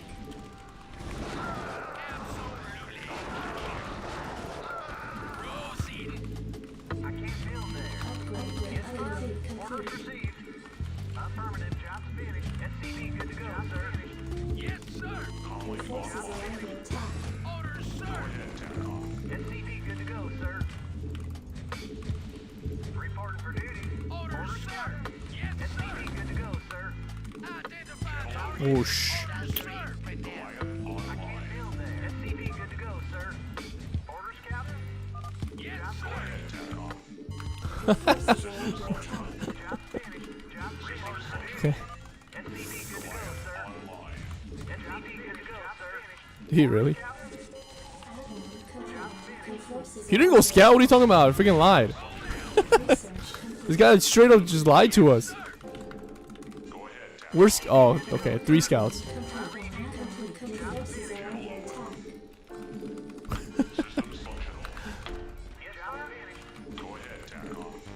Insufficient Vespine gas. Your forces are under attack. Orders, Captain. I read you. Right away, sir. Your forces are under attack. Standing by. Ready to roll out. Yes, sir. Your forces are under attack. Roger that. Add-on complete. Okay. Do you normally recommend the time for a wall at choke make it? Yes, every time you push your bio units out, which is 5:30, at 5:30 you should always wall. Lurker drop isn't a threat because I saw Zergling speed. Orders received. Usually people who go Zerglings, their tech is very slow. Forces are under attack. Yes, sir. Insufficient Vespine gas. Okay.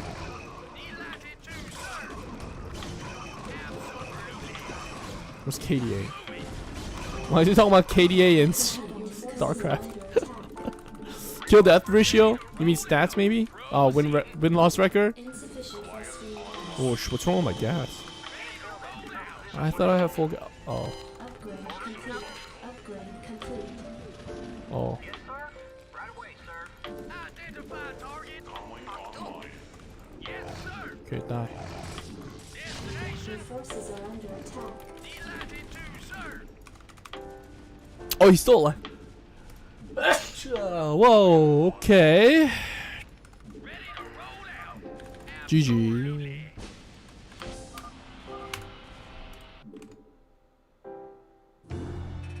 Would you agree it takes unique toss player to want to contain 2-player earlier on?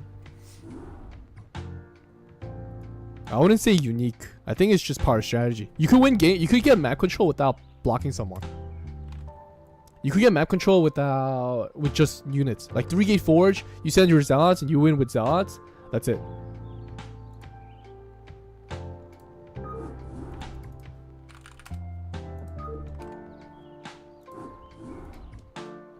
And technically, you can't contain 2 players early on without fighting. Because let's say you go 2-gate forge, right? Or 3-gate forge. And if there's a Zerg player that goes Zerglings, it's going to get blocked, right? In this position, like PPT versus PTT, if us two just kept on fighting center here, one person just spamming zealots. Like if I had like 1 or 2 zealots over here and I had my 1 zealot here, I already canceled 1 or 2 cannons. But then 4 marines came, 1 zealot came, so I can't fight 1 person by myself, right? If I just had 1 zealot here and then eventually two vultures come, start picking off one of these units, then I don't get blocked, right? Usually.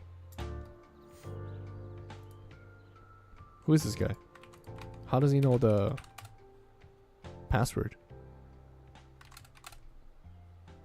Guardian Rush is slow and useless. Opponent has so much time to react and counter.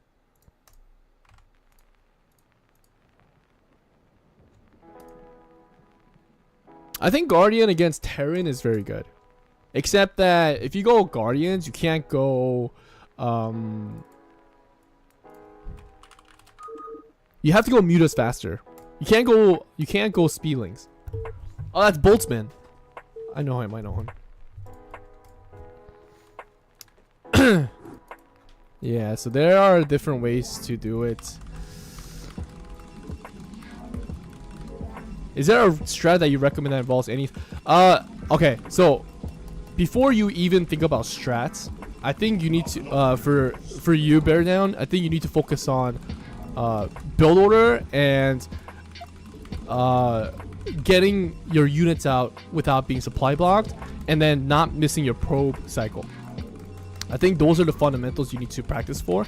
And then once you get that down, like naturally, so like if every game when we play and we watch the replay together, your probe count and my probe count and my zealot count and your zealot count is the same, then we can go into strat. Because even if I tell you like, hey, build cannons at choke to block X, Y, and Z, if you don't have enough mechanics to build probes, you won't have enough mechanics to build cannons, or you won't have enough minerals to build cannons, right? So that strat is already scrapped because it's not strong enough. That strat only becomes like 1 cannon or 2 cannons, and then if that cannon block or if that cannon block gets stopped, then there's no follow-up because you don't have enough probes. And that's just, it's like trying to go through like 10 rounds of boxing without going through cardio, right? So I think for you, if you can get a build order going, like not Forge Gateway, like Forge Gateway, why would you do Forge Gateway? That build has no meaning unless you're trying to tech, right? Because if you just have like 3 gateways like this, 3 gate forge like this, it's just, everything just opens up to you, right? And I always advocated 3 gate, right? Boom. So this guy went bio, right?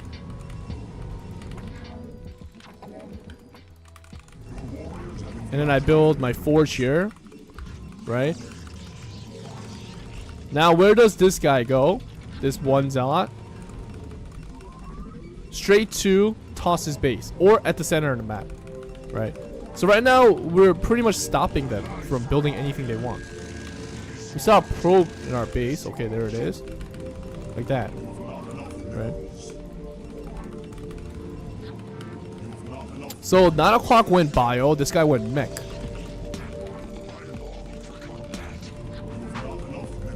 Boom, right? See the zealot? It's pushing in.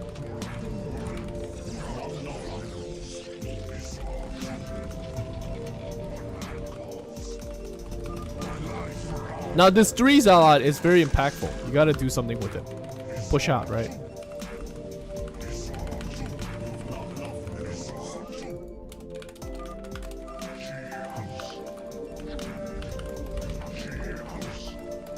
Oh.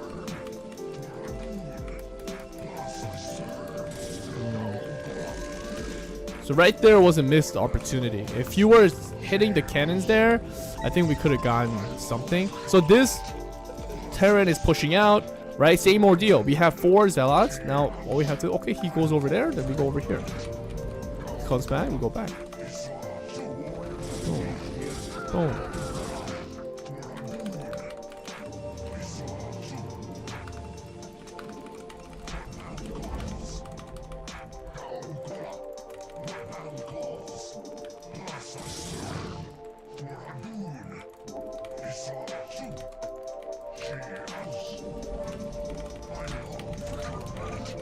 We gotta go to 11. 11. Well, he went bio?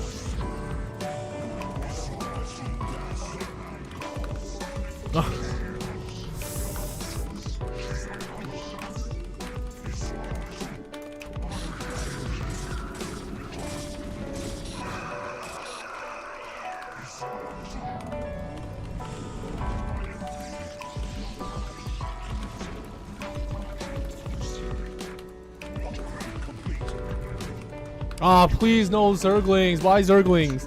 It's Stim Medic with Fire Bats, and it's also Zealots. Why Zerglings there? Please. We bought you so much time.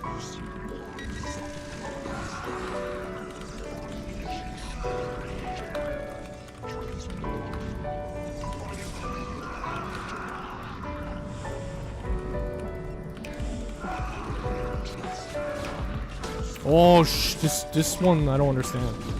Sorry to God, if you just went Reavers just for the sake of Reavers, I'm gonna be so tilted. I mean, if you went Zerglings just for the sake of Zerglings, I'm gonna be so tilted.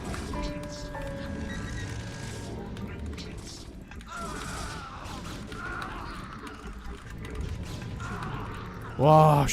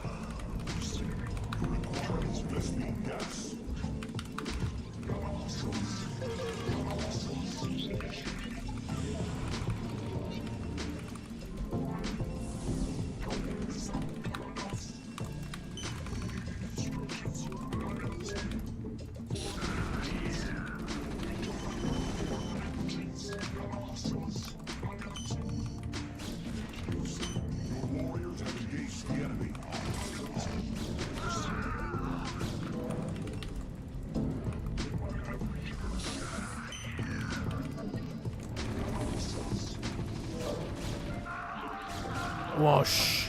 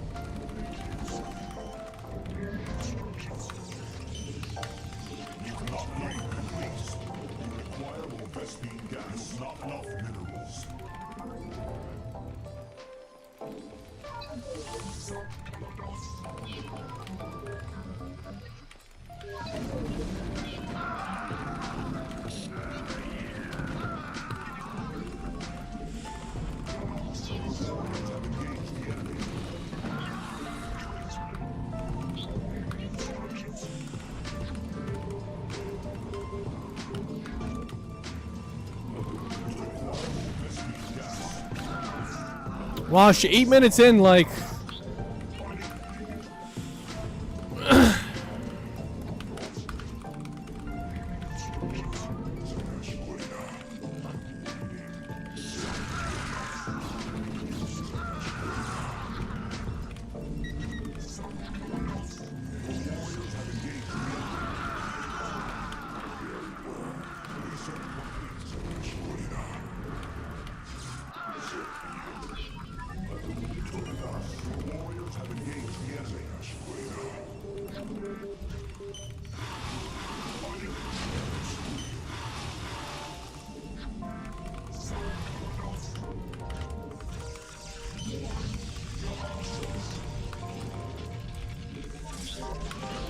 Ah, I didn't even see the storm drop. Oh my goodness. Oh, I was already so tilted.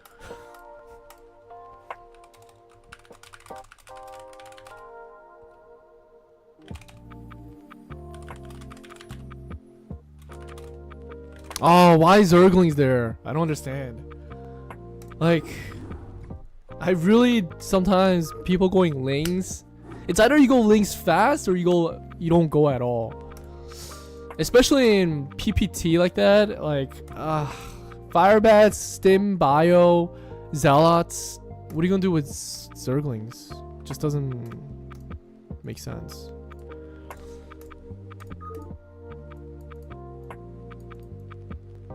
I know that game is gonna be like 1 vs 3 for like 10 minutes and I'm just gonna die. So it's just too tough.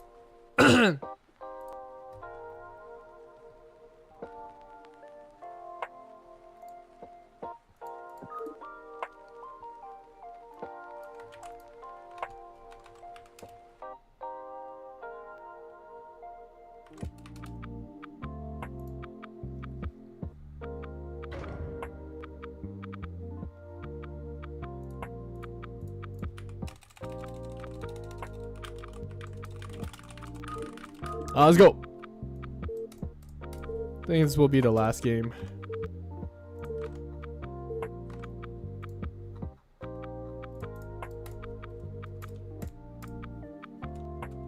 Damn, bear down. Have a good one, man. Please support your friends. That is definitely a priority here.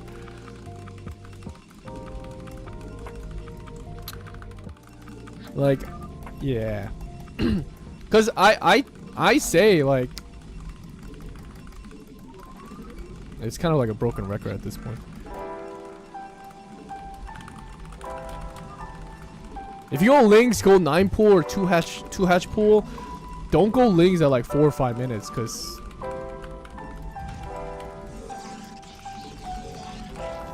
that just delays you for no reason. I mean, all the build orders are out there on fastest Starcraft fastest.us. Please go read them, and then practice those build orders by yourself.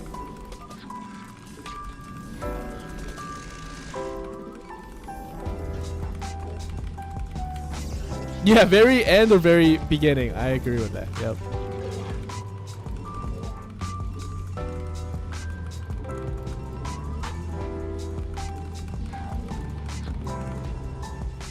Yeah, one of the toss was very good. Whoever was, I think it was 1 o'clock maybe, doing storm drops.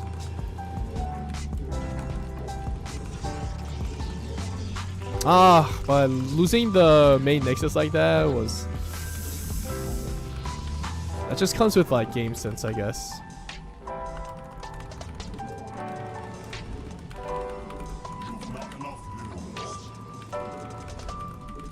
What the heck is this?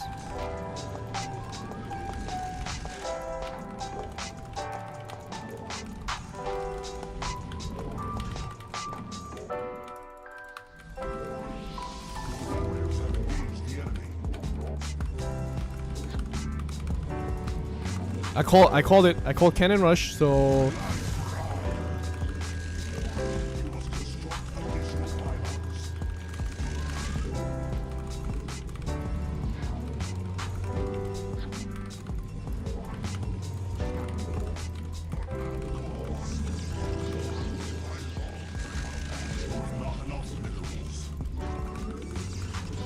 at what point do you cycling through units when attacking units? Well,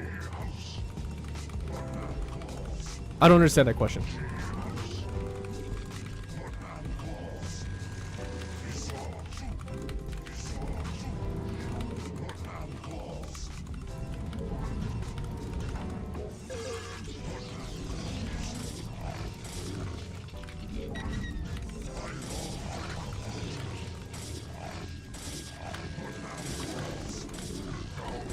Oh shit, 3 can.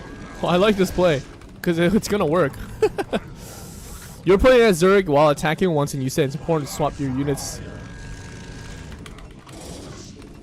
Well, Zerglings are better against, or Guardians are better against mech units. Zerglings are better against mech units, but like, oh shoot, it's me.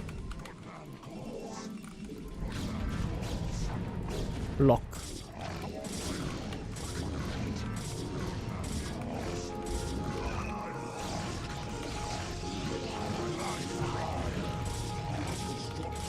Teehee.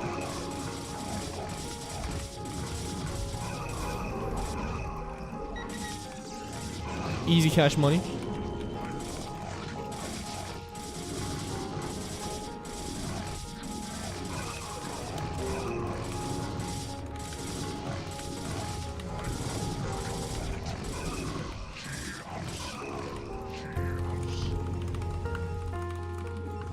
This is why you always build a cannon at the choke, just so that stuff like that doesn't happen.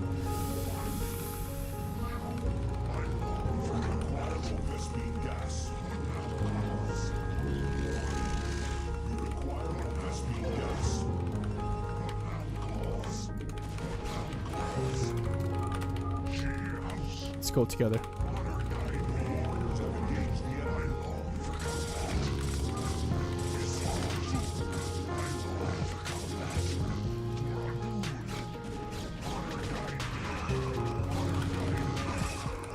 Ooh.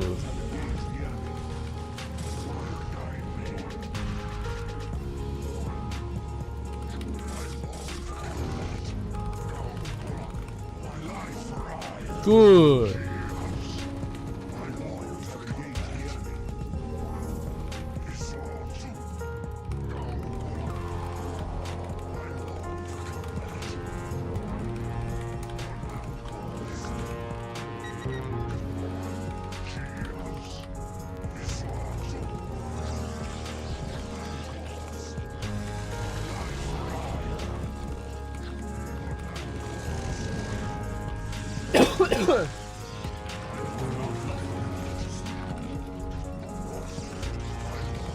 What's the playlist? Playlist is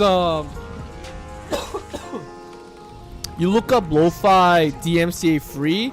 It's called by TheRelaxedMovement. Oh my god, my voice is like cracking and everything. Holy crap.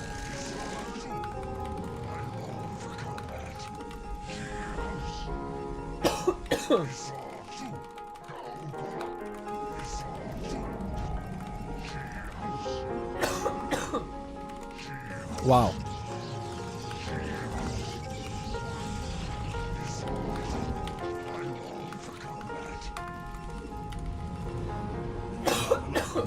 Oh man. Just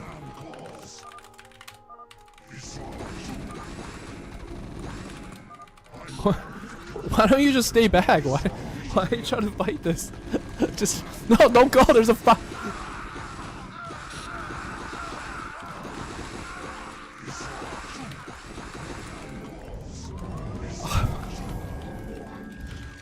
We don't have to fight that.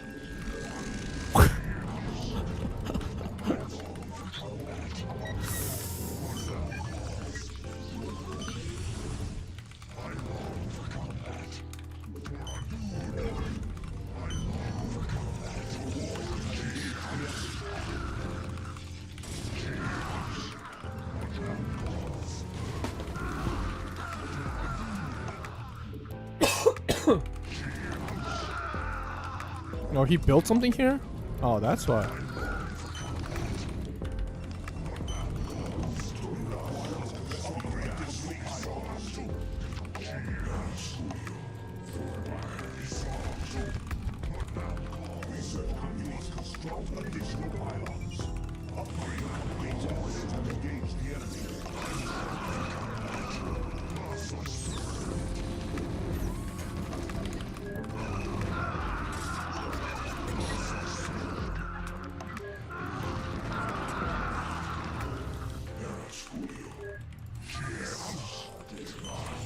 GG!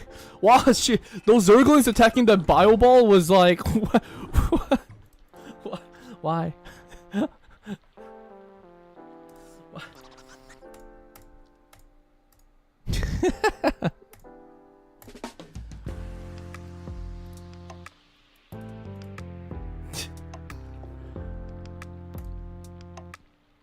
Good game, guys.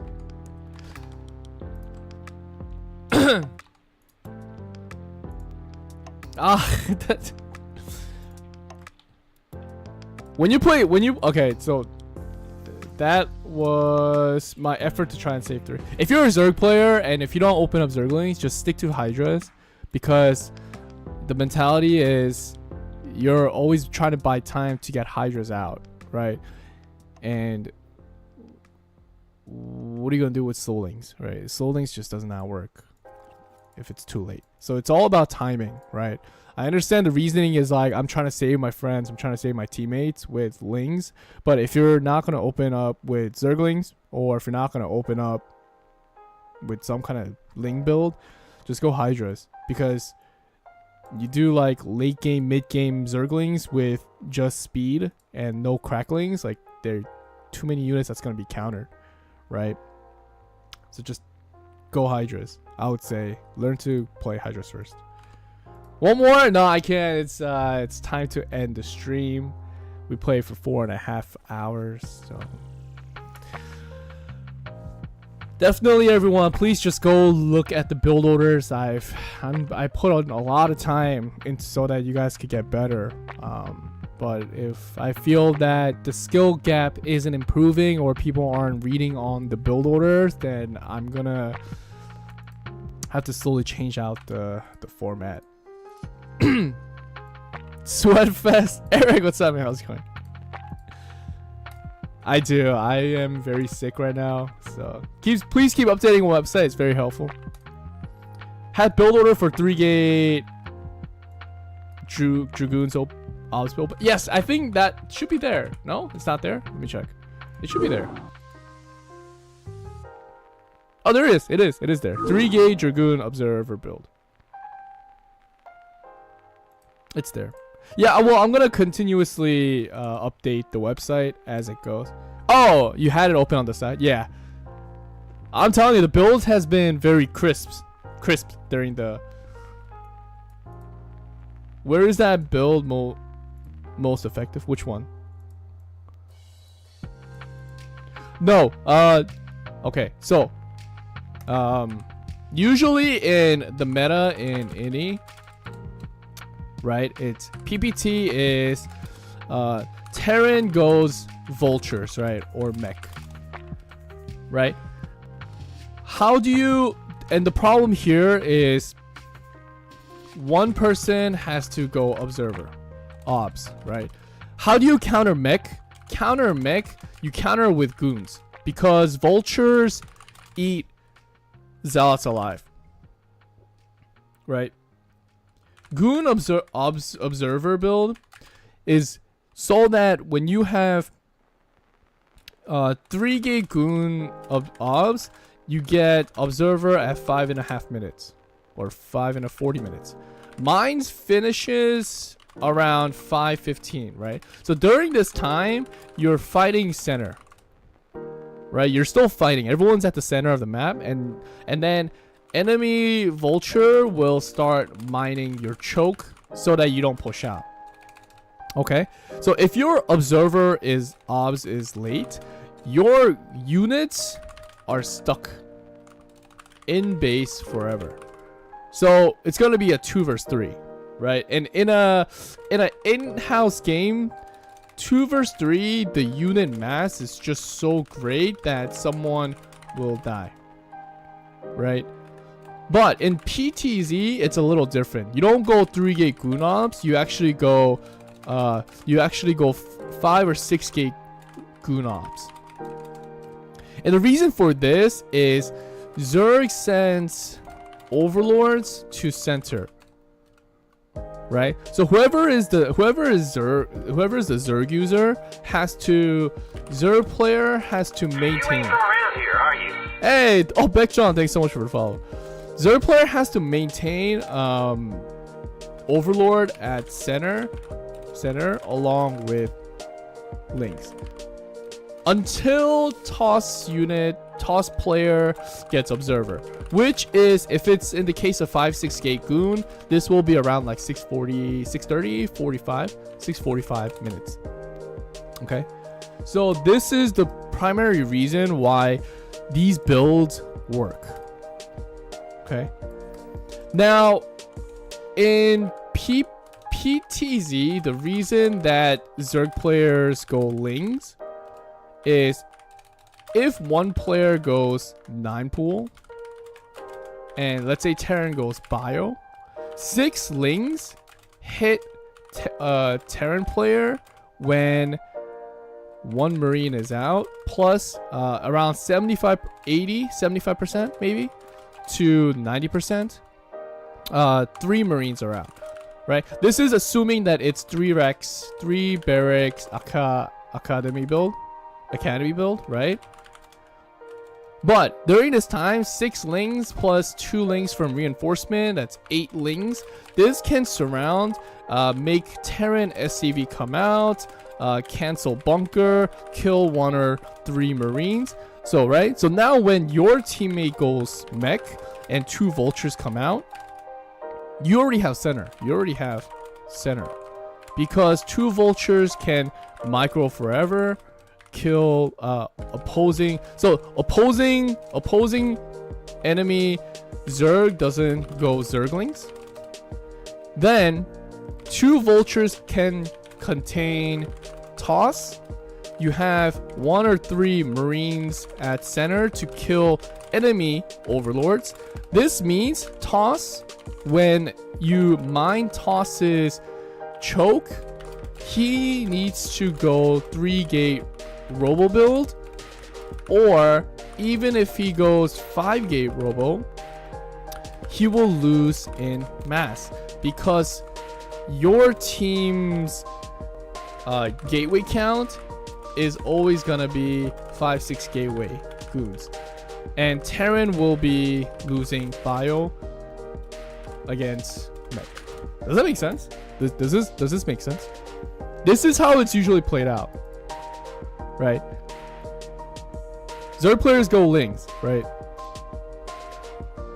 Even if they put down a bunker, if like 3 goons come out and your Zerg doesn't do anything about it, then 2 people like goons, zealots, Zerglings will just go and hit the Terran. And even if Terran loses all their barracks, then that's already a huge plus. Then all they have to do is just go for drops after they kill the Terran, right? So this is primarily the reason why Zergs go lings, ling opening, okay? Now in pub games, you don't go ling opening because MU matchup is random and different. Now, what does this mean? Right? If it's like PTZ versus PTT, right? And you go lings, you may have advantage for a bit, but 2 Terran going stim bio dominates both mech and toss and lings. Unless 1 Terran dies, right? So unless 1 Terran dies, 2 bio will just completely stomp on any matchup. If you build hatchery, like if you decide to hatch up and go 5 hatch hydras, you don't build lings here, even if your teammate is dying. Okay? Why? Because 5-7 hatch hydra, you are betting on a huge mass. Okay, so you get hydras out and you can essentially push center and either help or not. But 5 in a 30 minute, this is the timing. This is where biostim medic comes out. This is where fast 2 robo reavers come out, and then also 7 minute is when DTs, storm, reaver, speed lot +1 finishes. Okay, so now at 5:30, if it's biostim medic with like 14 zealots and then you go lings against fire bats, right? This doesn't make sense. So if you're a Zerg teammate and you don't make lings, and then so if you go 5 hatch, so this is a better combination. This is you go hydras with lair to lurker. So now you have initial about 12-14 hydras, right? And then you get lurkers, because lurkers are good against bio. Bio decimates all gateway units. Toss needs storm or reavers to counter bio, so you think bio will be more powerful in these matchups? Yes. Well, but that's assuming that these Terrans are untouched. Okay? That's assuming that these Terrans go untouched. But that's the thing, like, on paper, yeah, bio wins. But the path and the journey to getting those bio units out, that's your job to prevent it. It's your job to delay the barrack with 1 pro. If you have 2 toss, your zealots lowering marine count with 2 vultures, right? And then you keep lowering, like you kill 1 unit, 1 unit, 1 unit. By the time it's 5:30, they're gonna have like 6 marines and like 6 medics. How are they gonna do anything with that, right? But then you leave the bio ball alone, and the vultures aren't making any progress, and they're just staying at home. Then there's no strength between it, right? Starting never make Ling early game law. No. That is because pub style is very different. But as you saw in our in-house games, all of our Zerg players win Zerglings. Is it worth trying to get fast high with Ling build to then Defiler Hydra, or do you need the drops? Hydras for drops. Well, it depends on the matchup. If it's just Terran, you might as well just go Guardians if you're gonna go fast. Hive. And if it's against Haas, how are you going to defend against drops, right? So there are a lot of things are already played out, and a lot of PTC. If you go fast Hive with Ling build, I don't think you're gonna even reach that point, because how are you gonna stop 2 Reaver push? How are you gonna stop Mech or Wraith or anything like that, right? So I don't know. Watch pro. Watch the pro players. They literally. Okay, I'll copy and paste this. I'll post it on the general chat. Okay.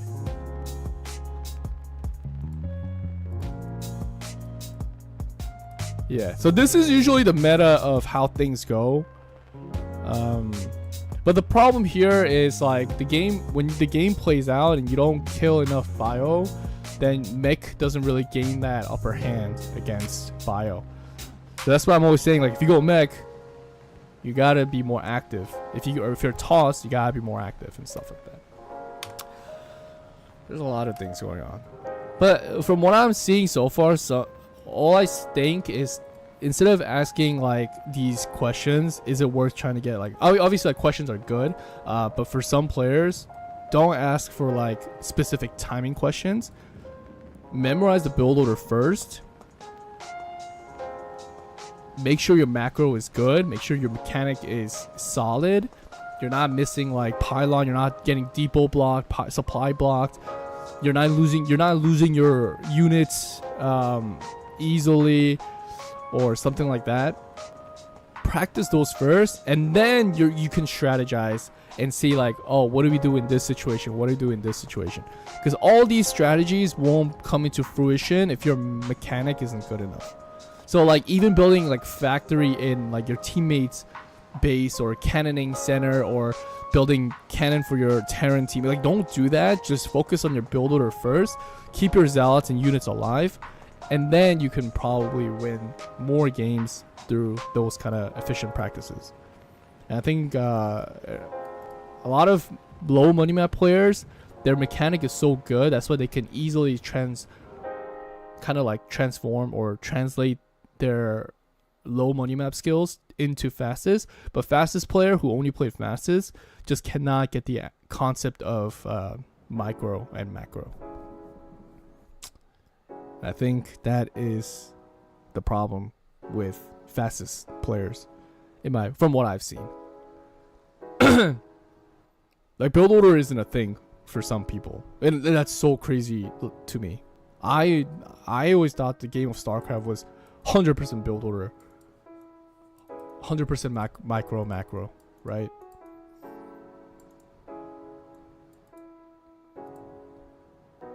You should be S rank and ladder. Nah, I was B- in ICCUP. That was a long time ago. I don't know how to play ladder anymore. Everyone's like 200, 300 APM though.